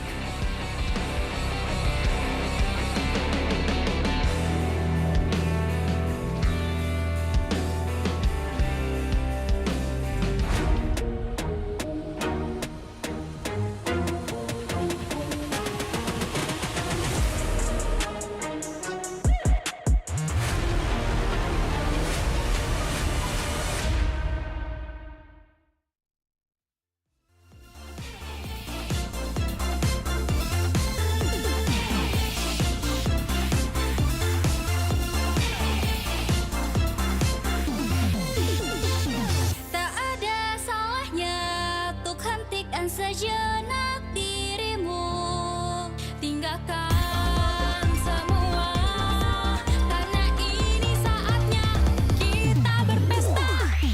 Lupakanlah semua beban di pikiranmu, malam ini saja. Menari tertawa, ikuti suasana, berpesta denganku. Let's go, satu party. Lupakanlah semua beban di pikiranmu, malam ini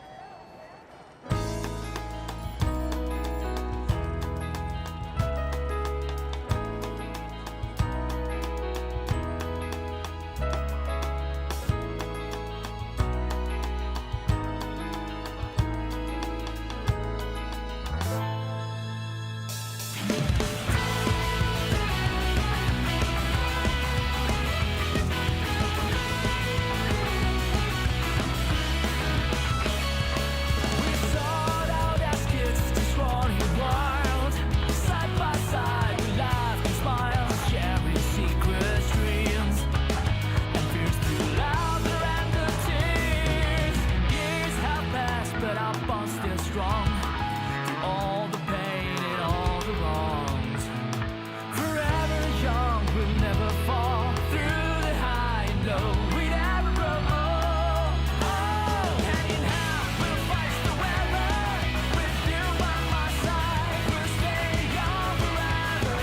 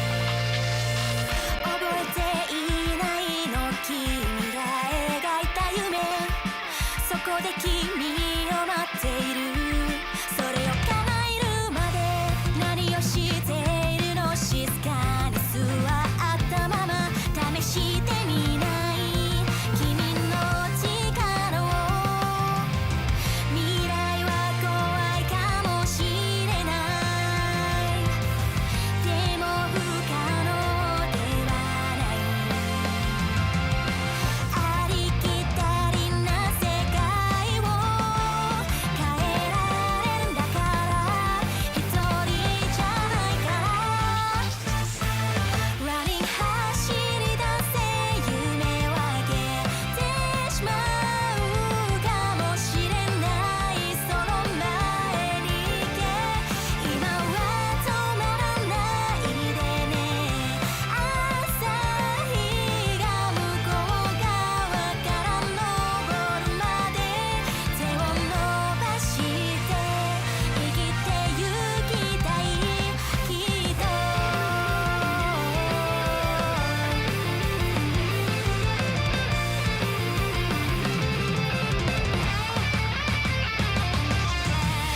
新しい日を待つ祈りを捧げて僕らの夢の地図そこへ行きたい最後まで望みを捨てずにいるんだ君の笑顔を守ってゆくから未来は怖いかもしれないでも不可能ではない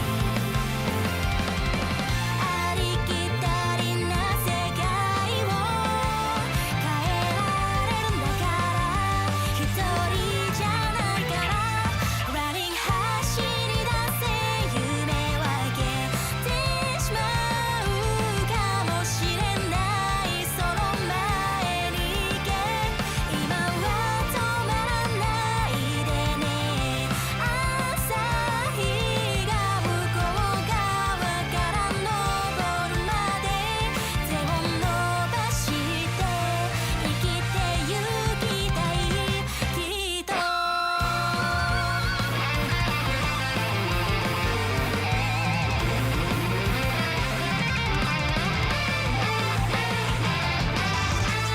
Running 走り出せ夢をあげてしまうかもしれないその前に行け Running 走り出せ夢をあげてしまうかもしれないその前に行け今は止まらないでね朝日が向こう側から昇るまで手を伸ばして生きてゆきたいきっと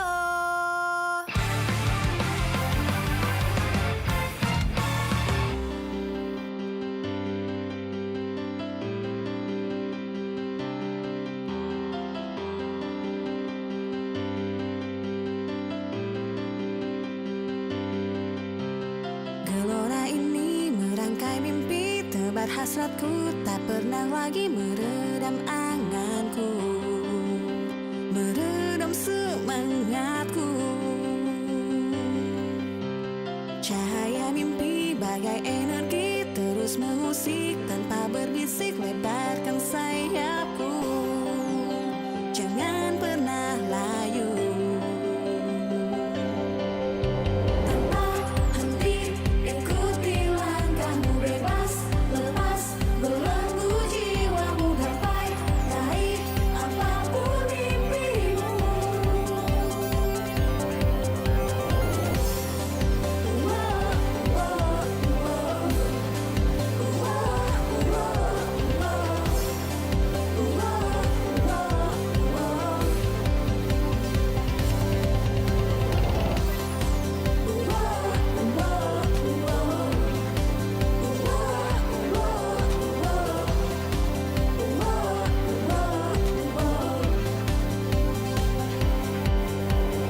Setiap jiwa pernah merasakan sepi Dihantui mimpi buruk dan rasa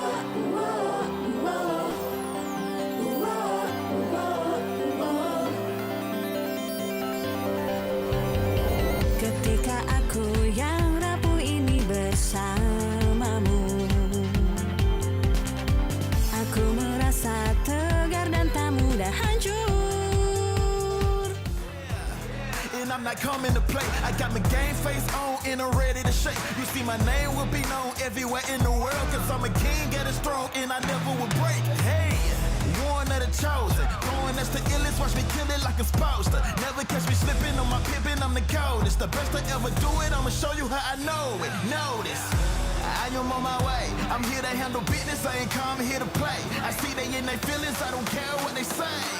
I am one in a million. You don't have to guess who in the building. One of the realest. Never catch me slacking. I was born, that's the illest. They call me a champion. I got the will to win. I'm around breed walking. I am one in a million. Guess who in the building? One of the realest. Never catch me slacking. I was born, that's the illest. They call me a champion. I got the will to win. I'm around breed walking. I am one in a million. I'm around breed walking. I am one in a million. I'm a rare breed walking, I am one in a million.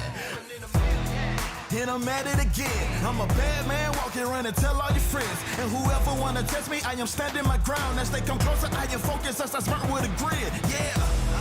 Cause they know I'm a fool, and they know I'm that dude. I don't follow their rules, never bow to their principles, never choke when I move, never fold under pressure, never vouching to lose. Yeah. I am on my way. I'm here to handle business. I ain't come here to play. I see they in their feelings. I don't care what they say. Cause I'm one in a million. You don't have to guess who in the building. One of the realest. Never catch me slacking. I was born, that's the illest. They call me a champion. I got the will to win. I'm around breed walking. I am one in a million. Guess who in the building? One of the realest. Never catch me slacking. I was born, that's the illest. They call me a champion. I got the will to win. I'm around breed walking. I am one in a million.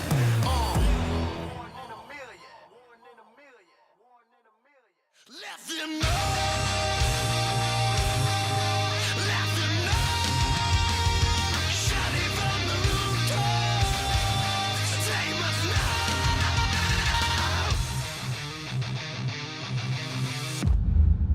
Let them know of the weak and the weathered.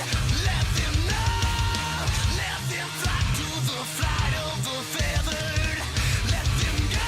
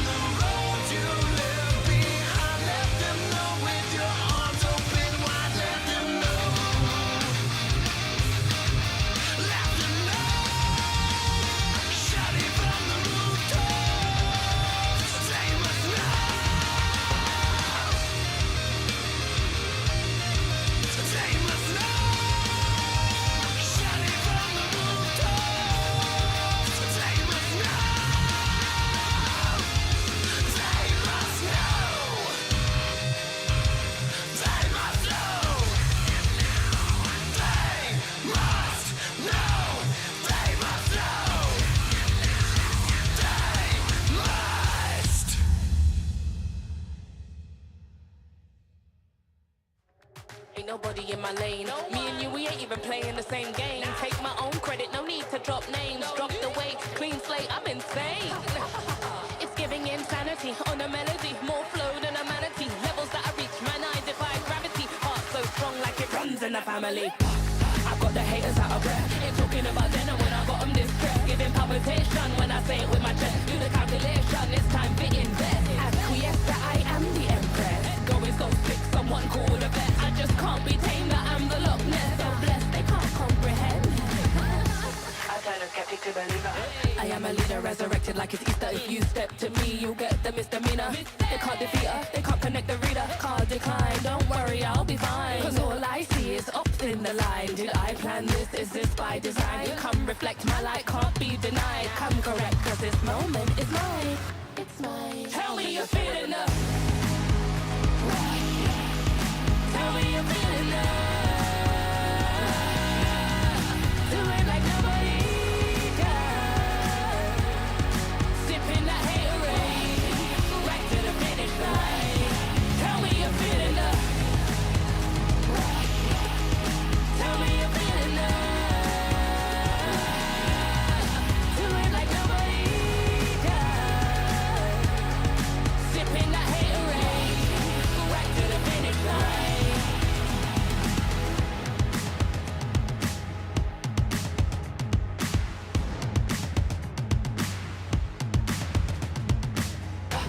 I got the haters out of breath. Ain't talking about then and when I got them distressed. Giving palpitation when I say it with my chest. Do the calculation, it's time to invest. Acquiesce that I am the empress. Going so sick, someone call the vet. I just can't be tamed, that I'm the Loch Ness. So blessed, they can't come. Tell me you're feeling the. Tell me you're feeling the. Do it like nobody does.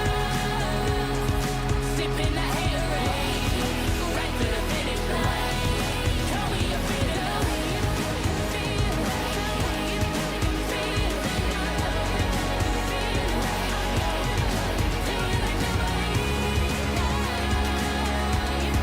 Sipping that haterade, right to the finish line.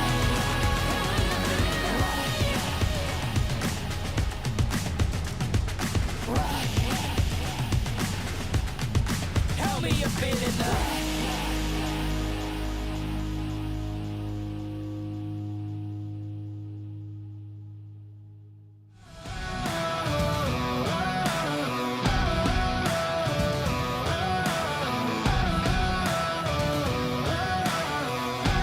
Soaking the fire under my feet.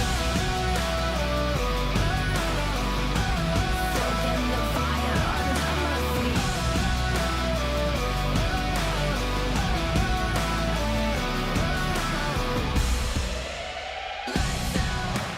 This is what we came for. Watch out. What we got you can't handle. Step out. Cause we don't ever stand still. No doubt. I'm ready for the gamble. I'm ready for the gamble. Ready for the gamble. I keep feeding the flame, chasing the fame. This world will never be enough for me. I feel it run through my veins. I sharpen my aim, soaking the fire under my feet. Soaking the fire under my feet. Airstrike. Use up. Annabelle walking forward now. Goes for electrifying beast retreat battle. It's Fabian who claims the Lord. Aran stops Annabelle in his tracks. Pas akhir-akhir tuh nggak puas karena emang kalah sama Papara Supermassive. Jadinya ya kurang puas aja sih. Meskipun kalah lawan Onyx PH ya, cuma emang udah biasa lah. Terus kalau lawannya belum tahu, nggak expect. Cuma kalau buat playoff expect sih. Down, Johnny, no, down as well. It's 3 members down for the side of TOIP against all odds. The last game of Group A, Patra Supermassive. Kalau misalnya menang win streak itu mungkin puas lah. Cuma karena kalah 2 jadi kayak kurang puas sih. Kalau tentang TLID yang pasti mereka tim yang kuat adaptasi lah. Kayak di in game mereka cepat banget adaptasi. Terus gameplay mereka juga susah kebaca. Baru hero pool juga banyak. Dan player to playernya jago banget semuanya. Paling kalau melawan mereka ya bakalan seru banget sih. Buat lawan Onyx di playoff mungkin lebih banyakin strategi aja sih. Soalnya kan mereka juga kayak banyak hero-hero gitu-gitu kan. Jadi ya kita paling banyakin hero pool sama dari strat mungkin. Mungkin dari trio mid-nya. Kyrie, Sun sama Keyboy. At the moment, it's going to be contested from side of Alpha 7, but here comes Keyboy with a kick. But unfortunately, Kyrie is the one that steals it right under the nose of Alpha 7. That picks up 2 kills for him. That's 4 kills coming in from Onyx. Alasannya ya karena emang mereka yang pegang gamenya kan di awal. Cuma kalau misalnya emang menurut gua Diomidnya udah lumayan susah gitu, mungkin gampang sih buat dikelah. Mungkin Aran. Mungkin kayak dia yang selalu ngehalangin musuh, yang selalu paling menurut gue yang gue lihat ya paling nyusahin sih. Semua jago, cuman menurut gue dia paling. Ya mungkin kalau dari kita tetap konsisten aja sih, dari scrimnya segala macam, merengnya juga. Terus juga yang pastinya kita respect ke lawan juga sih. Sebenarnya kita tinggal balik connect lagi sih, kemarin kayak hilang connectnya. Komsnya juga harus diperbaiki. Terus tinggal enjoy. Hati-hati Iron gue, buat lane gue. Hati-hati Onyx di playoff. Kita bakal kalahin kalian.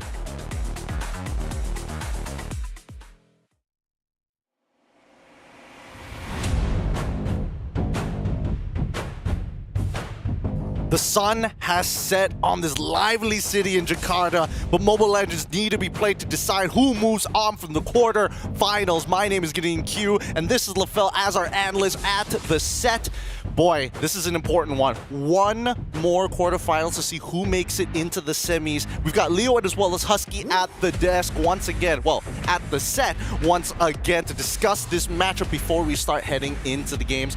Boys, we've already given our predictions. We've already had a bit of a chit and chat, but after seeing that content piece, it's clear. Keyboy is like, man, these guys are hard to predict. And Fabian, keep it simple. More heroes, more strategies. Yeah, but I don't know. For me, out of all the teams here, the one that really has that market, more heroes, more strategies, the one that really made it work is Arki Hoshi. Every other team, sometimes it looks like you're stepping a little bit too far, right? Where you start to go from it works to become like just straight up local. Which is what makes this interesting. The opponent that's waiting for them in the next stage is the team that they are measured by. Because if you throw all of these 3 teams back into MPLID, you get the same result, right? It is RRQ on top, and then Onyx, and then TLID, which, by the way, I think, if I'm not mistaken, they're very close to each other, if not literally the same points, and just broken the tie with some of the tiebreakers. So, with that said, asking for extra strats might be, again, according to Fabian, how they beat Onyx, but I think Husky's gonna agree with me just by saying, play tighter, just play cleaner. Yeah, I think that's that. I have to agree with that, but this also kind of brings back to what I brought up earlier on, right? I feel like when you line these 3 teams up, Onyx in terms of hero pool currently sits at the very bottom, right? We've seen TLID's huge hero pool. We've seen what RQ Hoshi can bring to the table every now and then. Even back in MPL ID, bring out something like a Baxia out of nowhere. But for Onyx, they stick to the comforts, right? As much as TLID Fabian said that they have a huge hero pool, we haven't really seen that being displayed just yet. So this is going to be a true test. Can they adapt to what TLID's bring out? Can they match up to the box of tricks that TLID has? Can I just have just a blanket statement where I feel like any kind of discussion with this just ends here, which is, I don't think this is the meta where you can actually try so many things. Really? I mean, let's look at the gold laners, because I think this is where the matchup is really going to get interesting, right? Granger, Moskov, Harif. Those are your only 3, not even those are the only carry? these players play. I mean, like, we've seen Irita, but that one is not successful. Severo's play carry, to be fair. He did He dabble. uses carry if they have Kalia. That's a good point. That is a good point. Or even a Harith, he's a little more comfortable in that matchup. But comparing the two in terms of like raw stats, Aaron Shiki has got him beat in average KP, and Severo has got him beat when it comes down to average KD. I'm not talking about GPM because it's, again, very like mild spots and it really depends on their win-loss overall. But do you agree with this? Is the hero pool just too small in terms of meta for you, Leo and Husky? I agree. I think gold lane and mid lane in particular, mid lane probably Honestly, has slightly more EXP, variation. jungle. Yeah, I think Rome has a lot more choices, but gold lane in particular, like LaFell mentioned, right? Granger, Harith, Moscow, Granger having an abysmal sub 50 win rate. Sometimes you see Iritel, Claude carry, Beatrice get brought out, but most of the time, if Harith is open, people first pick Harith, right? Most of the time, Moscow is open, they first face Moscow. Harith just has a better level of insurance late game, you know? Like, very few things can beat a fully farmed up Harith that just hasn't been beaten down in the early to mid. But I think we're missing one hero here that Aaron Shiki specializes in is the Claude. Yeah. The only thing is, I feel like not many players make the Claude deal a lot of damage. Because I feel like with the Claude, you need a draft around it to the sense where you can actually work when the Claude is not there. So you can play the macro game. Which is why I think it works so well for TLIDs, because they're one of the few teams that can actually just make a strong trio. Put whatever on Aran, like a friggin' Hilda. Yeah. And then put a Claude on Aaron Shiki. Just tell him, Honestly, I'll be joining in 9 minutes. Don't worry. Fabian Ezekiel is actually pretty good at maintaining tempo throughout the game, Yeah, I think Fabian has been a very crucial part of TLID. Even in games where they were behind, Fabian is the one creating side lane pressures. He's the one that's forcing the enemy team to react, to pump on the brakes and be like, hey, we have to deal with our macro, which has been very well managed by Fabian. I think that has to be a constant in this series, but more importantly, it comes down to the roamer, right? Widdy and Keyboy, they got to step up. You know, they had bad games leading to the end of the group stage, especially Widdy, who sometimes you can see those minor slip-ups in that macro sense where his team wasn't ready and he commits because it's given heroes like the Cho and the Jaw hit. Say the same for Keyboy when it's given something like Kalia. I honestly feel like these two roamers are going to be the biggest playmakers and difference maker in the series. Do you think the argument is here only because, hey, they don't have access to two particular heroes, both Chip and as well as Sylvana, which are currently banned in this current patch as of right now until those bugs are fixed? I think that is a huge detriment to TLID's chances. There's what we call in the business a witty party. And we've seen it happen several times, even in the grandest stage of them all, the M series. And the fact that that's one trick out of TLID's bag of tricks is because, again, it's a bugged hero right now. So maybe that's what Fabian meant by we have to have more tricks. They have to make up for the lack of Chip. Yeah, because honestly, not other heroes does what Chip does, right? Like, in terms of moving around the map, nobody. I would say the one that kind of comes close in terms of map movement is Matilda, but even Matilda gets banned out so many times. We're lucky there's Lo Yi. Yeah. I mean, it comes at a the Chip ban came at a time where Chip was given the luxury of going to any portal without having to be on a portal, From right? Y-Walk, Yeah, from Y-Walk. So it definitely stings a bit for TLID. I feel like it might have costed, well, it might have made them reconsider some strats like the Fredrin strat that we've seen in M6 where they really want to be together. Now they supplement it with something like a Hilda plus Jawhead. You know, Widdy now has to take over that role, but he does not have access to an ability that brings his whole team with him in an instant. Is it one of those scenarios where it could be itemization that could be the issue here, right? We saw the couple of Farsas actually picking up, the rapid boots that have, and plus the Wilderness Blessing, just to kind of speedily be across the map. That technically can be applied to Widdy too if he wanted. No, honestly, like if we go back all the way to the start of the day, and when we look at the 5 most picked heroes, you can see that if you're trying to find a similarity between those heroes, there's very little. Because we already have the best in slot, right? Best in slot, flex pick, Suyo. Both Granger and Harif are there because S tier gold laners. Like, you take either or whichever gets banned. And then when it comes to Jushin, one of the best control mage, if it's let open, right? So, like, everyone has their own niche. And I feel like every niche has their best in slot. So there's not a lot of flexibility. Well, speaking of control majors, we got Sans on the line. Let's have a conversation with him and see what he thinks about this particular matchup here in the interview. Meta Slave. Show it to camera. Ya, bisa kasih lihat ke kamera. Meta Slave adalah player yang benar-benar keep up banget sama metanya sampai sekarang. Gimana Sans perasaannya udah menangin nominasinya? Ya, alhamdulillah senang bisa sekonsisten ini dan ya aku bakal keep improve terus dan ya aku bakal kasih yang terbaik terus. Okay, so that's really great. So Coleus mentioned that Sans just won the award Meta Slave and asked the opinion of Sans, and Sans mentioned that he's happy and he will give the best. Nah, Sans, bentar lagi kan kalian bakal ketemu sama tim Liquid ID ya, dan ini single elimination. Kira-kira ada pesan gak nih yang pengen kalian sampaikan ke teman-teman ke Liquid ID? Sebenarnya nggak panjang, mungkin kasih permainan yang bagus aja biar ya lebih seru gamenya. Okay, so Sans would like to give a message to Team Liquid Indonesia, who's Onyx will be facing. Just have fun, just have a good game, give the best. Yep. Yang terakhir Sans, waktu di Johor Baru, ketika lu pakai Joker Face kan sampai Grand Final nih. Boleh ya kita request Joker Face lagi? Let's biar see nanti Amin Sans jadi good luck charm, oke? Okay? Good luck charm, 3, let's see. 2, 1, Joker Face. Yeah. Thank you so much Sans buat interviewnya. Good luck buat pertandingannya nanti dan kita kembalikan ke panelis. Take it away. Hey, I would actually argue with Cyclops. I feel like Cyclops is fine. Hey, look. Not meta, but fine. You can bring it. You're talking about the meta slave here. This is No. Sans. This is the guy who's been given the award of playing Sicilian and as well as Farsa the entirety of the tournament. If I was him, you call me meta slave, I'm picking Cyclops. That's what I'm thinking. You challenge the meta and you make it your slave, yeah. Yeah, you make it your witch. You make like, but not witch. Yeah, number 1 pick Cyclops, number 1 pick what else? Bane, just ruin everything. Eudora. A lot of assassins, right? Eudora, point and click, just... That would be one of the ways to actually shake things up here. But I don't know. It feels weird for Sans of all people because we've seen Sans for a very long time pick up. Literally, you put anything in his hands, he'll start outperforming your opponent. Like in a head-to-head sense, outperform his lane. In terms of like weird picks that he could potentially pick, Selena. I hope to God he plays Selena. I would say Selena is still meta. He can. I think Selena is meta. Like something that's not meta, like Chang'e. Kagura. Honestly, yeah. Kadita. No. I feel like Kagura is more. Kagura? Because Kagura, there's a higher ceiling. Like Kadita, skill 1, petrified. Skill 2, yeah. Done. Like Rins plays it. Yeah, with the Kagura, there's dancing. It's a tango. He doesn't want to mix into that, that branding with Rins as of right now.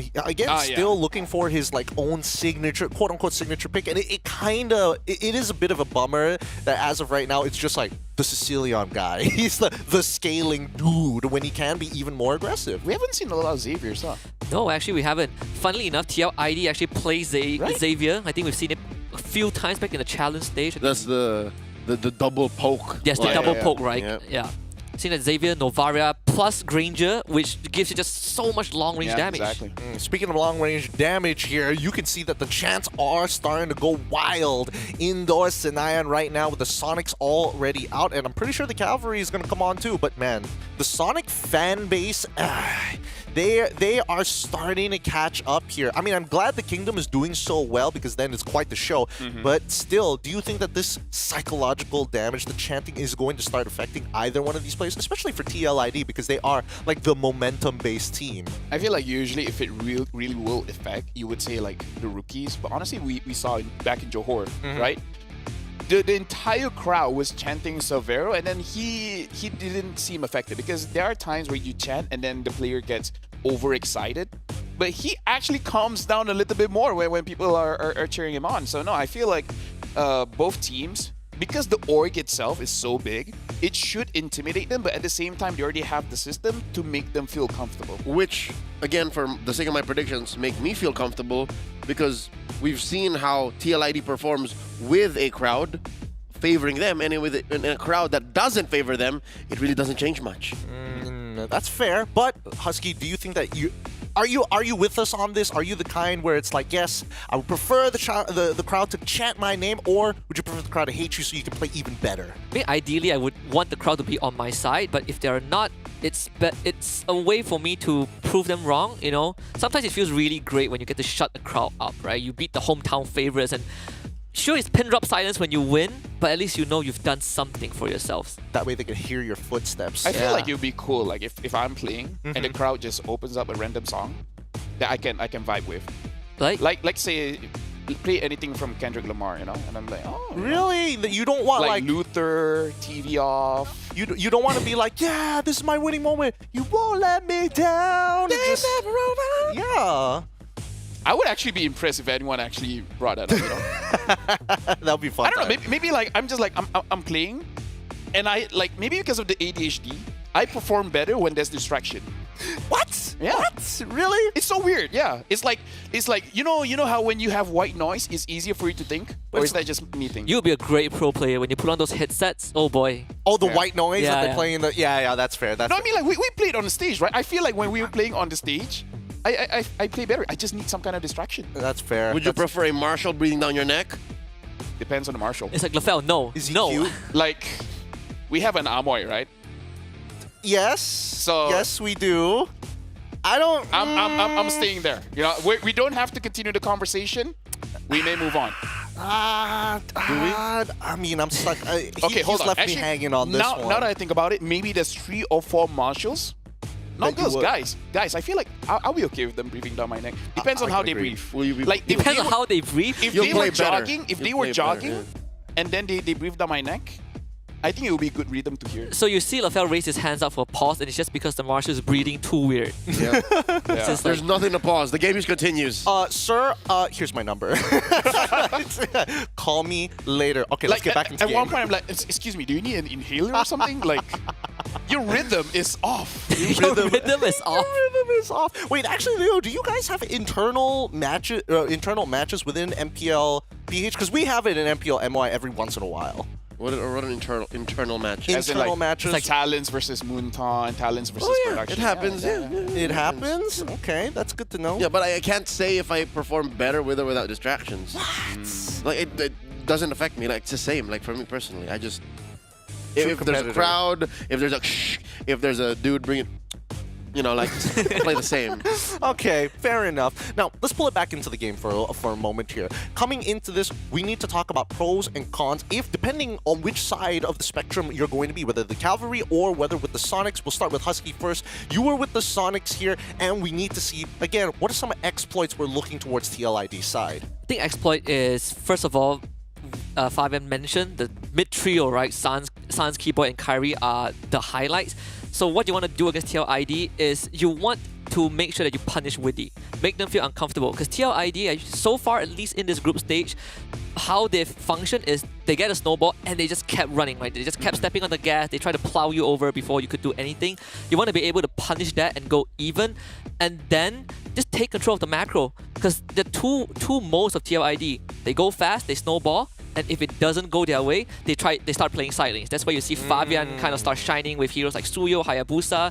You control these two factors, then go even, there'll be a good chance for Onyx ID. Okay, yes, Coach. What about you, Leo? What's the exploitations coming in from Onyx side? Because you're so Cavalry. I'm so Cavalry, and I had to really study exactly what went wrong in TLID's losses. Number one, they tend to overextend.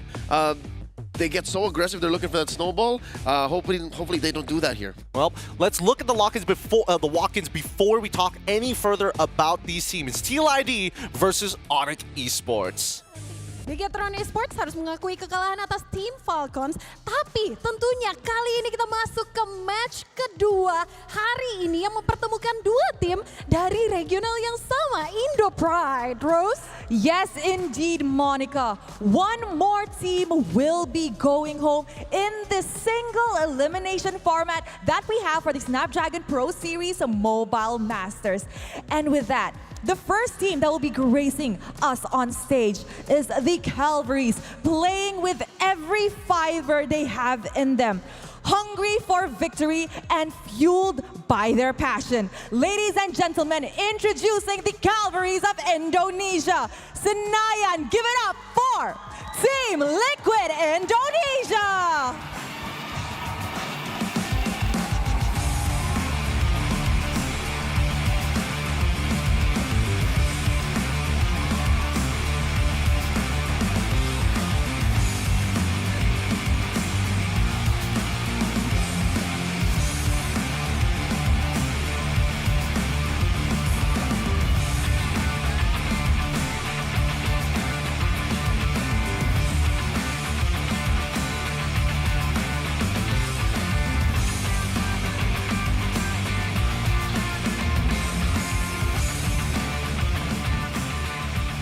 Datang dari regional yang sama, Indonesia. Inilah sang penantang, sang landak, sang raja langit yang siap untuk menghadapi sang kuda di Land of Dawn. Please welcome Team Onyx Indonesia.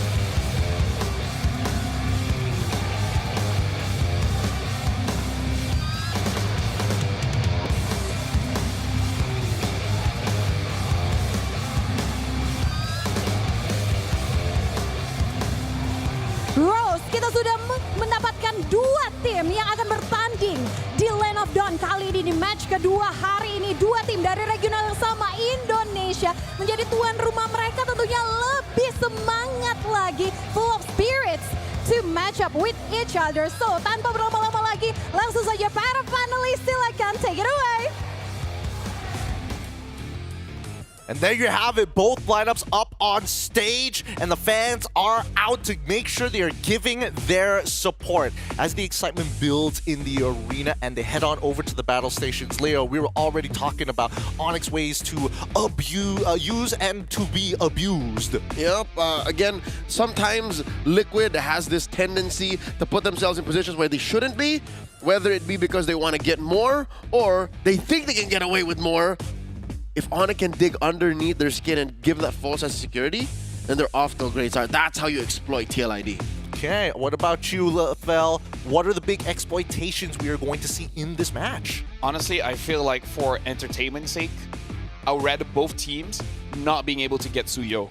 Because I feel like I've seen Kyrie on Suyo a little bit too much at this point. And I feel like for Favian, because of his hero pool, maybe it's something that he could exploit. Like force Kyrie on a different pick and then let Favian have the more comfortable one. Because even in the interview, we were able to speak to Kyrie. He had an amazing game with the Hanzo, and he said like, Hanzo is okay, but for him, it's a weird hero, right? So it's like, yeah, he can use it, but would that be his first choice? Probably not. Okay, I mean that it is a fair approach because he's so used to playing assassins with like high burst. You know, when he was supposed to be that Lancelot god, still very burst oriented, not like an auto attack based hero. I would like to see that actually happen because both teams, the losses that they have concurred was due to red side getting rid of Blue Yo and forcing you on something else. Yeah, and I think that certain teams in the group stage that force a Kalea trade also, although I still feel like it makes a lot more sense to be a red side pick if Suyo is open, because teams just snatch Suyo immediately. It's either that or Harif, right? But I think Suyo just has a lot more impact because I think right now there's not really any other jungler that can double buff, show up in your lane at level 3 and get a quick first blood and then start a snowball that early on. Because for me, I feel like Suyo is not a hero you build around. Nope. You just pick Suyo and then see what else is there. Like if you first pick Harry, you first pick Kalia, those are the kind of heroes you have to build around them. And if you don't get those pieces, boy, does it feel bad to play that Suyo is too low investment, too low risk, too high reward. So I agree. Maybe if both these teams could find a way to benefit from the Suyo getting banned, then they would have a better chance of winning. Yeah. I mean, if we're talking about like double buffing and then going for the instant gang, Julian's also on the table. I know, Rose Gold's a little bit more expensive, but that could be the way to kind of do things. But the more important pick that I'm thinking about right now is whether or not the Jushin is going to get let through. Yehezkiel has played a majority of his games and even mentioned it in their interview that he likes the Jushin because it's so aggressive, it's so in your face. Yeah, I think some teams definitely have taken slightly more time to adjust to new Jusin patch. You do a lot more damage early on, but you only get to lift your target once instead of twice at early levels, right? I think that's sort of a minor deterrent, and we've seen Jusin's weaknesses being kind of put on full display. She doesn't like people jumping on top of her. Assassins in general, right? She's easily bursted down because she doesn't have burst damage, and once you run out of mana, you don't have any mobility skills like you blow your flicker,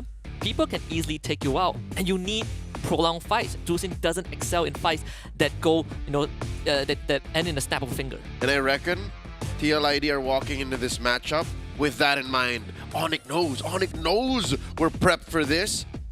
Let's watch out for the Sicilian. Let's watch out for that Lo Yi. Let's watch out for that Farsa, because all of these heroes are heroes that Sans enjoys. And so for some weird reason, there's more to that question that we asked Yehezkiel the other day. Yehezkiel, why? He just said, because I like it. That can't be the reason why. It's got to be the whole team adjusting to it. That's got to be a whole team decision. Yeah, I feel like everyone is so tight-lipped because they know that just one small slip up and they have a rough idea Not what Kes you're cute though. Not Kes cute. Kes cute just said it out there, man. He told us his secrets to motivation.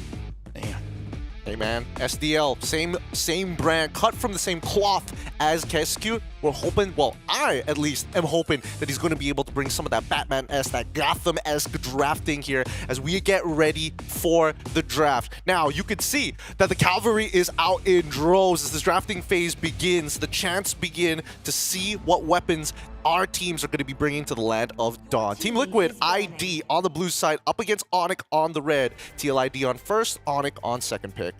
So I would feel like here it might be better for Onyx, right? Because higher possibility for them to get something like a clear. Because so far, watching how Keyboy plays throughout this entire Mobile Masters, even when he has a pick like Tigro that has a very big set, he actually uses it to kind of just pick people off. Like he just takes one or he just takes two. And honestly, in those situations, he had options to take more. So really like Onyx's philosophy so far, after the patch, especially changes to pull yourself together, he really likes more pick-off heroes. Even if it's not a pick-off hero, he'll make it look like one. Yeah, it's a very patient Tigro player. We've seen great examples, but judging by the bans, it's going to be a Suyo first pick again. Yeah. TLID is going to snatch it from Suyo's Fabian. too good. He's too good. It's going to be a Suyo trade into like a Harif or something, right? That has always been the trend. Like Kalia is left open. That could be an option that Oni goes for as well. But if we're talking about investment, I think this Harif Badang makes a lot more sense. Interesting. This time, I mean, yes, the trades are going to be there. I mean, Severo more than happy to see him on that Harif, but this Badang is kind of interesting. This is one of the few openers that they can at least kind of flex between Keyboy as well as your boy Ryota.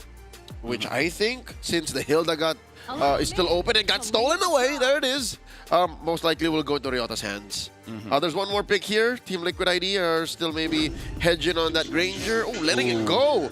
Granger's low win rate may have scared Coach Dali and Facehugger away from it. Instead, they go for the JH. Actually, right now, looking at the first three picks here for both Onyx as well as TLID, TLID has more say on how they want to set the tempo because Suyo already farms pretty fast. Yeah, this is at a pretty the Jawhead there, yeah. It's a pretty very TLID draft, right? Suyo, Jawhead, Hilda, you get a quick start for the Suyo, and then you just start running at Onyx ID. Especially when Kyrie is on that Hayabusa, you have so many ways to shut him down. Look, if there's anything I've learned from RRQ, it's that mid control, especially when you have that Hayabusa, you jungle a little bit faster, but then the Jawhead has to help you with that power farm, right? So therefore, that leaves an opening for Hayabusa to maybe collapse onto the mid laner to get that early kill.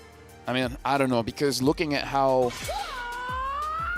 Okay, here's the reason why I don't know if he can gank, which is TLID with the CEO and the Jawhead. I don't know how Hayabusa can keep up in farm. Keep up in farm? Is that meaning like Suyo will always arrive first compared to the Hayabusa, unless they get something like, I don't know, like a Selena with Season Hunter to help out his farm, because right now, like, what other roamers or mid laners that can make Hayabusa match the speed of a Suyo? It's a tough call. It's all about speed here. I feel like TLID just has too much priority. Selena's still open. Yeah.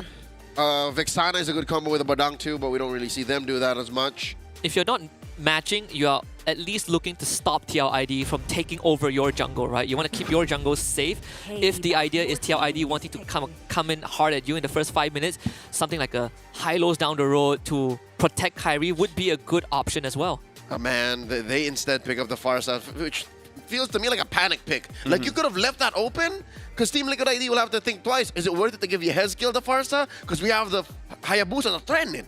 You still have Eve, right? You still have Eve out open. They have a lot of choices, I think, for Suns. Honestly, yeah, actually, now that I think about it, it would actually be good for them just to pick up the Sicilian, because... the Spharum is left in the pool too, right? You actually, I feel like you don't need to rush it too much if you're Onyx. We'll see. There's 13 seconds left. It feels like the trades coming in from Onyx and TLID, they're switching around a couple of like branded heroes already for each of their individual key players. But speaking of which, in the last 2 seconds, let's see what the full lineup is. Novaria as well as Beatrix. 0% win rate so far. 1-time ban, 3 times picked for this hero. Something tells me this Novaria that Team Liquid ID keep bringing in is a little bit of a leftover from when Coach St. DeLucas had a stint with Singapore. I guess, but also Yehezkiel has been known as the Novaria player. He lands skill shots pretty often in previous seasons. But it's timing. The way that the hero is built, the way it scales in to the game is just very different to what we need now. Yeah, it's very different. Like, the dynamics have changed, right? Back then, Novaria, when you reach late game, good utility, good damage. But right now, she can't do everything alone, and it's so cooldown based, right? You have most function when that Astral Echo is online. All right, that's got that as the last pick. What do you think about the draft, Stofel, before we head into game? Other than Novaria, I actually like TLID's draft because I feel like it's more easier to pilot compared to Onyx. When we're looking at the draft, these are all good heroes, but again, I'm not so sure how they synergize together. Well, we're going to find out as we're going to start moving into the game. The fans are out in droves for TLID as well as Onyx. It's going to be Leo and as well as Husky on the mic. Please take it away. Thank you very much, Gideon and LaFell. Leo, it's our first time together, and we get such a game, TLID against Onyx Indonesia. In this quarterfinals, best of 5, only one team can make it out of this, unfortunately. But the drafts is them wearing their hearts on their sleeves, wearing their personality in those 5 picks. That's right. Into the Land of Dawn will be going in just a bit, live from Jakarta, where the historic M4 was held, that very same arena. We'll see these two titans of Indonesian MLBB clash for all of our entertainment. And of course, that one last slot in the semi-finals. Waiting in the wings are the King of Kings, RRQ. Who will move on forward? We're about to find out. Again, as our analyst mentioned, our host Gideon mentioned, a little bit of Team Liquid ID's draft. I'm looking at that. Novaria might be left in the past, but everything else is looking fine and dandy. What are your thoughts on Onyx draft? This is the exact same kind of draft I would expect from Onyx for sure.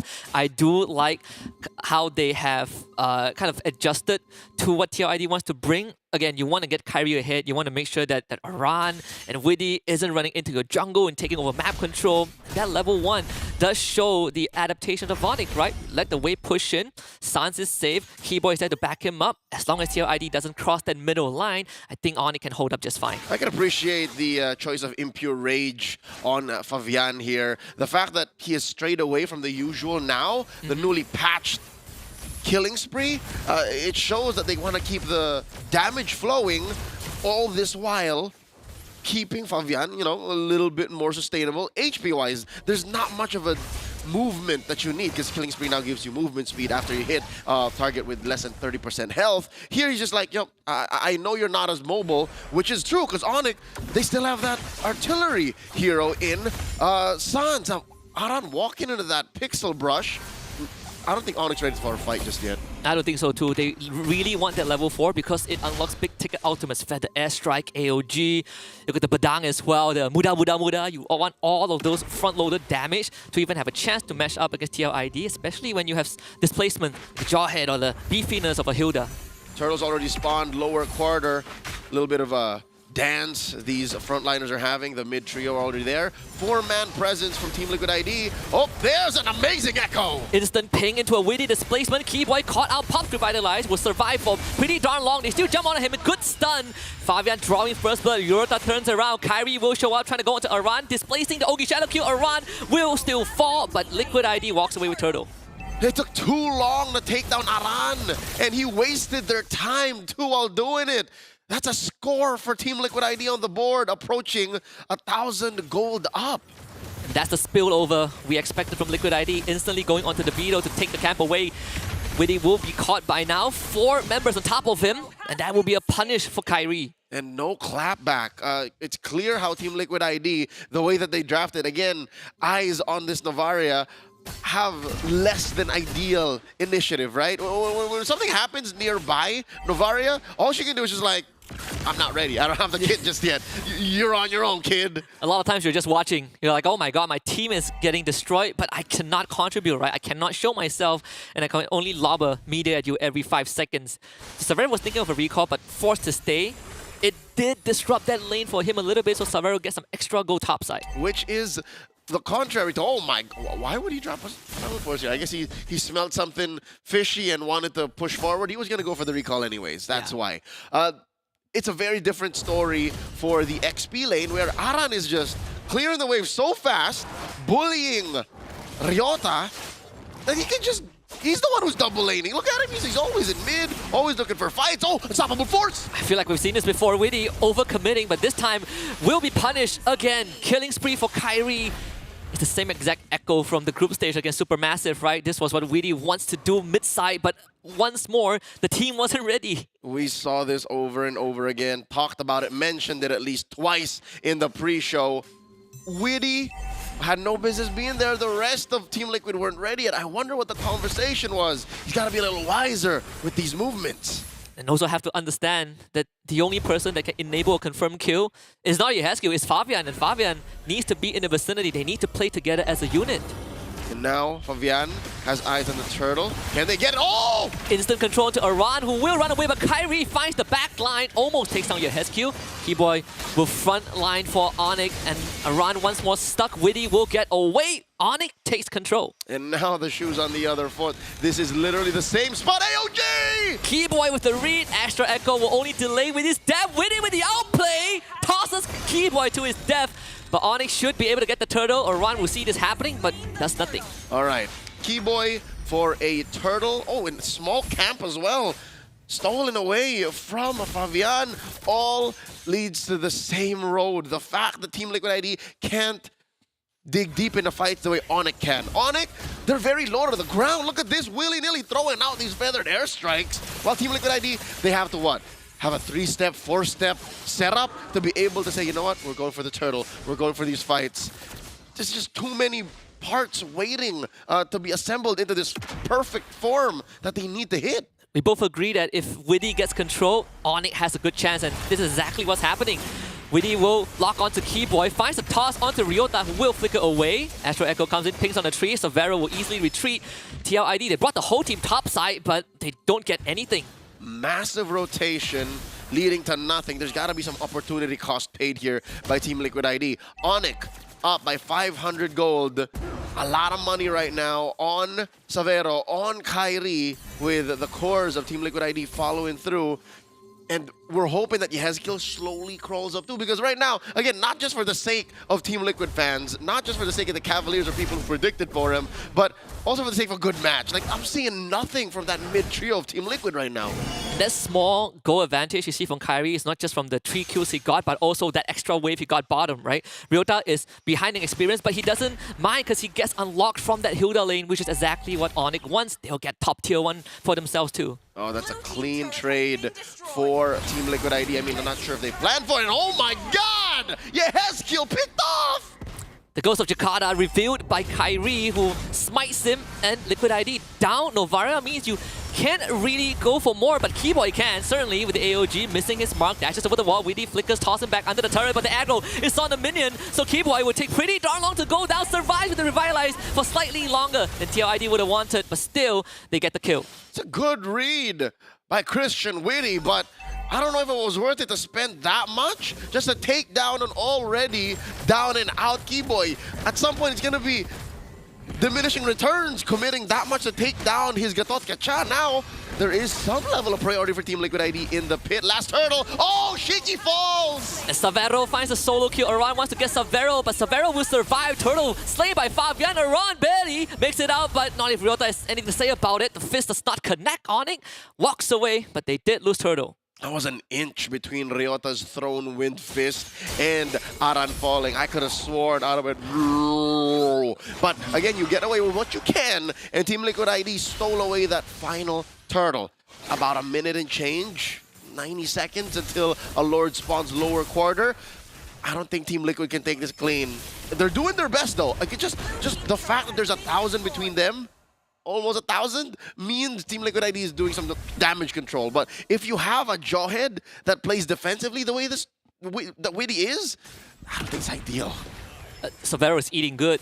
He's almost 1,000 gold ahead of Aaron Shiki. Now, both side lanes tier 1 have gone down. Onyx looking for mid side, but that opens up the side lane, right? Kyrie gets to farm top side. Savero gets to invade with the help of Keyboy and Sans, and Ryota, he's just playing hide and seek with Avran. Yeah, and here's a subtle sign that your Beatrix isn't doing very well. His first item, Aaron Shiki built a Blade of Heptases. He's solving problems already before he becomes a problem himself. Almost 9 minutes in, that's when he finally builds the Blade of Despair, his second core item. Now maybe we can start to see a fight. Now maybe if he gets Keyboy in his range, maybe Sans, maybe Savero if he's very far down. Oh, great echoes. Maybe we can start talking. Ryota wanted to attempt a play, but ends up getting punished. So Onyx, I mean, losing out Ryota is not too big of a deal for now. Lord is not going to come up before he respawns at least. Keyboy getting the Dominus Eyes. There was something we didn't point out early on, we didn't get to mention, which is Aaron Shiki, if you want to unleash his full combo, there needs to be a setup, right? And the only person that can reliably set it up is Witty. Witty and Yehezkiel. You know, random rogue bullets could be flying while you get the echoes on you. But that aside, there's no real semblance of CC. Not like how Onyx has Keyboy and the AOG. Not like how Onyx has Ryota with the full fist combo, which he was trying to set up. Now there's an ejector on the one. Nothing really other than forcing unless they catch one. Aran will run away again, pops the sprint. That's a 100-second cooldown as the Lord just spawns. Astral Echo also used by Yehezkiel. Witty now getting chunked down by the Shadow kill. Stunned up, Suns picks up that kill. He didn't last 2 seconds there, Husky. No. They blowed that boy up. Christian Witty, his 4th death already. Clear sign. It's red. It's all red. TLID, no go. They're going to try to force it.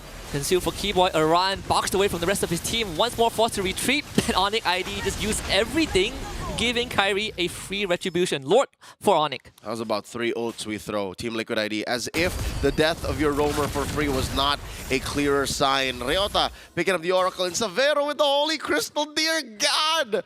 That is the mage's dream. 3 of the best items you can put on a Harith right now. Feather of Heaven, Starlium Scythe, Holy Crystal. He's on his way to his concentrated energy. Oh, if you said earlier who was eating good, what is it now? I think you go Blood Wings. Concentrated energy will be fine as well, depending on how Severo feels. I think he's going for concentrated energy as we speak, with the components he has in his inventory. How do you take him down? Not now, I guess. You gotta somehow get a good catch from Witty. Later? He has a flicker, I guess. Yeah, one way to punish it, right? He does not have a Purify, so if you can throw him right smack dab in the middle of Team Liquid ID's lineup, then yeah, but Team Liquid ID now are putting out fires, Husky. They have waves crashing through top. There's a chubby one in mid. Tier 2 is barely standing in mid as well. Onyx ID, they have full control. We wonder how they catch Severo. The same can be said for Kyrie, right? How do you catch Kyrie? Probably don't even get to see him. Keyboy does whatever he wants. He goes out 1v2 against Aran and Fabian. Good news for TLID. Lord easily taken care of, only losing the top lane holy defense. But aside from that, TLID now they just go for full reset, control the map once more.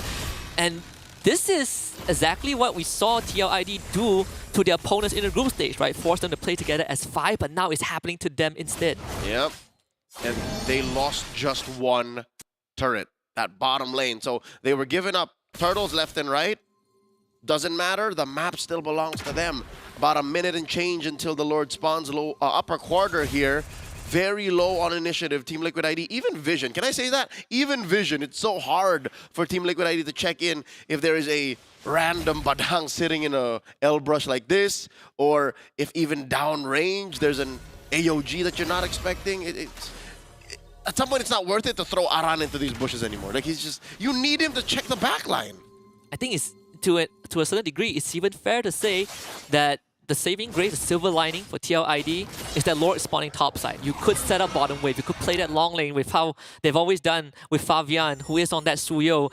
But aside from that, I agree. Who checks the bush? Witty doesn't want to go in, but he has to. Aran wants to go in, but he has more tasks he needs to accomplish. There's problems after problems. You solve one, 10 more show up. These are holes that Team Liquid ID need to clog up so the boat don't sink, so that they don't see themselves lose on first in this best of 5. Onyx are currently about 2,200 gold up. They're making a beeline for the Lord Pit up top. And yeah, the singular presence of Keyboy here on this Gatot, like they know where he is, even Ryota, are stopping Team Liquid ID from even thinking of the contest, which I think is to their benefit. Like, they should just not try to contest. I agree. Severo is stacking up his concentrated energy already. Just got it.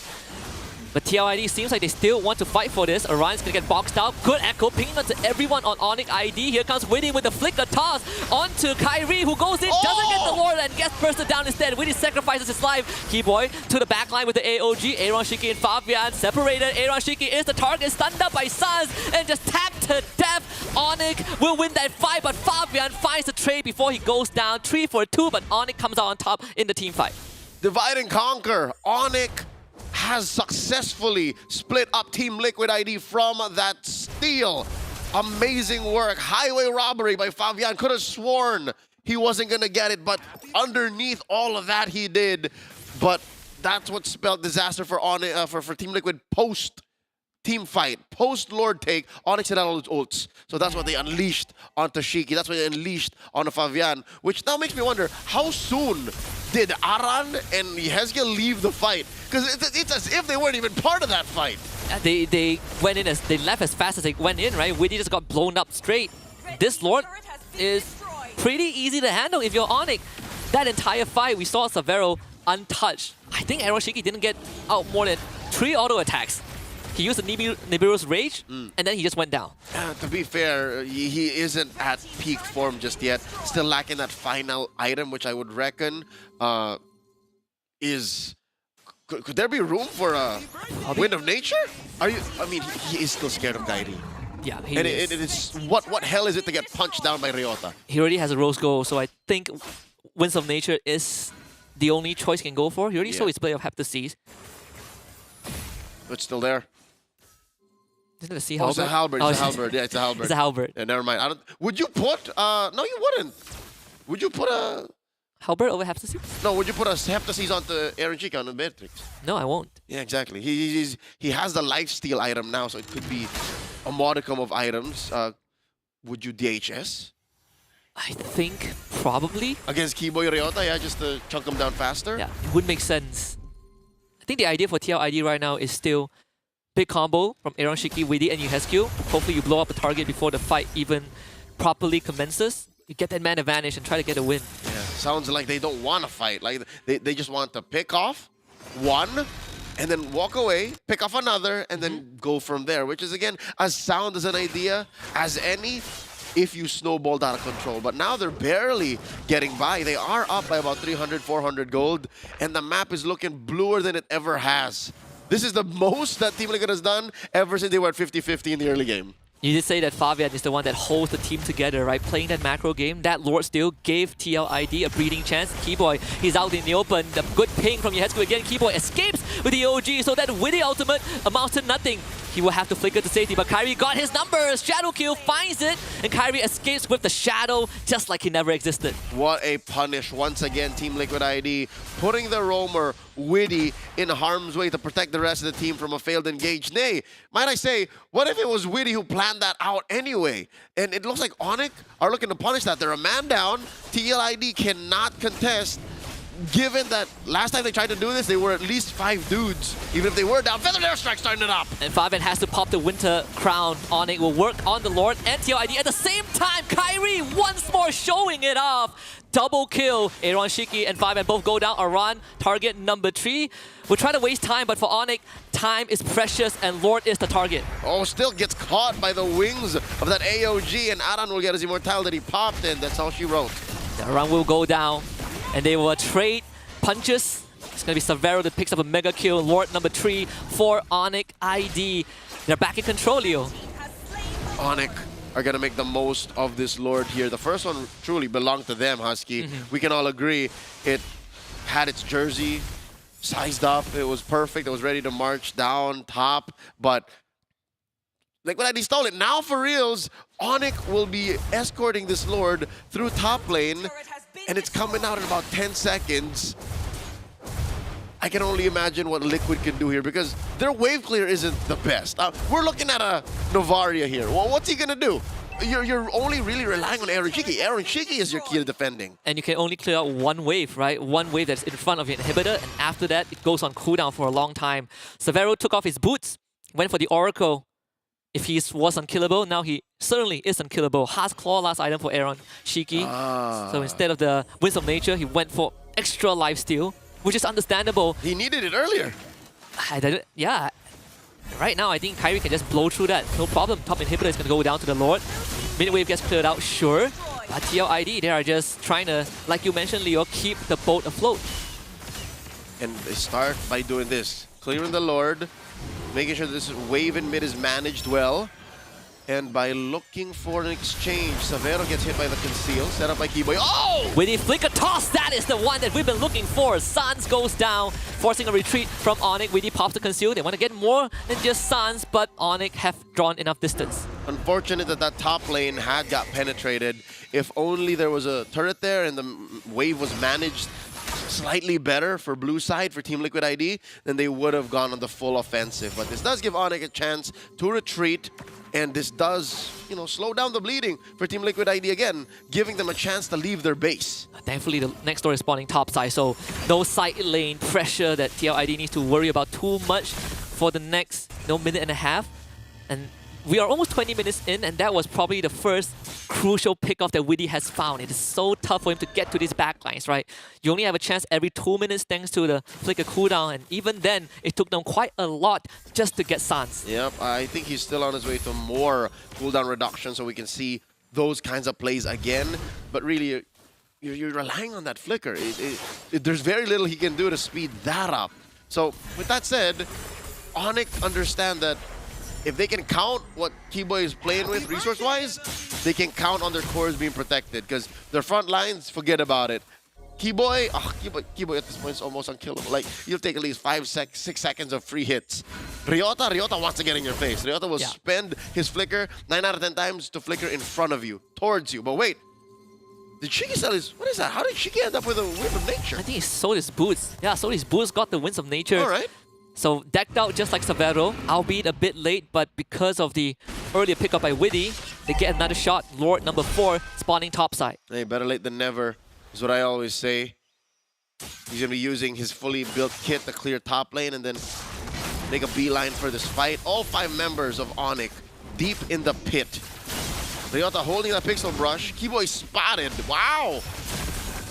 Sans again needs to be very careful of his positioning, because that flicker is back up. Another ping with the Astra Echo. Widdy finds Keyboy, flickers again, catches Sans! Widdy, the Wise, have done it once more. But Onyx, they still have a chance to make it work for themselves. Severo, so far untouched, but TLID stalls out the Lord take. Massive pick-off, 100% exactly what Team Liquid ID pictured in their minds. To pick off Gilak Sans in such perfect fashion. Didn't even get the chance to hit the winner crowd, to flicker away, to pop a single or secondary salvo, the feathered airstrike. He got nothing. Yeah. So now is the best window for Liquid. Widdy used Keyboy as a launch pad, and now Severo gets caught. All the key members locked on by Widdy.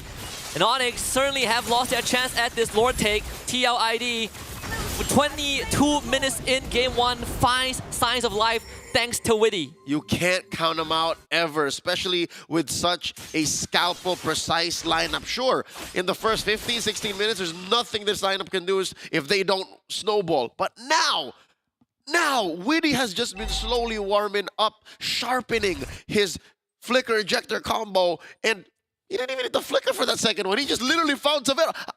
What was that? How did he find Severo so quick? Severo mispositioned, right? You don't have the Purify. You walk up into line of sight of Widdy.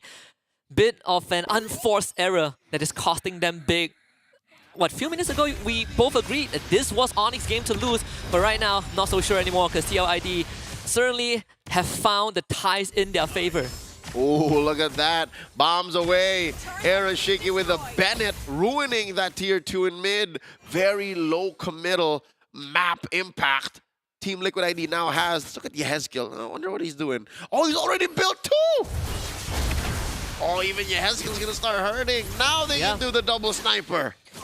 Now it's starting to really get into dangerous territory for Onyx. All these efforts, all these damage to clear out the waves. It's not even the Lord yet, right? Lord is chilling, walking down topside, whereas Onyx is struggling to deal with long-range artillery shots and empowered minion waves. Impressive way of delaying.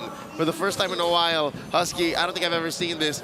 There's a chance that Lord is still alive when a second one spawns. Yeah. It's not going to be easy for Onyx though. But Liquid ID, they've crawled their way back from the brink, and this could be an opportunity. Another ping, Widdy tries to flicker for Severo. This time will not get it, but the Lord needs to be taken care of and is pounding on the Crystal. Liquid ID, eyes on the prize. Crystal in jeopardy, and TLID draws first blood.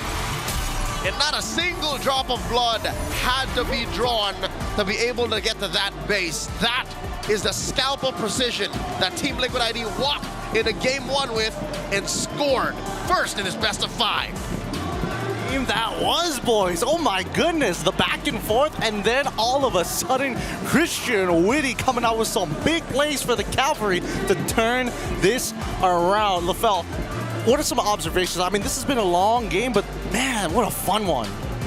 I made a lot of observations, but for me, this game is very weird for me to watch personally, because the thing that I want to say about TLID is that they're really trying to do too much. Almost every single player, they're trying to do everything, which I will explain a little bit more once we get to the itemization here, because if we... Oh, that's Coleus, by the way. And that's us, by the way. So, like, a few things, right? I want to talk about the items as well as the way that TLID move around the map, because despite their hero having this level of aggression, they're really just using it, like I said, just to speed up the farm. So they're basically trying to hit like a 12-minute power spike at 10 minutes. But the thing is, Onyx ID, they're being very, very fast, like understanding what they're trying to do, and they stop that. So what TLID wanted to do, they couldn't achieve it, but because the game was so long anyways, eventually they got the items anyways, and then they just, you know, fight based on what they did, what draft they already have. I mean, speaking of the draft, actually, like in the marksman role, in the gold lane, I was kind of wondering whether Beatrix was going to be a difference maker, but it definitely helped extend the game, especially in some tight scenarios here. Just the wave clear on that hero really put to good use. Yeah, but you can definitely see why Harif is top tier for a reason. Like, the only... Okay, like, while we're here, I was talking about Sans and his reaction speed, right? How many, like twice, Weedy was able to catch him, and he had the defensive tools to outplay that. And now here's the thing, it was very fast. I doubt many people could outplay it, but Sans used to be able to do it. He's not doing it anymore. I would argue that the catch at the Lord Pit, even I didn't expect it, because Keyboy was the launch pad. Weedy used Keyboy to get close to Sans, right? I feel like if you're a Sans, you're like, what the hell, Keyboy? I mean, he did the Keyboy on the jawhead. That was Keyboy's trick. That was the thing that made him like what make it so cool. But even Witty can show that, hey, it's just, you can do a kickflip, I can do a kickflip. But let's springboard off of it. Let's look at the items here. LaFell, show your observations. What did you notice in this match? Leo spotted out, like Aaron Shiki was building to solve a problem when it's not a problem just yet. Because the way the Aaron Shiki build was that he went for the Sea Halberd first item, which I understand if you just want to stay in lane against Savero, because every single time he dashes, he has a shield, and you want to fight against that. But the way that TLID moves overall, they want to stall the game. So I kind of feel like at that point, maybe just build up straight up damage or just have a Fury Hammer first so that you can clear the minions very, very fast. And observe how many anti-heal items that they have. Almost everyone except for Aran has anti-heal. And usually we're like, we don't play like that much anymore. Like, for example, look at Weedy. He does not have a Dreadnought armor. The entire game, he did not have a Dreadnought armor, which going up against a Badang, going up against a Hayabusa, you would assume that's what he would build first, because you look at Keyboy, that's his first item that built. In case anyone doesn't know, what the Dreadnought armor does is when a skill hits that hero, it reduces the opponent's damage, and that should help them slow down the game. But instead, every single person, first item went for some kind of anti-heal, which, I don't know, I kind of feel like maybe just 2 people would be fine. Fabian had it, Yezekiel had it, Weedy had it, Aaron Shiki had it. I feel like at one point it's just too much. I suppose, I mean, the timings of when they came, as a rush of a first item, I do agree is a little strange, right? I get it for Novaria at the very least. It's like, hey, I gotta make sure I get my mana up, so that's naturally how things are going to progress, but I do agree with you that Aaron Shiki technically are not gonna be part of these fights anyway. I mean, let's look at the graph here, because even when we're talking about EXP as well as gold, initially falling into the hands of EXP Lee from Team Liquid ID, because of why they had that draw here to kind of speed things up, we did see that Onyx were able to kind of weave through the cracks. MVP going over to Fabian, but I have to say, Witty made those crucial plays. Yeah, it took him like what, almost 20 minutes to find 2 back-to-back picks, right? First one on Sans, very understandable. Quick, the reaction time, the window to react was very small. But the one on Savero, that one I think deserves to be critiqued a little bit. Savero shouldn't have even been in range. He had Flicker online, didn't bother using it at all. Which I think is now showing the cracks of our #1 gold laner. Yeah. Compared to Beatrix, the Granger, hell, I'll even say the Irithel. Irithel can kite you forever. Irithel can keep firing, especially with a Malefic gun, from afar while still running away.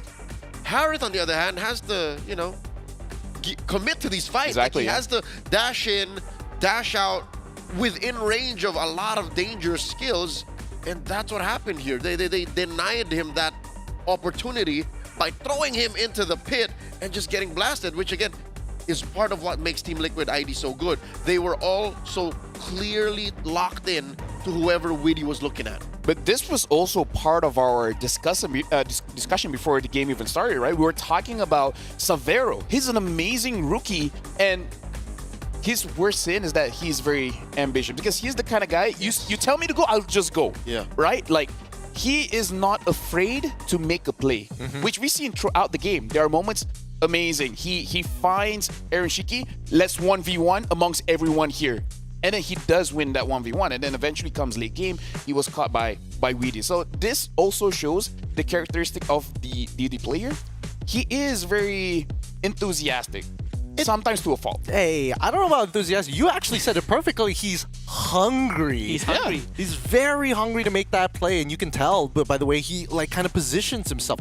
I don't know, maybe it could just be one of those like, oh, Novaria makes your hitboxes bigger, so therefore you kind of misjudge, even if it's by an inch. That's what cost him his life. I would say that moment, that instance, was the only time the entire game that Savero broke the golden rule of a battle line, right?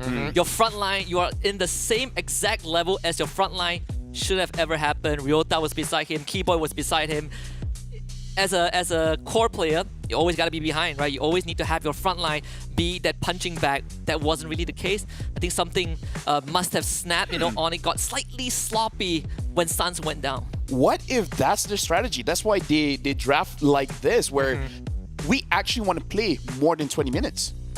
Because Onyx ID, their mental is strong like first 50 minutes. But then they start to make mistakes. They start to be undisciplined, because we do see that. At one point, it's like, what's going on here? Which makes sense, because Onyx ID, this being a new lineup, they know each other best in small doses, 10 minutes, 15 minutes. Liquid ID, they've been a squad forever. They can do this all day. I'm not sure whether we can do this all day, man. If these games are going to be this long, oh boy, the fans are going to be exhausted with the chanting. With that being said, Game 2 is going to be underway shortly, but we have to take a break to allow these teams a breather, a moment to adapt, because this is a best of 5. It's not a sprint. It is a marathon. We'll catch you back right here at the SBS Mobile Masters in just a little bit.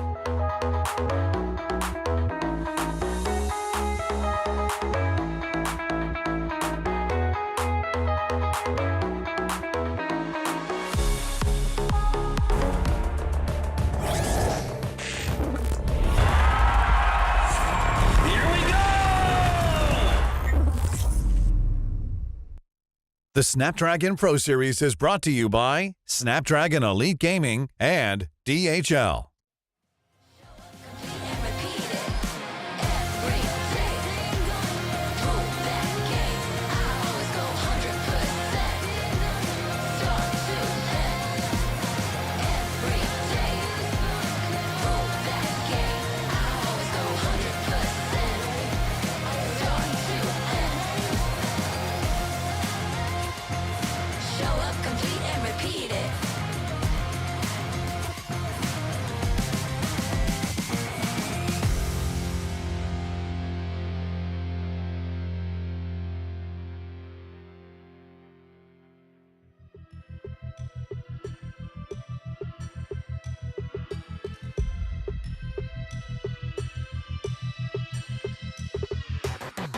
It's a madhouse, it's a madhouse. Had a lot of people showing me some mad doubts.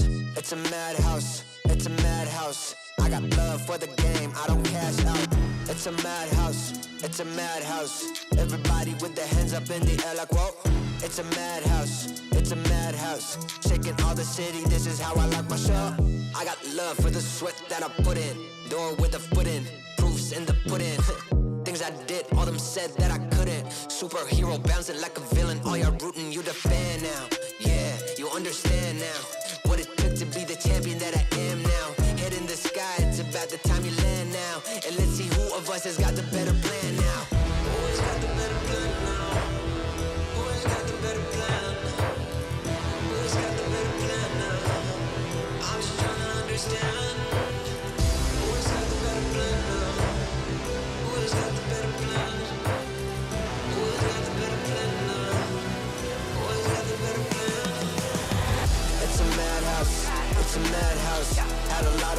showing me some mad doubts. It's a madhouse, it's a madhouse. I got love for the game, I don't cash out. It's a madhouse, it's a madhouse. Everybody with their hands up in the air like whoa. It's a madhouse, it's a madhouse. Shaking all the city, this is how I like my show. How I like my show. Hey.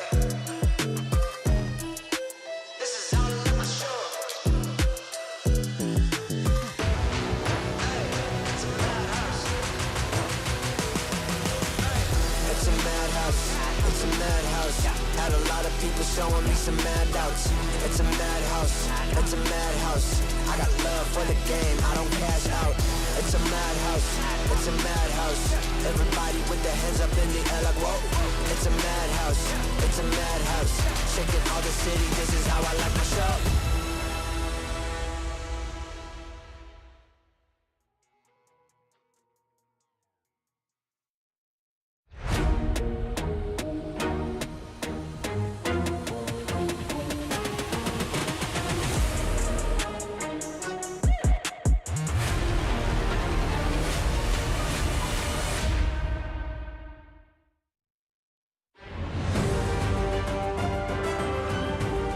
The sun is already beginning to set here for the Mobile Masters. Our teams are going to have to truly test their limits in a battle that isn't a sprint, but instead a marathon. Cardio is the #1 element that TLID is going to use to exploit our players here on the Onyx side. The question is whether or not the Onyx will be able to close out this game faster. With the draft already under its way, boys, let's talk about some of the adaptations and how maybe Onyx could speed this up even further. So I feel like, again, the idea for both teams is almost like a gentleman's agreement. Like TLID coming in is like, I want to play late game. If I can stay in the game long enough, I will win. And Onyx, they kind of understand is like, if we can end it fast enough, we will win, right? So this is just about like, okay, how does like, I feel like it's easier to delay the game, then end the game as fast as possible, because we see desperation coming in from Keyboy as well as Ryota.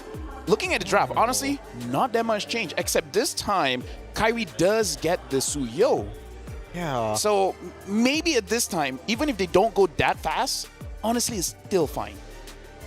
I don't know. It's a little interesting because Onyx, it looks like this is Severo's redemption arc. It's like, give me Harith, Coach SDL, give me one more time. Put me on that Harith. Just in case, be a meta save. Give Sicilian over to Sans? Yeah, give it to Sans. I mean, like, he's great on the Farsa, sure, but if you already know that TLID is going to play late, fight fire with fire, man. Especially when you're on first pick, right? Onyx is on that blue side, so you can even say it's a steal getting both Harith and Suyo, and then you get a Badang, but that means that they do trade the Hanzo over to Favian, which we haven't seen too much of it. Already on paper, Onyx just got away with so much. Yeah. You have the Harith, you have the Suyo, you can have Ryota again, just play with that Badang. He was just about to heat up game 1, while Team Liquid ID end up with the, again, I hate to say it, scraps. Like, these are like tier B heroes in the current metagame, but that's what's scary is they willingly did this. 2 picks in a row, first phase alone. They must have a plan with this Hilda, this Moskov, and this Hanzo. But again, if you look at the core understanding, it's like they want to scale up because this is a basic attack jungler.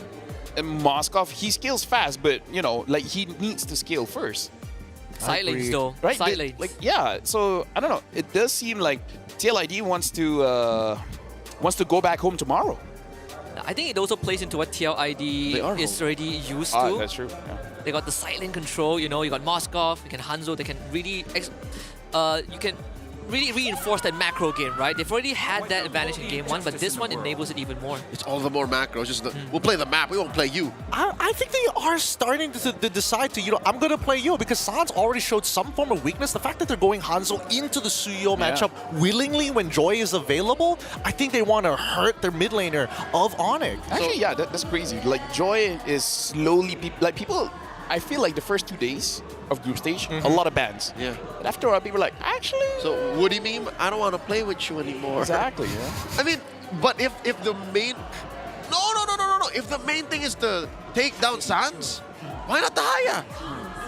It would have been just as simple. Because they know that he's going to go on Sicilian. Get rid of some of these picks here, and Interestingly enough, the Valentina, which I still think is kind of strange, this could be like, oh, let's put Yehezkel on potentially holding a grudge against maybe even Ryota if he takes glue. Are they gonna try to Faramis? No, I'm actually thinking of either Faramis or go for a cheeky Lucas and put Hilda as roam. Like that's a bit too weird. Because the Valentina, like either Eve. Phoveus is still open, by the way. Yeah, if we're like calculating XP laters. I don't think it's the worst. I mean, especially since the Hanzo is already on the side of TLID, it's less likely, even if we saw Onyx pick it up for themselves and put Badang into the roam. Sicilian. Because Suyo can't catch up to Sicilian. Oh, they pick up the Farsa. I mean, it's a good thing they're covering all their grounds, but a little bit of mismatch of identity here. So far, Onyx doesn't have any long-range heroes yet, right? They all need to kind of be up close, so this long-range deterrent, the zone control from Farsa does make a lot of sense. I feel like this might just be like a repeat of game number 1, where it's literally World War I, trench warfare, take it step by step, and then look for the bunker buster. I mean, I don't know. I feel like Sicilian is great. Like Sans has shown that he loves it. And the Gato Kacha is good against Hanzo and Farsa. Feather S-Strike, AOG. Yeah. Hanzo, comes out of the shadow, AOG. Like, I feel like Gato should have been banned, but who knows? Hey, now that they have Gato and Badang, Hanzo is a little less dangerous at the very least. You can peel for him, you can really punish him here. So I want to see how Team Liquid ID want to kind of round out their composition against quite a strong team fighting comp if they fall into the battle lines. Put Widdy in the hot seat once more, right? Game 1, he got an early Jawhead, but they did willingly ban Jawhead out this time.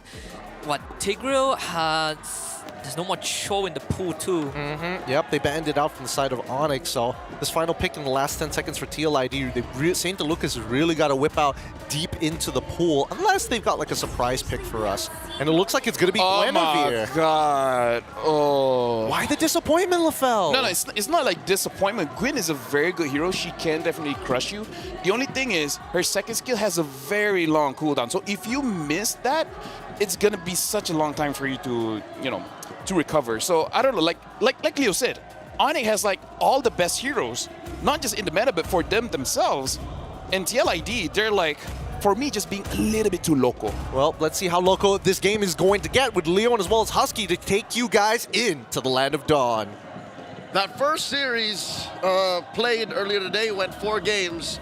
Here we're gonna find out if Onyx and Liquid ID are looking to go as fast as them. First on the board, Team Liquid ID. Their drafting so weird, Husky. Are you reading into this the same way LaFell is? Yeah, for me it's really weird, but at the same time it feels so liquid. It's like this weird feeling you get. You don't really agree with what they're doing, but if you think about it from another way, Liquid ID does have a way to play fast again, right? Play fast, that's what they have with Guinevere, probably the Aran, Hilda, but at the same time, if everyone plays side lane, Suyo, Moskov will be there. So in a way, I can see the idea from TLID. But here's the thing. We don't have to like it. We just have to understand it and see what they do with it. Game number 2 in this best of 5. Again, Team Liquid ID first on the board here against Onyx in this quarterfinals matchup in the Mobile Masters Playoffs. Looking at these early rotations, oh wow, Onyx is asserting their dominance. Oh, you see how fast they moved in on that Little Wanderer? Yeah, then Kyrie once more gets a fast start, and this time on a Suyo of all junglers. Kiboy just keeping Widdy under control, and Widdy just has to eat the punishment, right? He willingly put himself in this spot. And I think for Liquid ID, the idea is we want Fabian to get ahead, and Fabian's going to be that guy that gets us through the mid-game before Aaron Shiki comes online. Yep, folks, you just saw the emblem set for both squads. So make of that what you will. Kyrie is rocking the killing spree on this Suyo. Looking at Team Liquid ID's lineup, yeah, I can see it proccing very easily. Like, they only have really one large target that won't be proccing killing spree so much, and that's Aran. Everyone else, if Kyrie finds, can heal him, can give him that move speed, can proc it. Fabian even getting punished just a little bit as he waits for the purple buff to come back up in 5 seconds. Turtle also will be spawning. Both teams already getting ready at the pit. Sans and Ryota with Shed and mid-wave, get close to level 4. Kyrie chunking with it out to half. Massive surge into that fence brush. Now Witty peeking from the Y brush. Yezkiel does not have level 4 just yet. This is not looking good for Liquid. San's gonna hit 4. Ryota has already hit 4. Witty forced to flicker away. Kyrie gets the turtle. A fight does break out though with Fabian in the frame, but they get control. But Keyboy, the knockout from Witty, insufficient, and he, once more, will have to give himself away. First blood for Kyrie. It looked bad already, and now it's going to worse. They force Yezkiel to use his flicker, still unable to reach level 4. Team Liquid ID with a fumble. Early game, not even 3 minutes in, we're about to lose their orange. Fabian, he will try to get this somehow with the help of his teammate. Goes to the back, jumps on the Keyboy. At least he gets his buff, but again, Liquid ID have to invest a lot of resource for this. Okay, so the orange did not get stolen. The Cavaliers can count their blessings, yet still, Onyx are pushing forward. This is just 1 kill on the board, Husky. 1 kill, 1 turtle, but I can already feel the gap is huge. That was a fight where both XP laners participate, but one of them clearly has a way bigger impact. Aran, he might be beefy, but Onyx just ignores him, right? They go for someone that's easier to take down, like Witty, like Fabian, who now has to play from behind because of that early snowball. Kyrie is a level hit. And now Ryota is forcing away these small camps from Fabian. Fabian is starved. We'll see later just a bit the actual figures on the gold that both teams are carrying. But oh wait, Aran gets surged onto. Fabian can count his blessings, not needing the retribution to secure the camps every time, so he did use it on that lizard to make sure that Kyrie doesn't get any further ahead. But unlike game 1, Aran now is trapped in lane with Ryota when it was different in the previous game. They will jump onto him. Ryota taking too much damage. Aran will chop him in half. And to think it was Ryota who actually tried to lock in members of Team Liquid ID. You saw that fist crack, that fist break, leading to not much. It's all about that gold lane. It's been relatively mum, and Savero likes this Harith. He has a lot to make up for in game 1. What's that like? What does that mean for Aaron Shiki? Just play like game 1, but you have a lot more avenues on the Moskov, right? Just because of the macro advantage it gives you. And I like Witty chunking Keyboy down to half this time. San's already using his ult, the Bat Feast. So TLID, knowing that there's some resources spent on Onyx, he's just gonna pull back. Fabian will find Savero, jumps on him. Savero should be safe. All right, Feather Death Strike leading to not much. Zaman Force dropped in defensively, and all this time, Onyx working on that turtle. Second one for free. SOD hitting maybe 3 seconds, 4 seconds too late. That was a bit weird. I thought that TLID would have wanted to exert more control on the objective, but just gave it away to Onyx and got nothing in return. You know, one could only assume that maybe they made the decision. It's not worth it to contest. We're not going to gain much. We can put more effort into keeping this gold lead tight. Again, it's under 500 gold, Husky. This is actually better than what we were at earlier. Onyx was almost at 1,000 up. They were able to stop a potential bleeding, right? No, Onyx was able to scratch them a little bit, but Liquid ID, they bandaged it up pretty well, put a band-aid on it. And Onyx now would, in fact, are slowing down too. It feels like that gas has temporarily ran out. Yep, and for now, can confirm that Onyx does have a late game insurance. It benefits them too to slow down the game as much. With Savero there waiting, and Sans, but there is a mid-game power spike we're waiting for. Team Liquid ID suddenly, once Aaron Shiki's ready, when Yezkiel's ready, hell, when Fabian is ready, which I think will be much sooner when Sans is, or Savero, then we have a game. So very much it's following that same narrative beat as game 1. Oh, the punch! Aran should be able to get away from this. The Sanguine Claws doesn't hit him. Once more, full commitment from Onyx ID, getting nothing, and Fabian will eat up that entire bottom wave just to make sure that Kyrie doesn't get anything going. Kyrie sitting at 1-0-0 here. Currently second on the gold leaderboard, only behind Savero. I think Liquid are slower than they were in game 1. Shiki's number 3, yes, but Fabian is lower than Sans. In a way, it still feels like TLID's idea with this draft archetype is almost the same as game 1. We want to find isolated targets. We want to start a fight with Onyx when we have a man advantage. But instead of a Jawhead tossing the target into the rest of his teammates, it's Hanzo hitting the backline and maybe Aaron Shiki joining across the map with the SOD. Turtle once more will be given over to Onyx, so all 3 turtles for blue side. And they're trying to punish one here. Aran won't survive. Not at all. Witty finding the full knockup on the Keyboy, who jumps underneath the turret, will get the punish, delivering that one to Yehezkiel. Fabian shows up to defend the turret. SOD does connect. Aaron Shiki shows out, finds a good stun. Ryota will bleed out. Fabian picks up that kill. Severo now will be on the run. They flicker. Witty finds the catch once more, and TLID comes back strong. Amazing thump by Witty. Does commit the flicker to get it, but if it's Severo every single time, that makes it all the more worth it. Nice off-camera push by TLID, and suddenly they are in control. Suddenly they are on the offensive, despite giving up every single turtle. Liquid ID have found a way to make it through the cracks and take down Onyx even on the fairest of fights. That was actually a fight that Onyx started. Yeah, that was the best case scenario for Fabian too. No one was stopping him. No one was peeling him away from the rest of Onyx. He got his golden staff, and I believe Aaron Shiki got his too. So in a way, TLID have successfully executed the game plan earlier than they thought they would. And it is increments in return that Liquid ID will receive, right? You can't expect a sudden comeback. This is a lineup that still needs to put farm on Fabian, a lineup that puts farm on Aaron Shiki, but they have to accept the fact that there is a small dynamic in play here. The more time you waste, the more Severo and Sans will hurt. But here's the alternative. That's both magic damage. So you can itemize against it. Let's see where are they at right now, items-wise. We'll see in just a bit. I would say good news is that mid-tier 1 did go down. Onyx took that, so you open up the map a bit more for Onyx.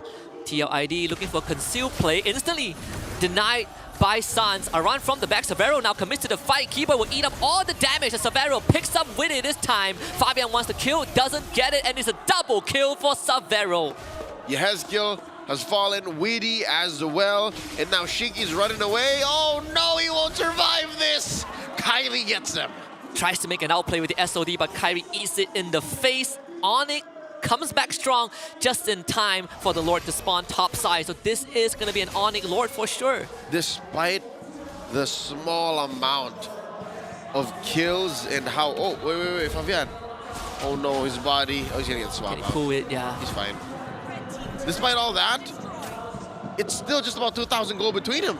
So these are small movements on the map that have high impact. That's making this game as cerebral as it is. We're approaching the 10-minute mark, folks, and still we are under 10 kills in total, but the map is looking bluer than ever in Game 2. One of the main differences compared to Game 1 is that Severo now rocks the Purify. He has learned a bit of that lesson. Right? Purify allows him to stay in these fights. If Fabian wants to stick onto you, Flicker is not going to help. But it's sure as heck it's worth it to stop Witty from chain CCing you with that spatial migration into that Violet Requiem. And see how much Onyx can do with this Lord. It's going to crash mid for sure, open up the map even more. Yep, there's that tier 2 ruined. Holy defense is still up and kicking. Feather Strike committed by Yehezkiel. And there goes that shield. At least the waves will, do their best to take care of themselves for Liquid's sake, but Onyx are in control. Husky, they're about 5,000 gold up. All tier 2 is falling too. The side lane is crumbling at the exact same time. Severo commits a damage. Falls, wants to go for Yehezkiel, taps him 3 times and he's dead. Mid inhibitor goes down. Witty forced to flicker away. Doesn't even get a chance to make a play. And Ryota though will get his moment. Aaron Shiki destroyed by Severo. So Fabian runs away. Kyrie in the front. Onyx now speeding things up. Top inhibitor falls. There's not much Liquid can do here. They're down 3 men. Their lineup doesn't answer to the front line that good. And still, that's 5 members of Onyx in your face. Oh! Onyx might have a chance to end this. 12 minutes. They're going to take care of Witty. They will take care of Aran. Fabian drops the Yehezkiel, watches as the runes of the base will be reduced to nothing. Onyx finds an equalizer. And we have a ball game. 1-1. Going into game number 3, this best of 5, Onyx on board. They're taking us out, boys. The equalizer is here, and as expected, the draft playing such a significant part of this victory coming in for the Sonics. As you see, the fans rejoice. But LaFell, hop on into this conversation. Is this the entire story? Yes. I don't know if this is considered as a hot take, but I feel like this meta does not really encourage creativity. In rank, do whatever you want. Fighter, go lane, mage, goalie, whatever. It doesn't matter. But when it comes to pro play, there's like all the top tier heroes, they play such a significant role. Like, let's say Suyo's number 1 in terms of flexibility when it comes to the draft. Who's number 2?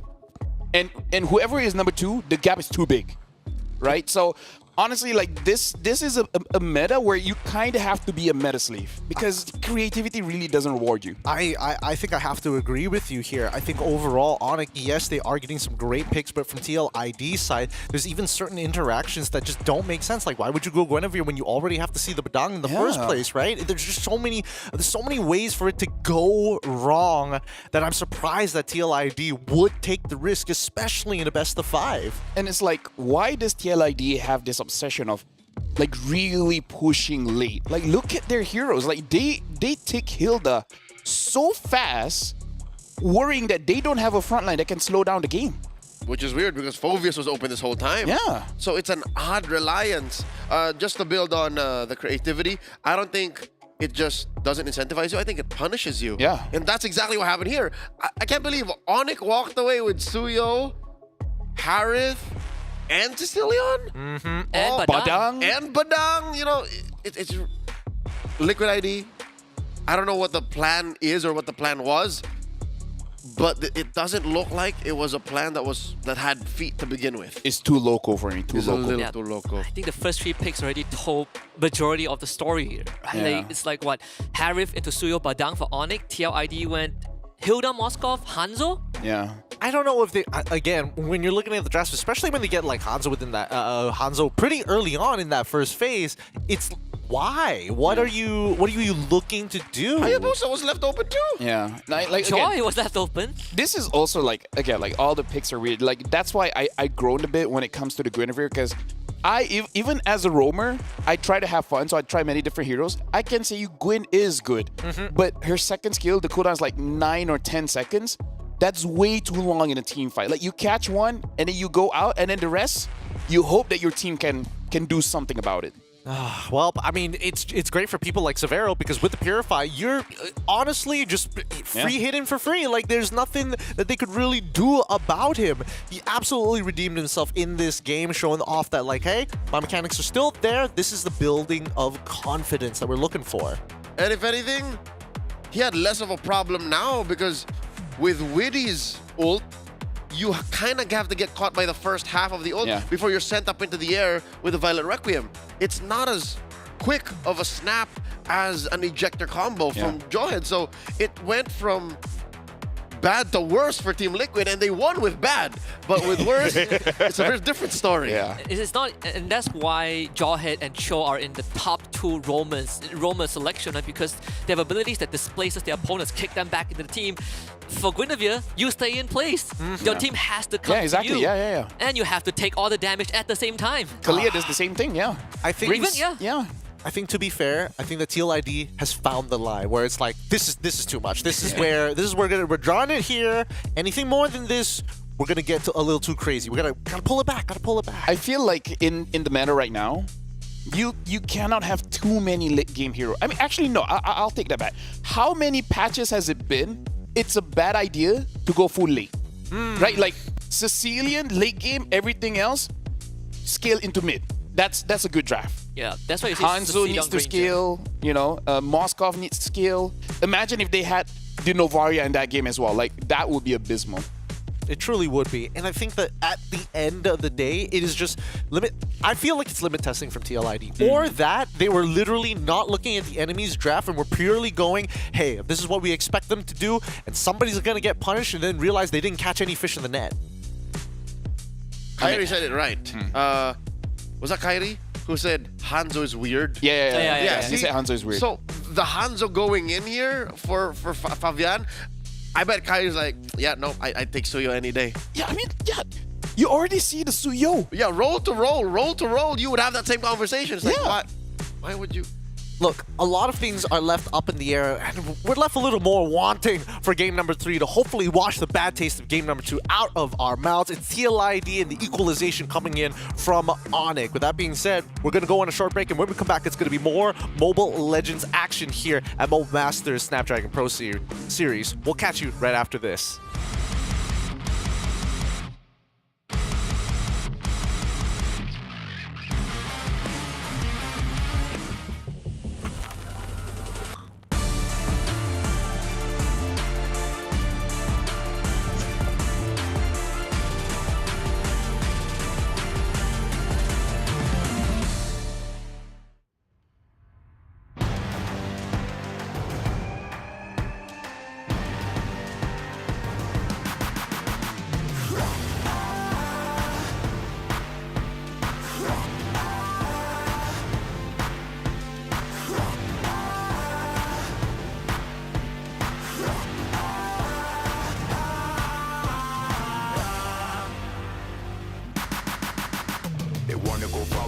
father. They working hard, we're working smarter.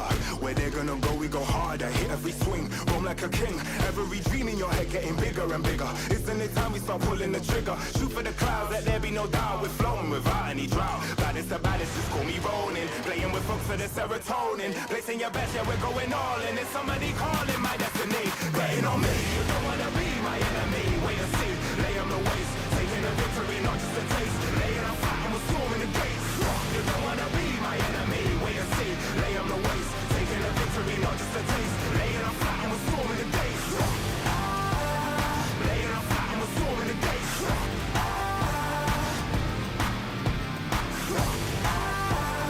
Laying on fire, we're storming the gates.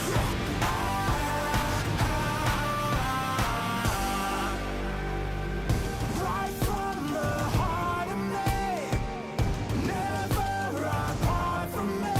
It's all I had and all I'll ever need.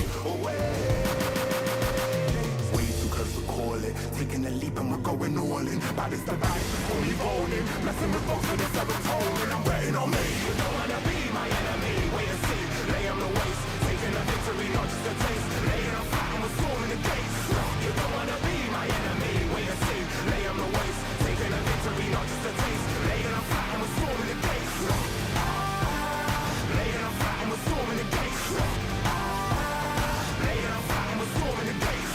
You don't wanna be my enemy. Wait and see, lay on the waist. Taking a victory, not just a taste. Laying on fire and we're storming the gates.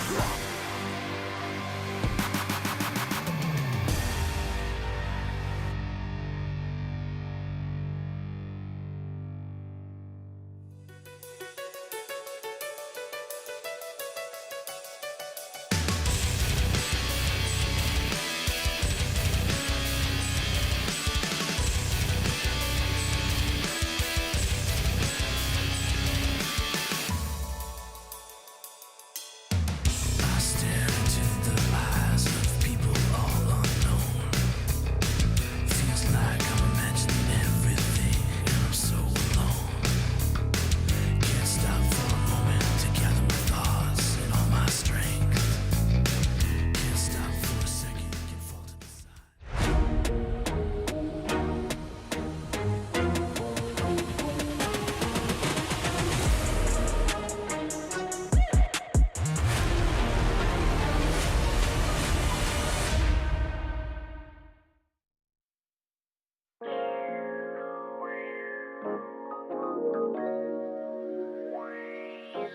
The series continues here at the Snapdragon Pro Series Mobile Masters. The current score is 1-1 between TLID and Onyx ID. Both of these teams are going head-to-head so very often in their own local leagues that now, when TLID decided to be like, hey, check out our new nuclear launch codes, Error 404, give us something else. Give us the real nukes. It blowed up in their face. It did. It's so bad. Let me just say, like, start respecting the Suyo. Don't let it through. Like, let's put this into perspective. Game 1, it was bad for TLID, and they could come back. I mean, sure, it was the Jawhead, but still, the Suyo was part of the equation. Right? Like just let that sink in. Okay, all right. I'm letting it sink in. I still think it's correct, though, because actually, the one adaptation that I haven't seen, Red Side. Why aren't we banning Suyo at this point, right? Yeah. So many of these games that these two teams have lost is because, hey, Bluyo is gone. Now let's go back to the good old traditionals that we've seen. We don't even see Alpha anymore. Even yeah. Joy was skipped in the past 2 games. Although, to be fair, I feel like it's like super optimization. Like, people will go for Fighter if they have Matilda. If they don't have Matilda, they don't want it. I feel like you don't have to go that far, but that's what I've been seeing. You can Lucas, I think. Yeah, that's Lucas too. Lucas is fine. As much as I hate to admit, Lucas has taken the spot of Alpha. So that's why we don't see as much Alpha anymore or any other fighter jungles. But yeah, come the next draft here, I reckon Liquid would like to stay blue. And then Onyx red. Hey, look, I mean, either way, we can discuss about the draft a little bit more because we want to hear from the fans itself. We have Kulios on the ground in Jakarta to see what they think about the current matchup and who they're supporting. Okay, thank you, panelists. And now I'm with some of the Onyx fans and, of course, Melati here. So I'm gonna ask Melati, how are they feeling? Because they are winning the second game. Melati, Gimana nih perasaannya karena ngeliat Onyx tadi udah menang di game yang kedua? Wih, seneng banget pastinya. Onyx menang di menit ke-11, mantap! She's very happy because Onyx just won on the 11 minute. Do you think that Onyx can won the third game? Bisa, menurut kamu Onyx bakal menang nggak di game ketiga? Bisa banget. Pasti Onyx bisa menang di game ketiga ini. He's really sure that Onyx can won the third game. So, last, can we hear the chant or the cheer for Team Onyx? Bisa nggak kita dengerin yell-yell buat Team Onyx? Oke? 1, 2, 3.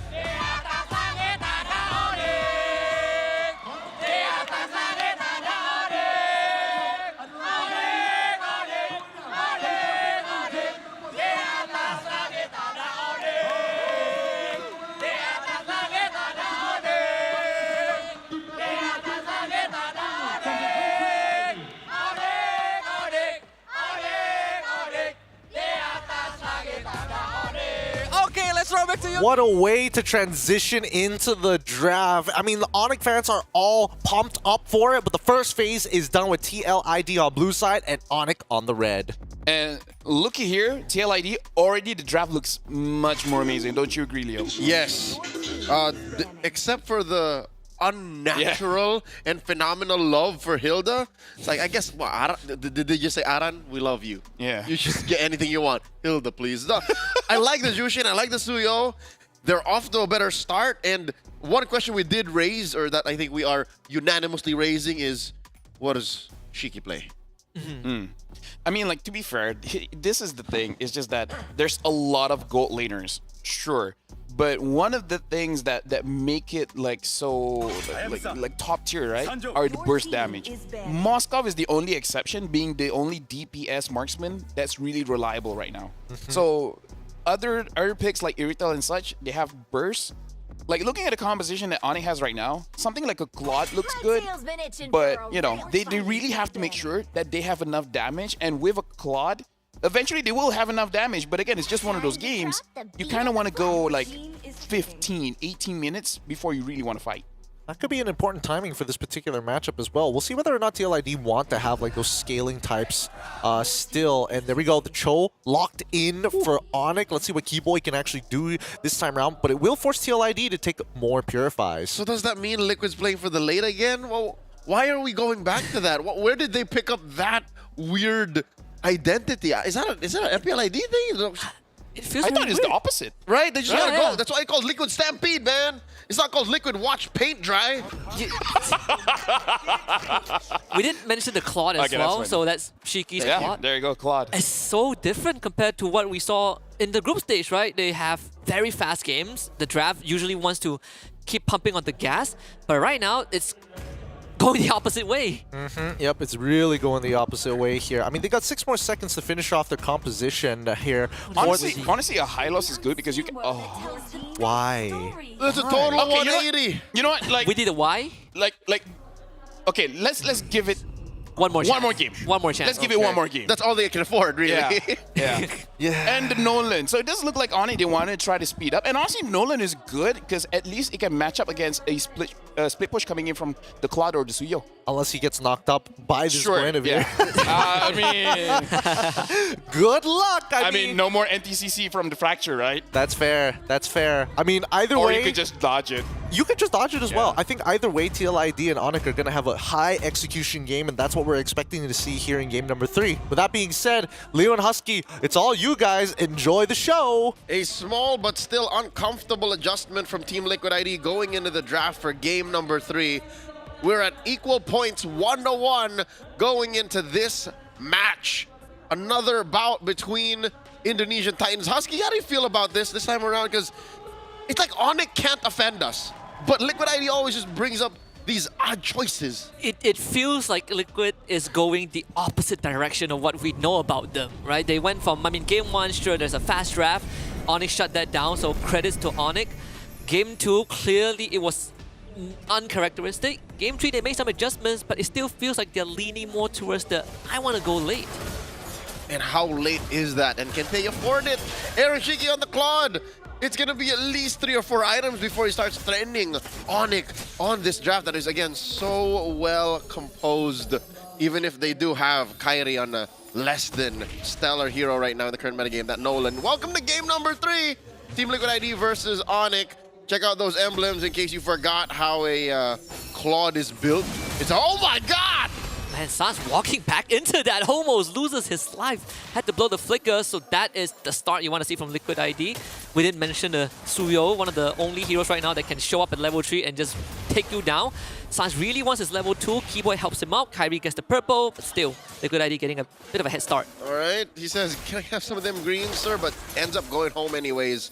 Again, this is Gilak Sans we're talking about. I'm sure he has his lane figured out. How about that gold lane? We just visited the Claude versus the Moscow. I reckon, oh wait, action in the XP. That's plenty of the match from Kyrie. Look, Leo, I don't want to get into the bad graces of Aaron Shiki, but is it fair to say that Savero has been on top in the first 2 games, even though they lost game 1? Oh yeah, no doubt. The untouchable one hasn't been the same ever since. Plenty of touches between M6 and now. But just the same, it comes down to execution. If some way, somehow, Aaron Shiki can go from, that was a rough first 5 minutes, to, okay, I'm doing better in the 10. And then 15 minutes later, if we get there, because again, game 2 lasted just 11, then maybe, you know, maybe it doesn't matter what Savero's doing to him in the early parts of the game. Going back to the 15-minute mark as kind of the benchmark for TLID.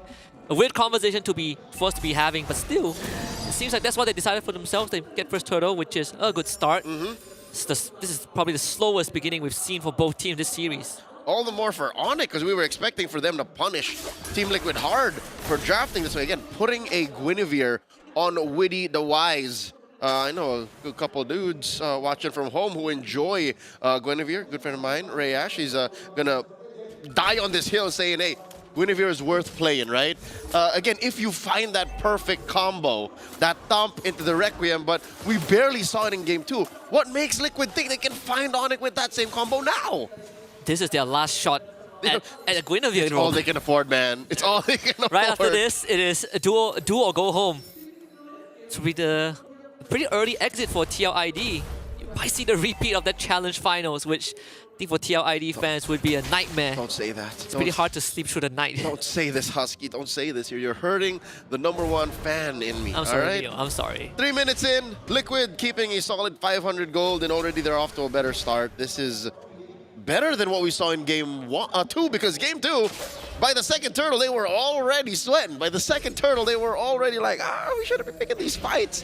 And I think this is afforded them by that Suyo, by that solid mid-trio. Yeah.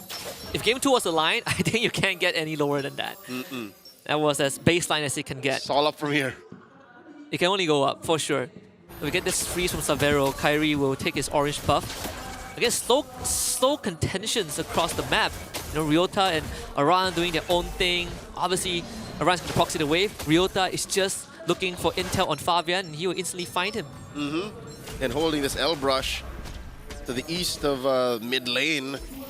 I think they're just setting up for a better second turtle take here. Team Liquid ID late to the scene. It's Onyx with initiative. Ryota doesn't mind losing a bit of XP and gold because he does bring the utility anyways compared to Aran. Though both teams will have, well, I say both teams, Liquid ID will have all 5 men. Savero can join with SOD if he wants. Turtle in control by TLID. Onyx decides to pump on the brakes, give it over to TLID. Another interesting turn of events. Liquid ID working up to 1,000 gold now in this, pacifist run of a game 3. Husky, I'm uncomfortable. Both teams kind of drafted to pick fights, right? Yeah. But neither of them are doing that.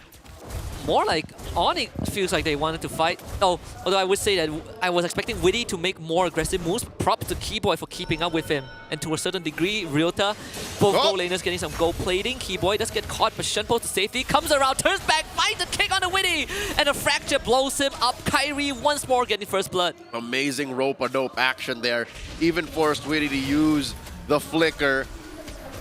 That was literally Keyboy saying, I'm not trapped in here with you, you're trapped in here with me. Comes the real world manipulation, but all this time, could it have been Liquid ID playing on it? Because look, he get a free go at that turret. Oh my god, the Siege Minion's gonna do it. Oh, short of 1.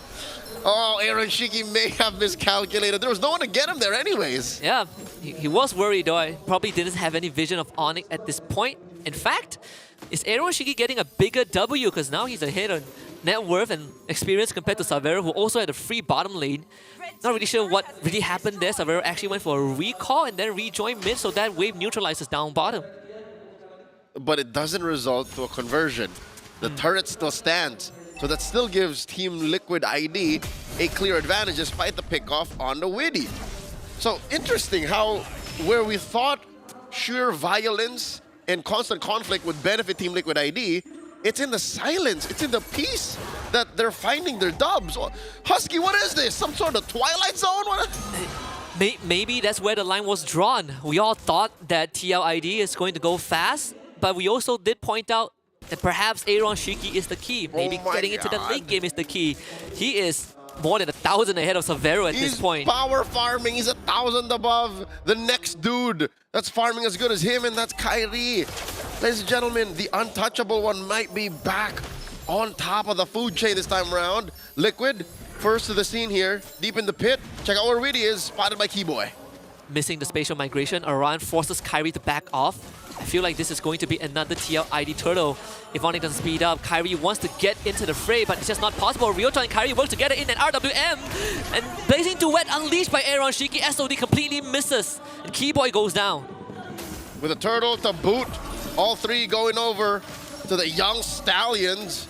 All this while, silence bought over for Savero. Ryota very low, flickers away. Base Aran in, but Aran will survive regardless. No, in this case, Savero did get top tier 1, so some sort of exchange for Onyx. But Fabian, look at that. Bottom wave cleared up. The macro advantage leaning to TLID for now. Yep, they keep the foot on the gas here, not giving Onyx any room to breathe. This is uncomfortable, but just the same, very familiar to me. These two teams, again, Titans of Indonesia and MLBB, playing like Filipino teams right now. The level of macro on display is just, I'm only going to give you this much, but I'm going to take a turret over here. I'm going to take a cap over here, a kick by Keyboy. What was going on? Doesn't find Fabian, sadly. Was that a steal? Was that a steal? Was that Grand Theft Orange? Did he get mugged? Oh no, he didn't. Fabian still got it. Top tier 2 taken down by Aaron in the same time. What? Are they trying? Is this a challenge? Are they trying to get away with as many objectives with the least amount of kills? It's pretty weird that Savero is struggling to keep up this game. The untouchable has been violated in 2 games in a row, right? That game 1 win doesn't. It feels more of a witty play than Aaron Shiki. Game 2 was a complete stomp, but game 3 might see the start of a turnaround, a resurgence for Aaron Shiki. For sure. Sultan, Aaron Shiki, just farming all over the place. He's yet to follow me on Instagram, but he is following up on these orders. You take down this turret, you take down this camp, and look, he's wailing away. What is on this young man right now? What is he building? A 3K goal advantage, and we only have like, what, 1 Q? He's got the Trinity. He's got the Trinity. Oh, Liquid rotating up. Looking for Kyrie. Within misses the flicker. Kyrie gets out for free. Top tier 2 taken by Savero. I think they really are limit testing. They're testing out Savero's. Can he get out of this though? No dash. Hesky just beams him down with the lantern. Savero falls. Keyboy will have retreat. That short range SOD, I mean, your boy Savero tried. He really did. Oh, the burst from Kyrie. These rifts blasted underneath Shiki's feet. There's no way Savero's gonna survive that. He threw the SOD. It was about like an inch away. There was the rest of TLID in the vicinity. Lord up here, lower quarter. Liquid ID knee deep into taking it. Look at the back line. Aran, he's on the Kyrie, jumps over the wall and just cleaves him in half. Onyx, what was the idea of staying around? They give Kyrie away, they lose the Lord, and TLID now in firm control. That is one of the problems with Onyx draft here.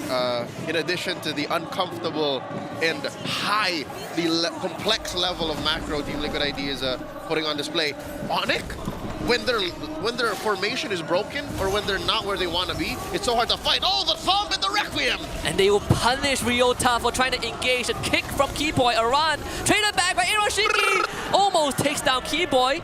Gets away with the BMI. Onyx somehow only losing 1, so XP lane is traded. Ain't nobody touching the untouchable one here in this game. Mind you, Aaron Shiki might have pressed Purify just once. Just once in 10 minutes. We'll go get him. Keyboy. He's afraid of Keyboy, afraid of a rogue Spear Misery, afraid of an RWM, but none of those have bothered him as much. And now they're knocking at Onyx doors. Squineville is looking a lot better. They want to take down the top inhibitor.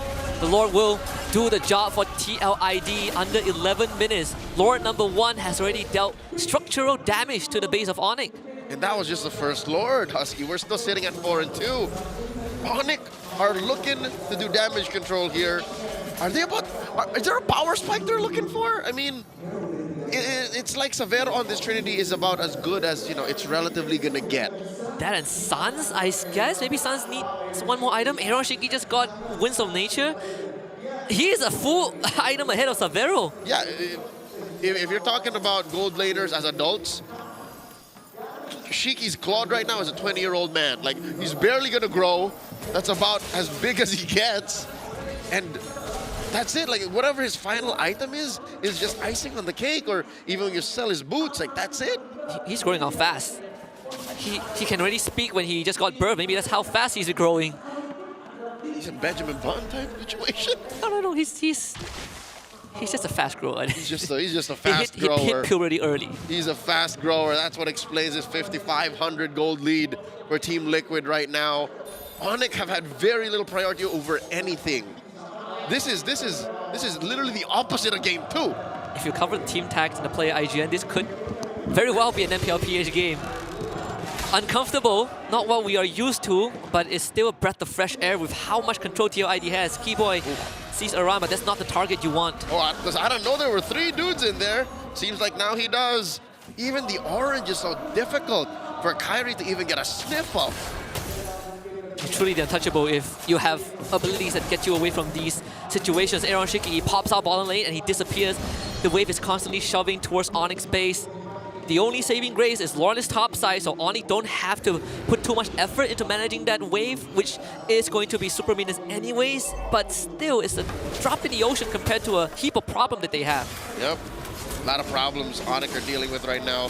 Number 1 is the fact that they can't even contest. Oh my god, what's Keyboy doing? He's gonna find a kick onto Witty. Witty will be able to get away, and Keyboy just disappears.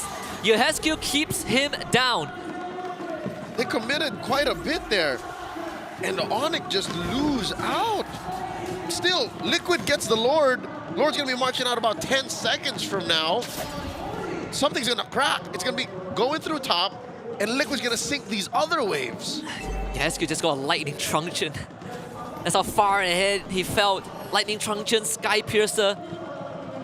If anything, Keyboy needs to find a kick that gets his target over a wall or some sort of terrain, because that one in the mid lane clearly wasn't far enough.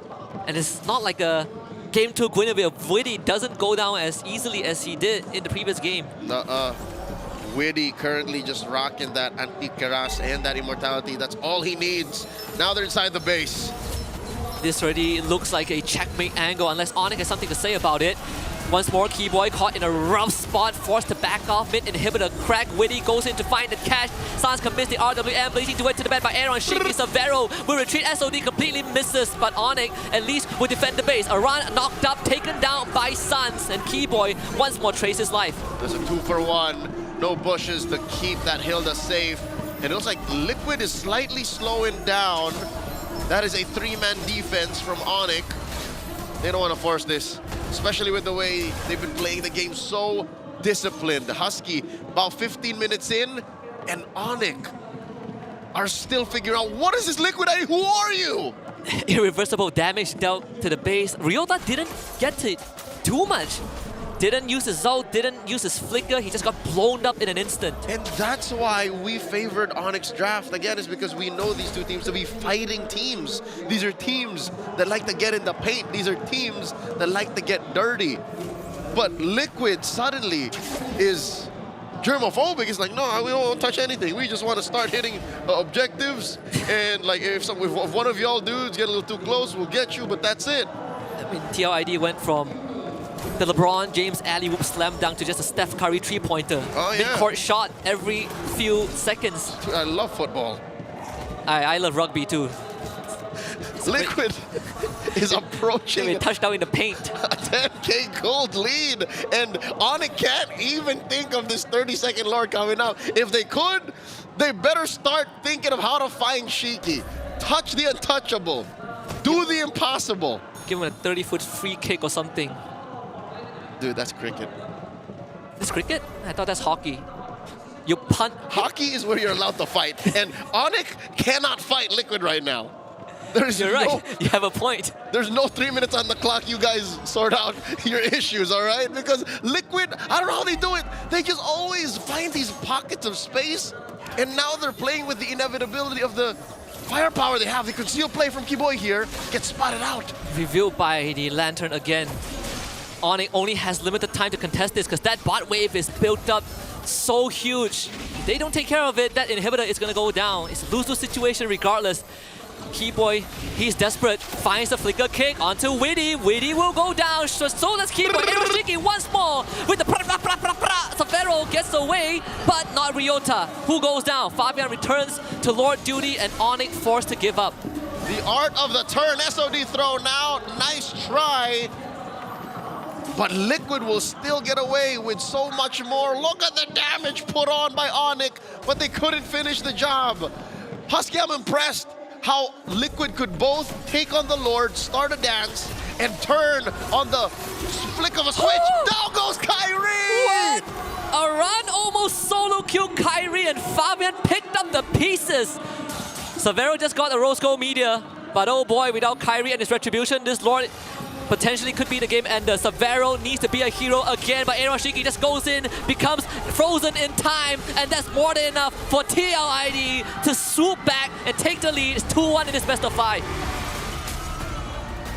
It's match point for the young Stallions. Shades of game 1, how they march into the base, barely needing to pay attention to their opponents. One game away from moving through the brackets. The crowd is speechless or cheering for joy. So emotional right now in Jakarta for a game that was, I don't know, these teams are so two-faced. They're like, yeah, we don't want to fight, or yes, we do want to fight, but we'll never find the angle. The thing that I got after watching 3 entire games here, I feel like I understand one type of relationship here, which is the Hilda is supposed to counter any kind of assassin junglers. That's number 1. But number 2, it can do that, but not against a Suyo. So legit, like, I'm sounding like a broken record. But if the Suyo is not there, then we have a draft. And that is why Liquid put so much stock in Hilda. Because it doesn't matter what Fabian is playing, as long as Aran can keep tabs on your... No, honestly, as long as Kyrie doesn't get Suyo and then Aran gets Hilda, that's a problem for Kyrie. That's it. Like, how many times we see Kyrie getting, well, 2, but twice he basically got 1v1 by Aran, and Aran's just like, buddy, where are you going? Fun fact, by the way, do you guys know the average game time for TLID? Yes, I do. It's 17 minutes. It is 17 and change. 17:23. And this is 17. Which does show that they really like to go the distance. They like do. That's how they like to play. I mean, considering the ways that they like to play, this is substantially a pretty low kill count game overall. Kind of reminiscent of game number 2, but at the same time, I agree with the call that Leo made. They felt like germaphobes. They didn't really want to get in. They didn't like the ick. Exactly. For me, I kind of feel like, how do you even start? You have to wait for the Jushin to pull someone, but at the same time, you don't want Jushin to overextend. I suppose. Which is like, as a roamer, I'm like, you know, if I have a high loss, it's easier for me to engage. That's what I'm. That's what's weird. High loss was not seen in this draft at all. Yeah. In fact, I feel like this game was TLID waiting for Onyx to make the move. Yeah, exactly, right? yeah. They're like, Keyboy, come, get a kick or something, start the fight. And it's Onyx hesitation that opened up the map for Aaron Shiki. That I can totally get behind, because Onyx, again, not as much space found this game, and honestly, a majority of the mistakes feels like it just came from Keyboy looking to try and kind of seep through the cracks. You know what? Honestly, after watching Ogwen, I kind of went to see a Kufra.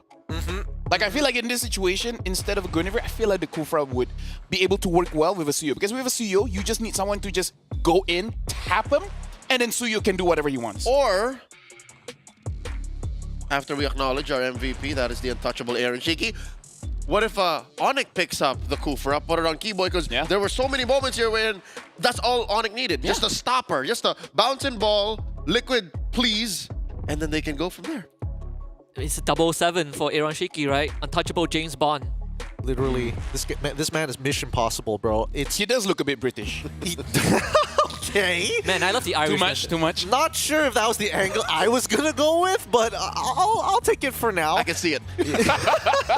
Overall, I think this game was a real testament to Team Liquid just trying to play as tight as possible, okay? So we've seen the line of which, you know, okay, that's a little too local. Now we're seeing the strong fundamental Team Liquid ID that we used to know before. But coming into Onyx, to be fair, the ball is in Onyx court. I do feel like at some point you just kind of have to let the RWM rip and then pray that you're able to kind of outplay the BMI. Yeah, and honestly, like, as Aaron Shiki got that MVP, like, looking at how the meta is shaping up, I feel like if Suyo is not there, then jungle is open. If Harif and Granger is not there, then it's a bit more open, you know? Okay, what if you open Harith Granger back up, bring up the Gold Link Classics, but you ban out both the Suyo as well as getting rid of the one-trick pony Iran's ultimate hero, apparently Hilda, and then let the assassins battle it out? I think that would benefit. Ready? 3, 2, 1, Liquid. Yeah. I personally want to see a different XP Lane matchup. We've been getting Badang Hilda for 3 games straight. We've been getting different results in all 3, though. I can't believe that at this point I'd rather see a high-low Scatot. Like, we haven't seen that for a while. Yeah. I want to see a Khalid. Yeah. I want to see CC. Yeah. Lucas. What am I saying? Who am I turning into? I don't know. Indo playing super macro, me liking Lucas. At one point, this would be so bad, even Gideon would just take an Uranus. Yeah, no. That's a fine That line. happened just around here and in Johor like a few months ago. The moment he would take a Uranus, that's how bad it has been. I would like to keep my fingers clean, okay? I don't want to brown it at all ever in my life, especially touching Uranus. I think he's gold. I'd rather not. You don't know that. It would be funny. Sure. It would be funny if there's a collector skin where he is brown. He's just liquid. That would be funny. Just liquid gold. Liquid gold Uranus. Just lighting then.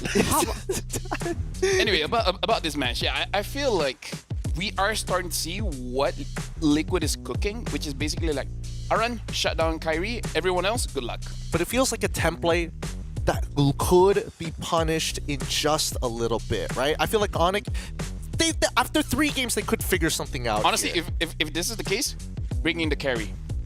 That might even be a better answer here. Help us make the show better by taking a survey. And also comment whether or not, hey, what's going on with both Team Liquid ID as well as Onyx. We want to hear your thoughts on how to improve. Maybe some of these teams need your thoughts about how they should improve sometimes by scanning that QR code. Now, we will be going on to a short break, and I do think adaptations are going to be coming hopefully soon, dear God, by one of these teams, because the back and forth can only continue for so long. The current score is 2-1, and when we come back, it could be 3-1, or it could be 2-2. We'll find out after these messages. Or 0-2. We could have a mistake.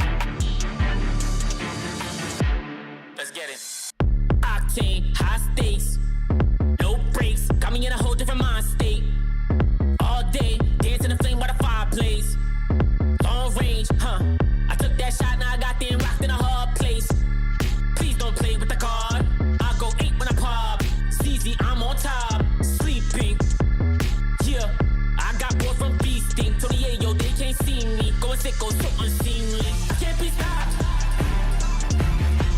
I can't be stopped. I'm leveling up. I can't be stopped. I can't be stopped. I'm leveling up. I'm the king of my realm, king to do it myself. I don't get overwhelmed, they can't get to my level. I don't know how to settle. I stay mashing that pedal. I ain't standing, I'm special. This is a whole other caliber. Word of Excalibur. I put it into a challenger. Gold in my calendar. I think I just hit my peak. Ain't nobody sit like me. I don't ever tread lightly. I only emit lightning. Let's shift in the final gear. I can't be stopped. I can't be stopped.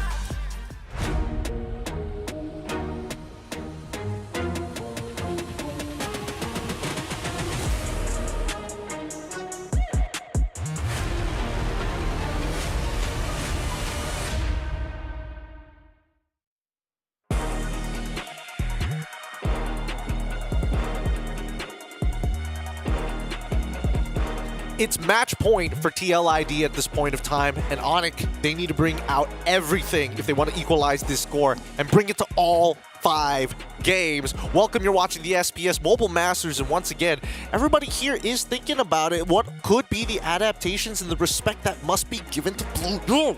Let the Fanny go. Hold up, wait. Whoa. I don't think it's that bad. We've seen it happen multiple times. Fanny red. Yeah. So yeah, red side is just way too bogged down. Okay. Kind of a meme, but at the same time, not really. Because Fanny is one of those heroes where you need great mechanics, right? How many times has that Fanny been banned? So how many reps do you have on that Fanny? I don't doubt that Kyrie and Fabian are still amazing at the Fanny. But compared to all the other heroes, they probably have less training time on that hero compared to the rest. Actually, it's a very good argument because when we looked at the top banned heroes, Fanny is #1. But win rate when banned, pretty low. I think less than 40%. Yep. Right? So I do agree that maybe we can let the Fanny go once. No. Oh, we already made here. Yep, we're all ready Oni got here. the Suyo, so it's going to be a 2-2. Whoa, Kalea, Hilda, and Joy. I mean, they're really racking up. Everything. I mean, they've got a lot of die from the side of TLID, and once again, Aran will get his hands on the Hilda once more as we move on into the second phase of the game. What are your thoughts on this, Fel? Onyx banned the Sicilian. If they let the Sicilian go, it will become a problem. Okay. Suyo can't deal with it. Farsa, early sure, but Sicilian will outscale you. What if ban Sicilian, take Tigreal if he doesn't get banned by TLID? Okay. I mean, the draw has, I feel like it's going to be a one-off. If not, like, banning out the troll from TLID also makes sense as well. It's kind of a 50-50 on that department. Yeah, because honestly, like, for again, by the way, same EXP. It's going to be Barang Hill. When I say XP is a dead lane, it is dead. At this point, you can convince me that they're married. I've only seen married couples fight that much. Oh boy. It's true. The Badang runs away from the Hilda, right? So, you know. It's just the way things are. It's the natural order between these teams. Like, just to back him up, I would run away too. Yeah. I mean, I wouldn't. Hilda is allowed to use an axe, but not Badang. Hey, he's got to use his fists, right? The good old knuckle sandwich. He's got those Wakandan arms, man. I'd reckon that's stronger. That's the tick ban. Oh Okay. boy. All right, so the tick ban does eventually come through, but the same goes for the Farmist this time round. I mean, so far it feels like the position of Onyx is still trying to say, hey, this Badang could technically be flexed for us. You put so much emphasis in the second phase on banning out potential supports. Valentina once again. Valen ban. So can we like switch it up, put Badang and Rome, and actually pick up Lucas? Like, can we do it? Because Lucas is actually quite good against the Joy. What about Glue? Oh, that's the Severo carry. All right. Okay. I mean, we did mention it. We called it early. Yeah. We did call it early, so this is no surprise to anybody just yet, but they still need to finish eventually finish off their composition. And right now, they're kind of going in blind, right? It's flex pick for flex pick, but they have to figure out what they want, and it looks like it's disengage or re-engage with the help of the AOG. They need a bit of burst. Liquid needs burst here. So the only difference is... No VAR. No. The only difference for Onyx draft is they have a different gold laner, right? This is exactly the same copy as game 1, but instead of a Harif, it's a carry. I actually like maybe I don't know. Like Vexana is a good mix of control and damage, but we haven't seen Vexana for a Is while. Yves still there? Yves is still there. Yes, Yves is still in the pool technically. Wait, says he's open. I mean, they should go for it. All right. Is anything stopping Sicilian here? Yes, the fact that you have a solid front line. Like you're taking your targets closer to you, if anything. I mean, you can still get out of it, right? You just need somebody to be, the mid lane to be an anchor. Oh, I don't know about this one though. Artillery versus the AOG? But it's technically still artillery versus artillery, and then you have the Kalia to reposition. Yeah. Time to take a dive. Okay, I mean... The only thing is just that Kalia and Eve really doesn't have that much kill pressure in mid. That's not them alone. Yeah, no. Which are you liking more, Team Liquid or Onyx for draft? Honestly, because of the carry, I actually like Onyx draft more. All right. Hey, those are the words from our professional analyst here at the set. Let's give it over to Husky and as well as Leo as they take us in to game number 4. Potentially a match point. These two titans of Indonesian MLBB are looking to secure that slot in the upper bracket. And can they move on through? Well, the answer for Onyx ID will be answered right now. You'll find out if they can use this carry, which we've seen a lot of Savero on. Husky, how are you feeling about their draft here? Is this enough to take us to game 5? I hope it is. My main concern right now is Onyx draft. It's again the same carbon copy from game 1, except for Savero's hero. But on top of that, both teams have tools to peel for their teammates. But Liquid ID has a better peel overall, I feel, with the Kalea and the Hilda. But for Onyx, once Keyboy and Ryota are out of position, that back line is going to get run down. And that back line is composed of Sans and Savero, who are rocking Purifies. If you remember, game 1, there was no such Purify. It was a flicker on Savero. Now he learned. He learned the lesson. Into the land of Dawn we go. Team Liquid starting off strong, securing the... Oh, wow. What a steal by Onyx. Wow, they actually got it. I think Sans took it the last second. Good blast. Every time up against a Kalea, you want that bush control, and Keyboy, he's going to be forced to stick around a bit more. Sans will have to follow him around every now and then. Aaron Shiki obviously punishing Savero a little bit with that spear. Every time it's back up, you just throw it at Savero, you back off, and just freeze the wave in front of that turret.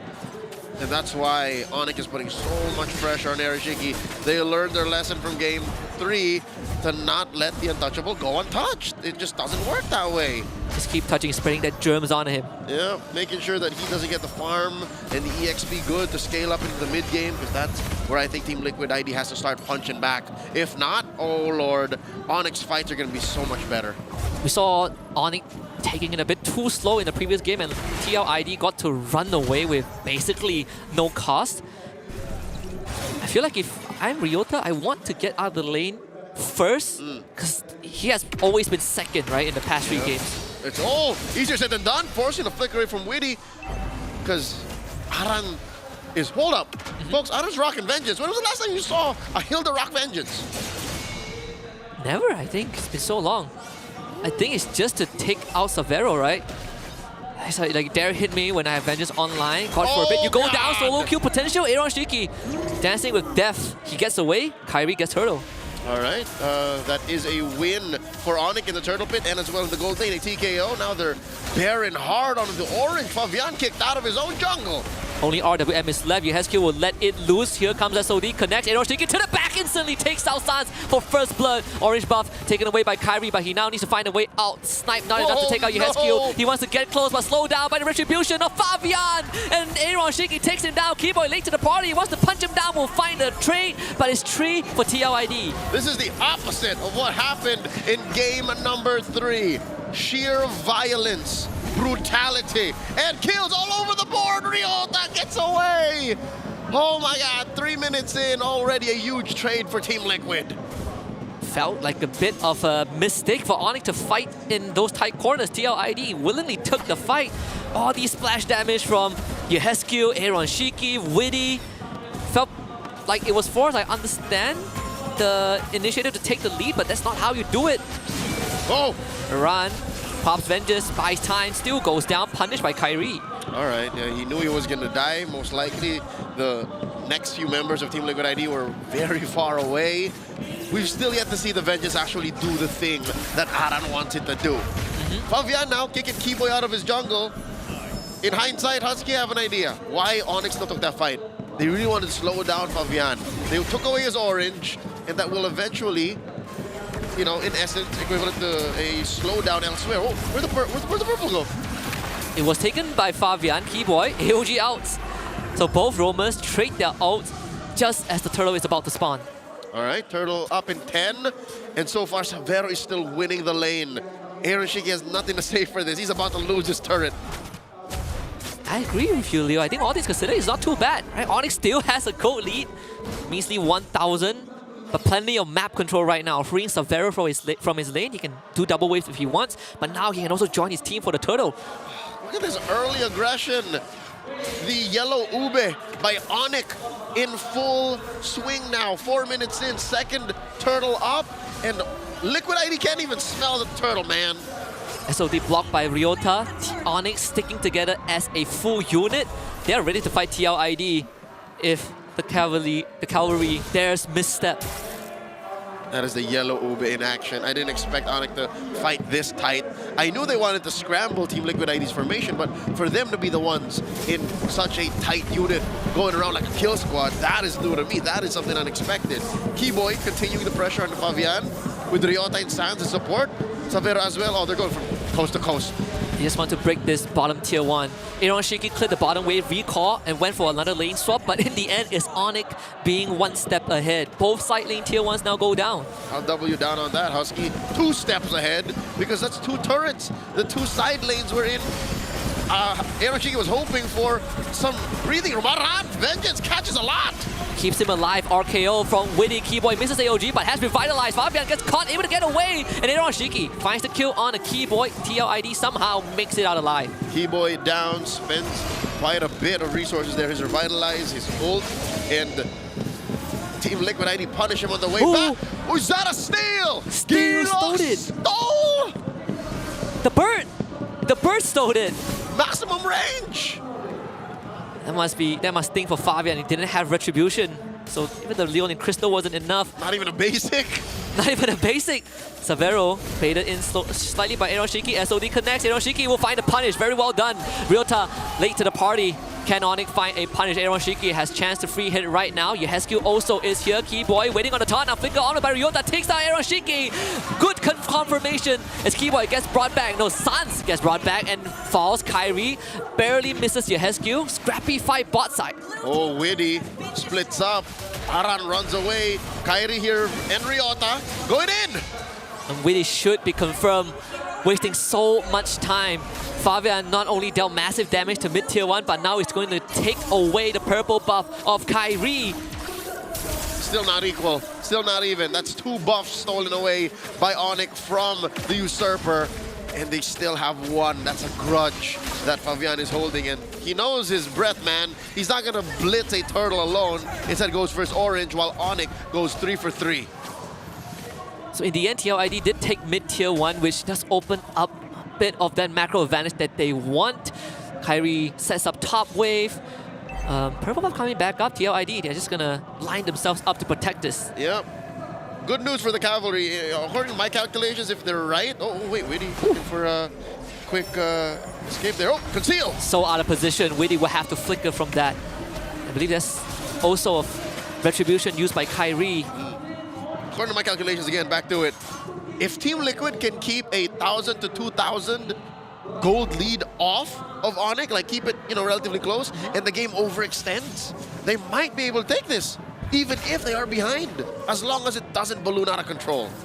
We already saw the dive potential, not just from Fabian, but Aaron Shiki with the SOD to catch Onyx backline out of position. Every single time Ryota and Keyboy are not there, people like Savero, Sans are so exposed. Yep, if you see there, the gold distribution, it's not exactly funneled into a singular nor secondary core. It's just across the board. So this is good for Team Liquid ID. It's a silver lining for them. But for Onyx, again, you just do your best to try and push forward, try and farm up. Now, the SOD hitting Keyboy, allowing Aaron Shiki to relocate, but I don't think that's enough to save that tier 2 down bottom. It's going to go down one way or another.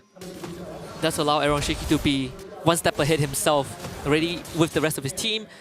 I think even Kyrie was trying to find him just now, couldn't get it. The Feather Airstrike used very early, right before the Lord spawns in 20 seconds. Holy Crystal for Fabian though. Yep, should still be off of cooldown. I don't see that as a problem for Sans this time, as both teams are jockeying for position. Long lane control is going to be key here. Onyx have ill intentions over Aaron Shiki. I wonder if they know the untouchable one's here. Oh! The Spear of Misery! Severo is a bit off that base setup, but now out of position again. Needs help from the rest of his team, but the rest of his team is just too late. Shouldn't even be there in the first place. Onyx now will have to somehow get out of this. Keyboy escapes with the AOG. The rest of the Sonics will have to back off. Oh, TLID though lose out on that tier 2 down bottom, what I tell you. But yeah, amazing work against Severo. May have, what, underestimated the amount of damage coming out of Aaron G because he hesitated to press the Purify. He's like, no, I'm gonna take it. The rest of Onyx, and then now they're down a man, but it's still not out of the woods for Team Liquid ID. They can't go for this Lord, not so fast. They set out the lure, but Liquid ID, they just took it. They took a big bite.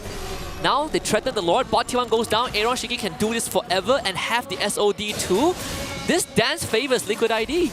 And now the Lord is at half health, less than that. Witty looking for a flicker, knock up Severo once more threatened. SOD will connect, Aaron Shiki joins the fight. Lord slain somehow by Onyx. They lose 2, but they punch back with a steal. Again, very good at the art of the turn. Liquid ID may have gotten distracted from it, allowing the new general, the leader, the Riot Army Ryota, to steal that Lord, and they get away with it. Again, it went from worse to bad still. Onyx have to defend this. Liquid ID in your face! Sans out of position will be punished by TLID. This Lord might have been stolen, but it's a drop in the ocean as Liquid ID takes it down in front of Onyx base, and Onyx even losing holy defense mid. Imagine the disrespect. You got a Lord, yet it just marched about 6 inches out of your doorstep and slipped on a banana and broke its neck.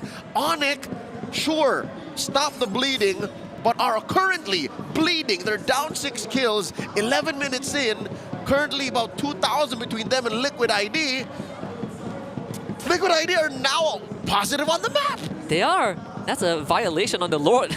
Yeah, remember when it was Eroshiki dodging Onyx kill squad? Remember when it was Witty just trying to save Aran and Aran just popping a vengeance for misery, for desperation? The desperate measures on this Hilda. Now, suddenly it's Liquid calling the shots. Onyx, they have to find a way to stop these off-angle engagements. I don't know if they start with taking down Shiki. I don't know if they start this by taking down Yehezkiel, but I don't think Severo is reaching his full potential. Like, they're not getting Severo where he needs to be. I think on top of that, another problem is Keyboy and Ryota have too much on their plate, too many targets to stop. And even if they do stop an initial dive, you still have Witty, you still have Aaron Shiki, like you mentioned, Leo. You pointed out those off-angles engages that Onyx have been struggling with. Which is so interesting, so curious to me. Of all of the things that Keyboy and Ryota have to do, is it just that Liquid ID are so good with playing with space that, look, Husky, not a single Purify on any of these heroes from Liquid ID, yet they still get away from these full combos from Ryota, yet they still are able to walk away from an AOG. I think because of the zone control too, RWM, Aran is finding great target as well. He is able to cleave Sans, jump onto Severo, jump onto Kyrie, and no one is going to take him down, especially when he pops Vengeance. Witty is hitting them up as well. This Kalea passive really showing off the potential. And that's why lineups like this work best for Kalea. You have to be able to, again, get in the paint, fight for a while, and commit to these fights. Because if you play a pickoff lineup with a Kalea, it's just not worth it. You're not getting the most of that hero. So Team Liquid ID now here putting on a clinic, showing the rest of the remaining teams in Mobile Masters how to use the Kalea. Onyx have to find a way to contest. Can they contest this? I would like to think they have, but all these areas that they are taking control are tight areas where TLID love to fight in. We've seen plenty of times, even that early game when Onyx wanted to push the lead, they had to sacrifice 3 members in that top part of the jungle. So Veroshiki threatening sideways, Onyx, they need to make a decision and quick. Oh, I agree. They can contest it. Help, they're first to the scene, right? And they're looking to blitz, but yeah, this eminent threat of Aaron Shiki from the off angle from that bottom lane, it's way too real. Witty here, pushing them in. He missed his flicker, so they will try and punish him. Witty gets away with the Tsunami Slam, brings Keyboy with him, so now the front lines are both separated. Lord gets secured by Fabian as Eroshiki takes down bottom inhibitor. Team Liquid ID getting away with everything. They're superior in the macro game, Leo. That's all they needed, all they wanted. Oh. But you can't take it away from Kyrie, though. He can secure his own buffs. But this Lord is going to hurt. Oh, yeah, for sure. Even the Lord finally getting the respect it deserves. Yep, he's wearing that Liquid jersey. Marching down through mid, about 5 seconds from now. Onyx have to figure out a way to defend. Luckily, they have very good high ground defense. A punish coming in from Ryota. We've seen it from this angle multiple times this year alone, wherein a Badang can find 3-4 members out of position. You can also do it via Keyboy. As long as Sans finds a way to stop the bleeding from at least 2 lanes, this is very possible. Onyx can still defend. He's rocking the Indonesian folklore hero. If there's any time to make a play, this is it for Ryota. The biggest magnitude possible. Sans forced away. He uses his Purify. They get the punish onto Aran. Very well done by Onyx. But mid inhibitor does go down. Now both mid laners trade the ultimate. Severus is getting run down by Fabian. And TLID have the Onyx Crystal exposed. But the Lord will be taken down finally. Fabian gets away. Onyx still shuts him down and somehow keeps this run alive. That's the lethal ignition, popping the Usurper at base on Onyx, barely at half health. Standing strong. It's not over till it's over. The Sonics at Tennis Indoor Senayan rejoice, but still, you can't deny that they are sweating bullets right now, Husky. That last inhibitor dropping up top is not good news.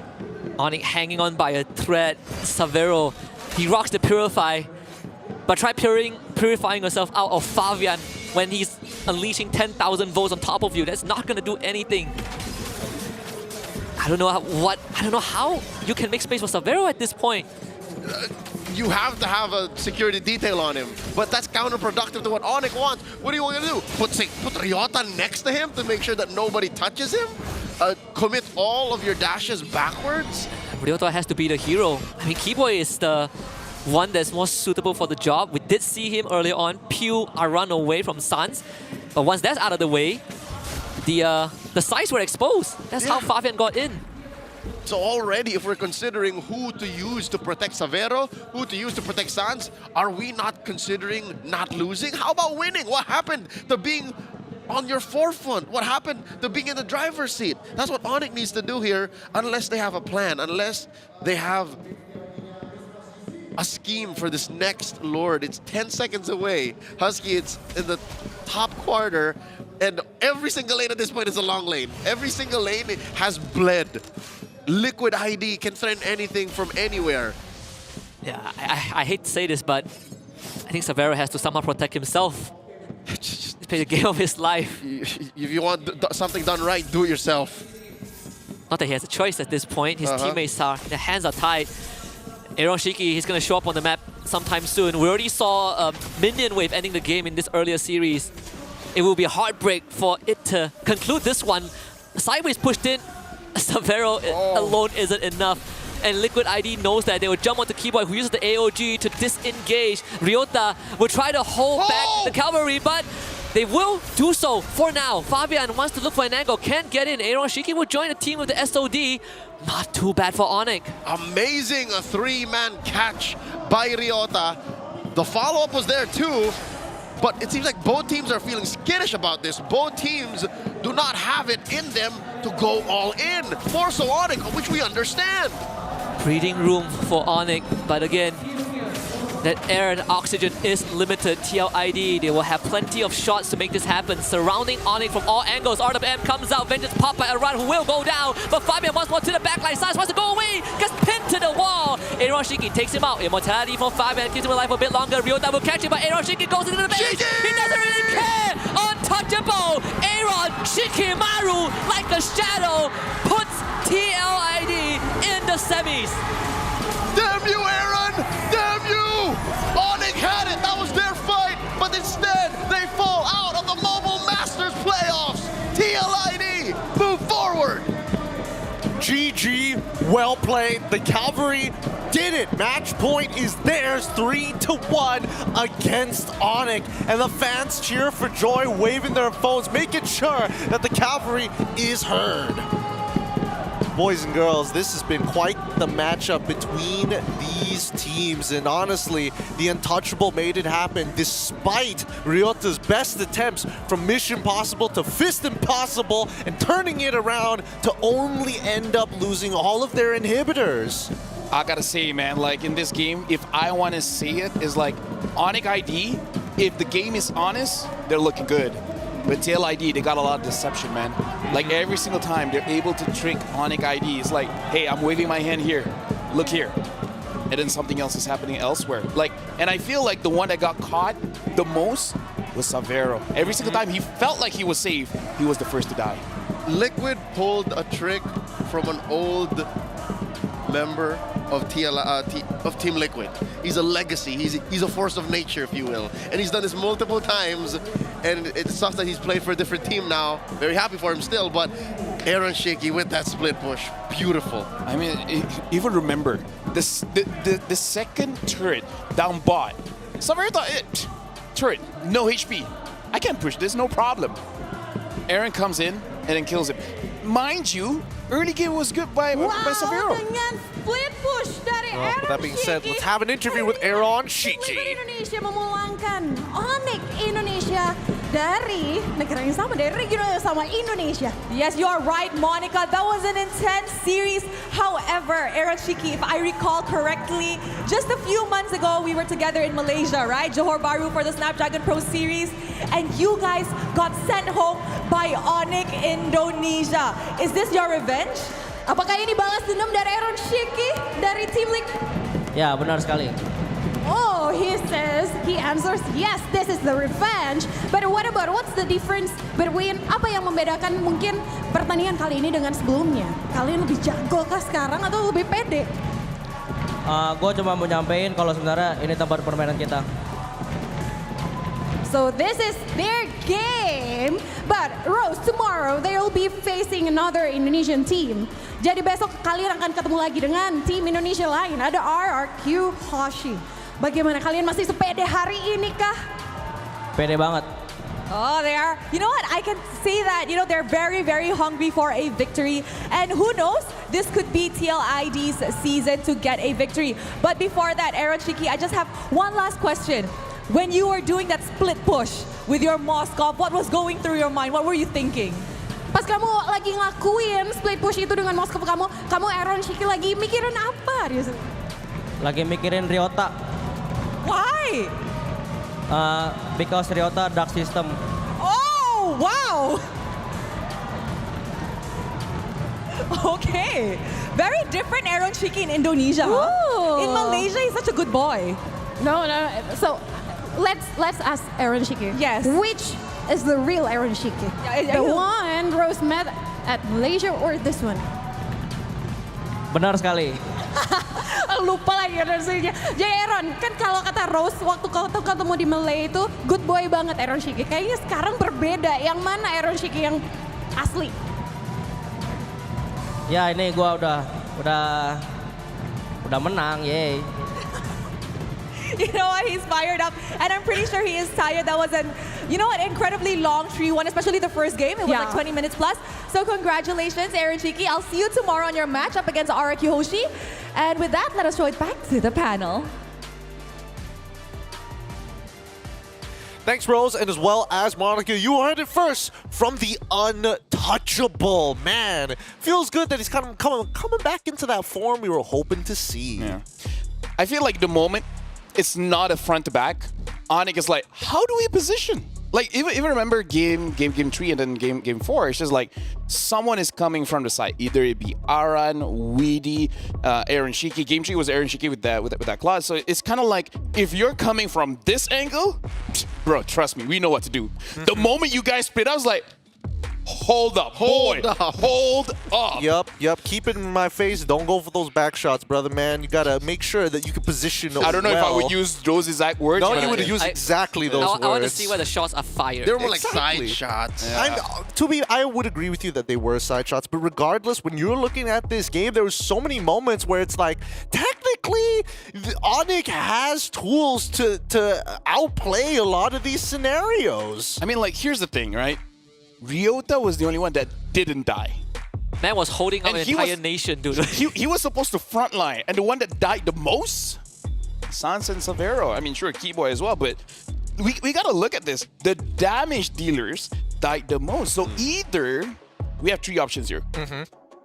Their positioning is bad, number one. Okay. Their team didn't protect them, number two. Ooh. Number three, TLID is like they don't care. They know how to snipe you. I think it's likely 3. Yeah, I think that's likely 3. I mean, Savero had more net worth than Aaron Shiki somehow when the game ended. Yeah. And then his team sold him out at one point at bot tier 2. Look. I don't know how to put it, right? They watched him die. Actually, I remember that. Like, they were looking towards him, and then I think they saw Aran or someone else coming in that direction, so they immediately paid attention to that person, and then Aaron's like, my time to shine. And he went in, and then guess what Savero did? He didn't press the Purify, and then they died. I'm telling you, TLID is really good at just watching the eyes of the members of Onyx. As soon as the tunnel vision starts to set in, TLID really take full advantage. And I mean, even for Yehezkill, right? Despite having 0 kills this game, his RWMs are so key to not only buying the time that Aaron initially with that, again, Aran on a Hilda, not exactly your traditional engager, but the chip damage is enough to kind of set it up for the Joy at the end of the day with Mr. Flavor Flav. And game 3 and 4 were won by almost the exact same method. The macro, right? One of the two main conditions for Liquid ID and how they like to play. First, they snowball you. Then, if that doesn't work, they play macro. And they did number 2. They macroed their way to the win. They did number 2. Yeah, they did. So it gives us a lot now since we're watching this game or talking about it in hindsight. The spotlight on our MVP, Yehezkill, the Ghost, he strikes again, which is very similar to his playstyle, as Husky mentioned in game number 3, wherein it's an invisible threat he's presenting. He really didn't kill anybody, dog. Nobody died because of the Crystal Void. Nobody died because of the RWM. It's instead of just, y'all watch that movie, that Thai horror movie from the early 2000s, Shudder? Where there's like a ghost on his back. Yes, and yes, he's like, yes. Why is my back always painful? Why is it so heavy? That's what Yehezkill is. He's like, he's the constant threat and like that uneasy feeling of, dude, we can't fight this. There's an RWM, there's a threat of that Eve here that changes the way we fight. We don't want to do this. Let me just say, I'm so happy seeing TLID play in game number 4. Because if they keep on game number 1, number 2, I don't know how long I'm going to last in that. I'm going to be honest with you I think 2 was the threshold. I'm happy after game number 2, they're like, guys, wake up. We need to have some modern warfare here. We can't just be living in the trenches of World War I. We've learned from this, guys. We can't wait for them to starve. This is not a castle, all right? Look, the siege is painful enough to watch, but at the same time, it feels good that at least TLID still know that they are part of that cavalry, right? That they got Shiki's eyes. They got Shiki's eyes, at least. No, remember, Aaron Shiki, he's not just the untouchable. You can't see him. All of a sudden, he's in your base. He's invisible. That's how he do it. That's how he does it. He's Aaron Cena. You just Aaron Cena. Aaron Cena. Yeah. Doing a great job here, but I don't know, it doesn't inspire confidence just yet. It took them all the way to game 4 to make this happen, especially against a team like Onyx. And overall, if we're talking about... Wait, what do you mean, especially like a team like Onyx? Hey, because again, we were expecting, and y'all were expecting, by the way, with your predictions, that Onyx was supposed to take this game away. I saw the 3-1. Yeah. Number 1 fan. Oh, yeah. He saw the 3-1. I was losing confidence. I put 3-2. Yeah, I guess my prediction was wrong.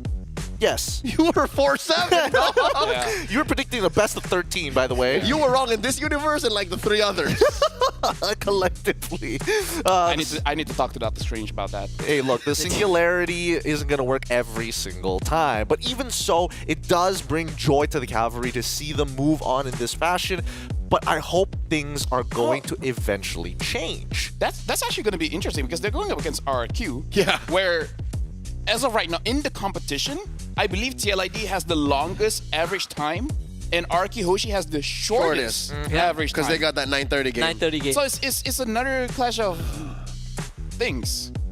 Of the slowest and as well as the fastest. Now, let's look at the updated bracket in case you guys are tuning in and missed out those 4 games between these two teams.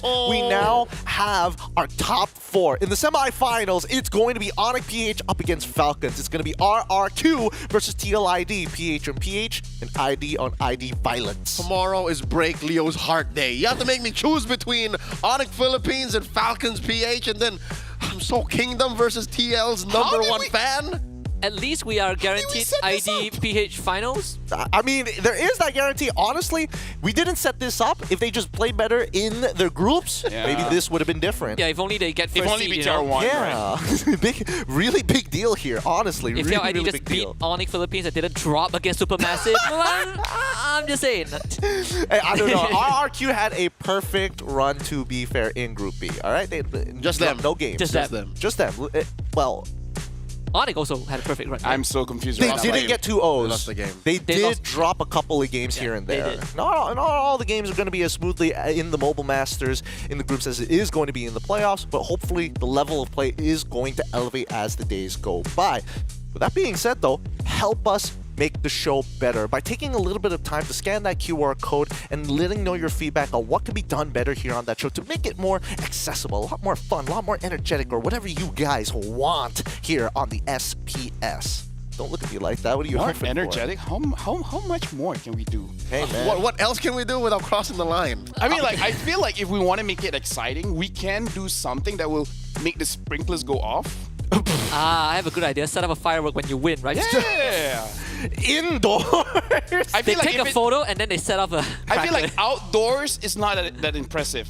I'm so confused. What's going on here? Look, guys, we have a special surprise. Eternal, of course, bringing in the surprise. Now, for those of you who don't know, this is between the English broadcast. We're going to be going over to the PH broadcast very, very soon. But we have a special birthday girl on the PH side that we're going to be celebrating her birthday and announcing it. She has no idea. And if you're wondering who it is, don't you worry. Once she has no idea? She has no idea. She has no idea it's a birthday? She knows that it's her birthday. She doesn't know that this is going to happen. If she knows it's her birthday, she should see this coming. She can't be that dumb, no? No. Look.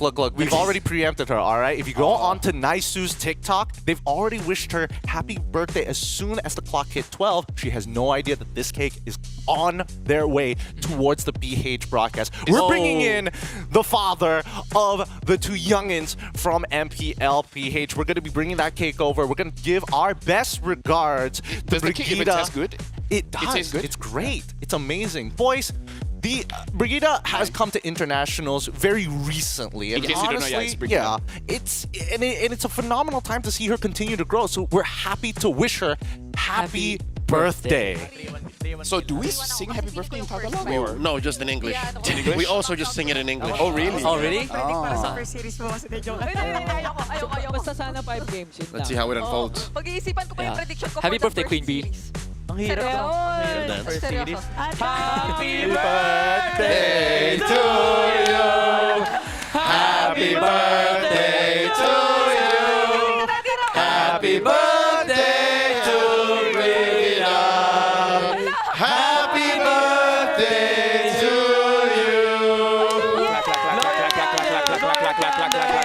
Birthday to you. Happy na birthday mo. Happy birthday to you. Happy na birthday mo. Happy birthday, happy birthday, happy birthday to you. Congrats for surviving Make this a long. wish muna. And then Singer also, nandyan yung, naririnig ko yung English broadcast, makikita natin sila in just a bit. Pero No, Brigida, you, make a you wish. only see us. Okay. We're right here. Happy birthday! Oy, kami ulit dyan! Kami din yan! It's us! We've been here the whole Narinig ko yung time. English broadcast, binabati ka daw ata nila ng happy birthday. Happy birthday. Thank you so much sa English. Thank you so much to the English If they don't broadcast. hear Thank you them, so much to sing Filipino it. broadcast. To Eterna, who's Should we just, randomly like- here. Yeah, well, I'll be damned. We turned on the Filipino broadcast. Eterna, give her a message. I love you, Brig. Happy Now we understood. She sends her regards for all of us. Yes, on behalf of That's not what I heard. us Malaysians. Filipino words Oo from nga, Nice. words from Naisu. Daddy Naisu. Maligayang kaarawan. Maligaya. Maligayang. Again, from the top. This is like borderline cruel for Nice, to be fair. He wasn't ready for this. He was not. There you go. Okay, repeat it again. One again. Once more. Nope, that's it. No, one more. There you go. Yay! What he said. Mali. Yeah!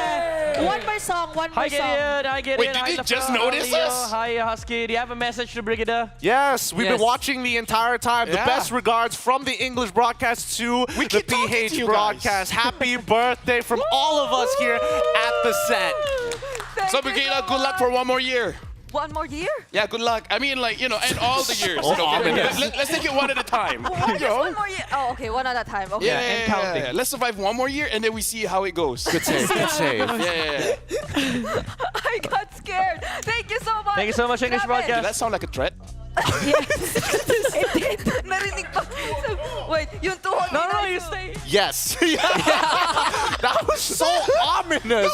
What was that? Even I would be afraid. It's like you send someone home, you send a date home, and you're like, watch your windows.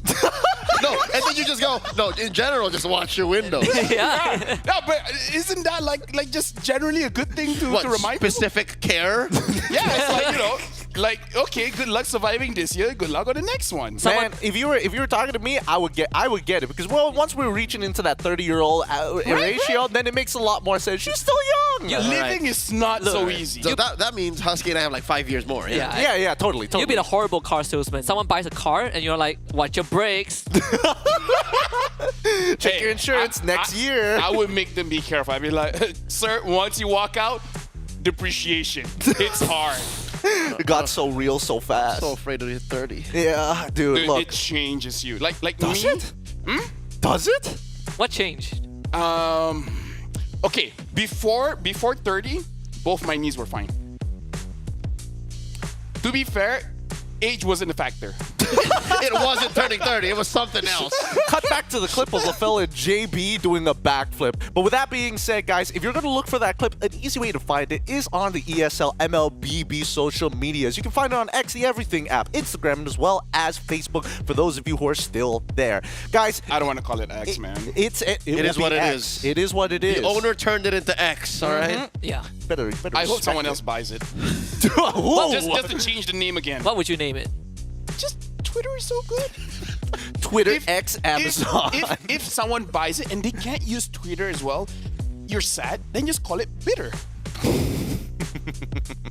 It's like, hey, did you see the bit? Honestly, that might be like a very possible like Jeff Bezos thing to do. With that being said, we're going to be wrapping up things here on the English broadcast. The SPS has been a very fun time here at Mobile Masters. This is Husky, this is Leo, this is LaFell. We're going to be signing off here today for day number 1 of the playoffs. Join us tomorrow where we do see the semifinals conclude and we will find 2 teams moving on to the grand finals to finally be crowned the Mobile Masters. Till then, we bid you farewell and good night. The Snapdragon Pro Series is brought to you by Snapdragon Elite Gaming and DHL.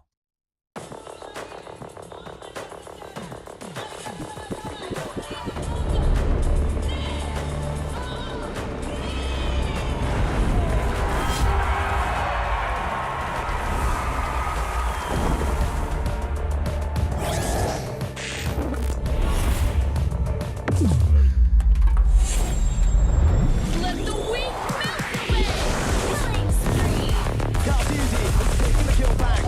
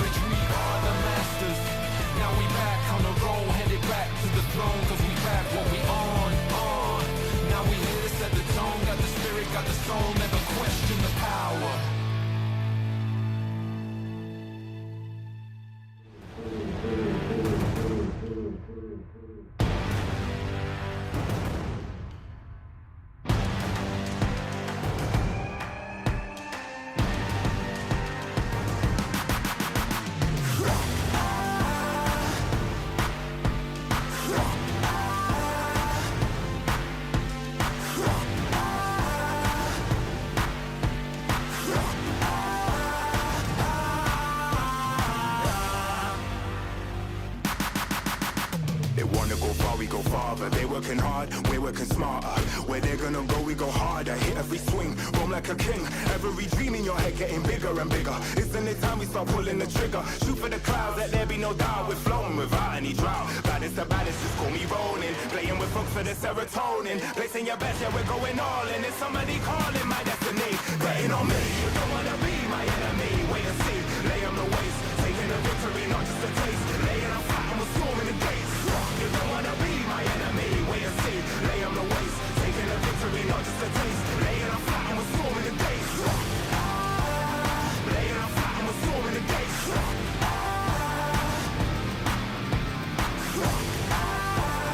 Laying on flat and we're storming the gates.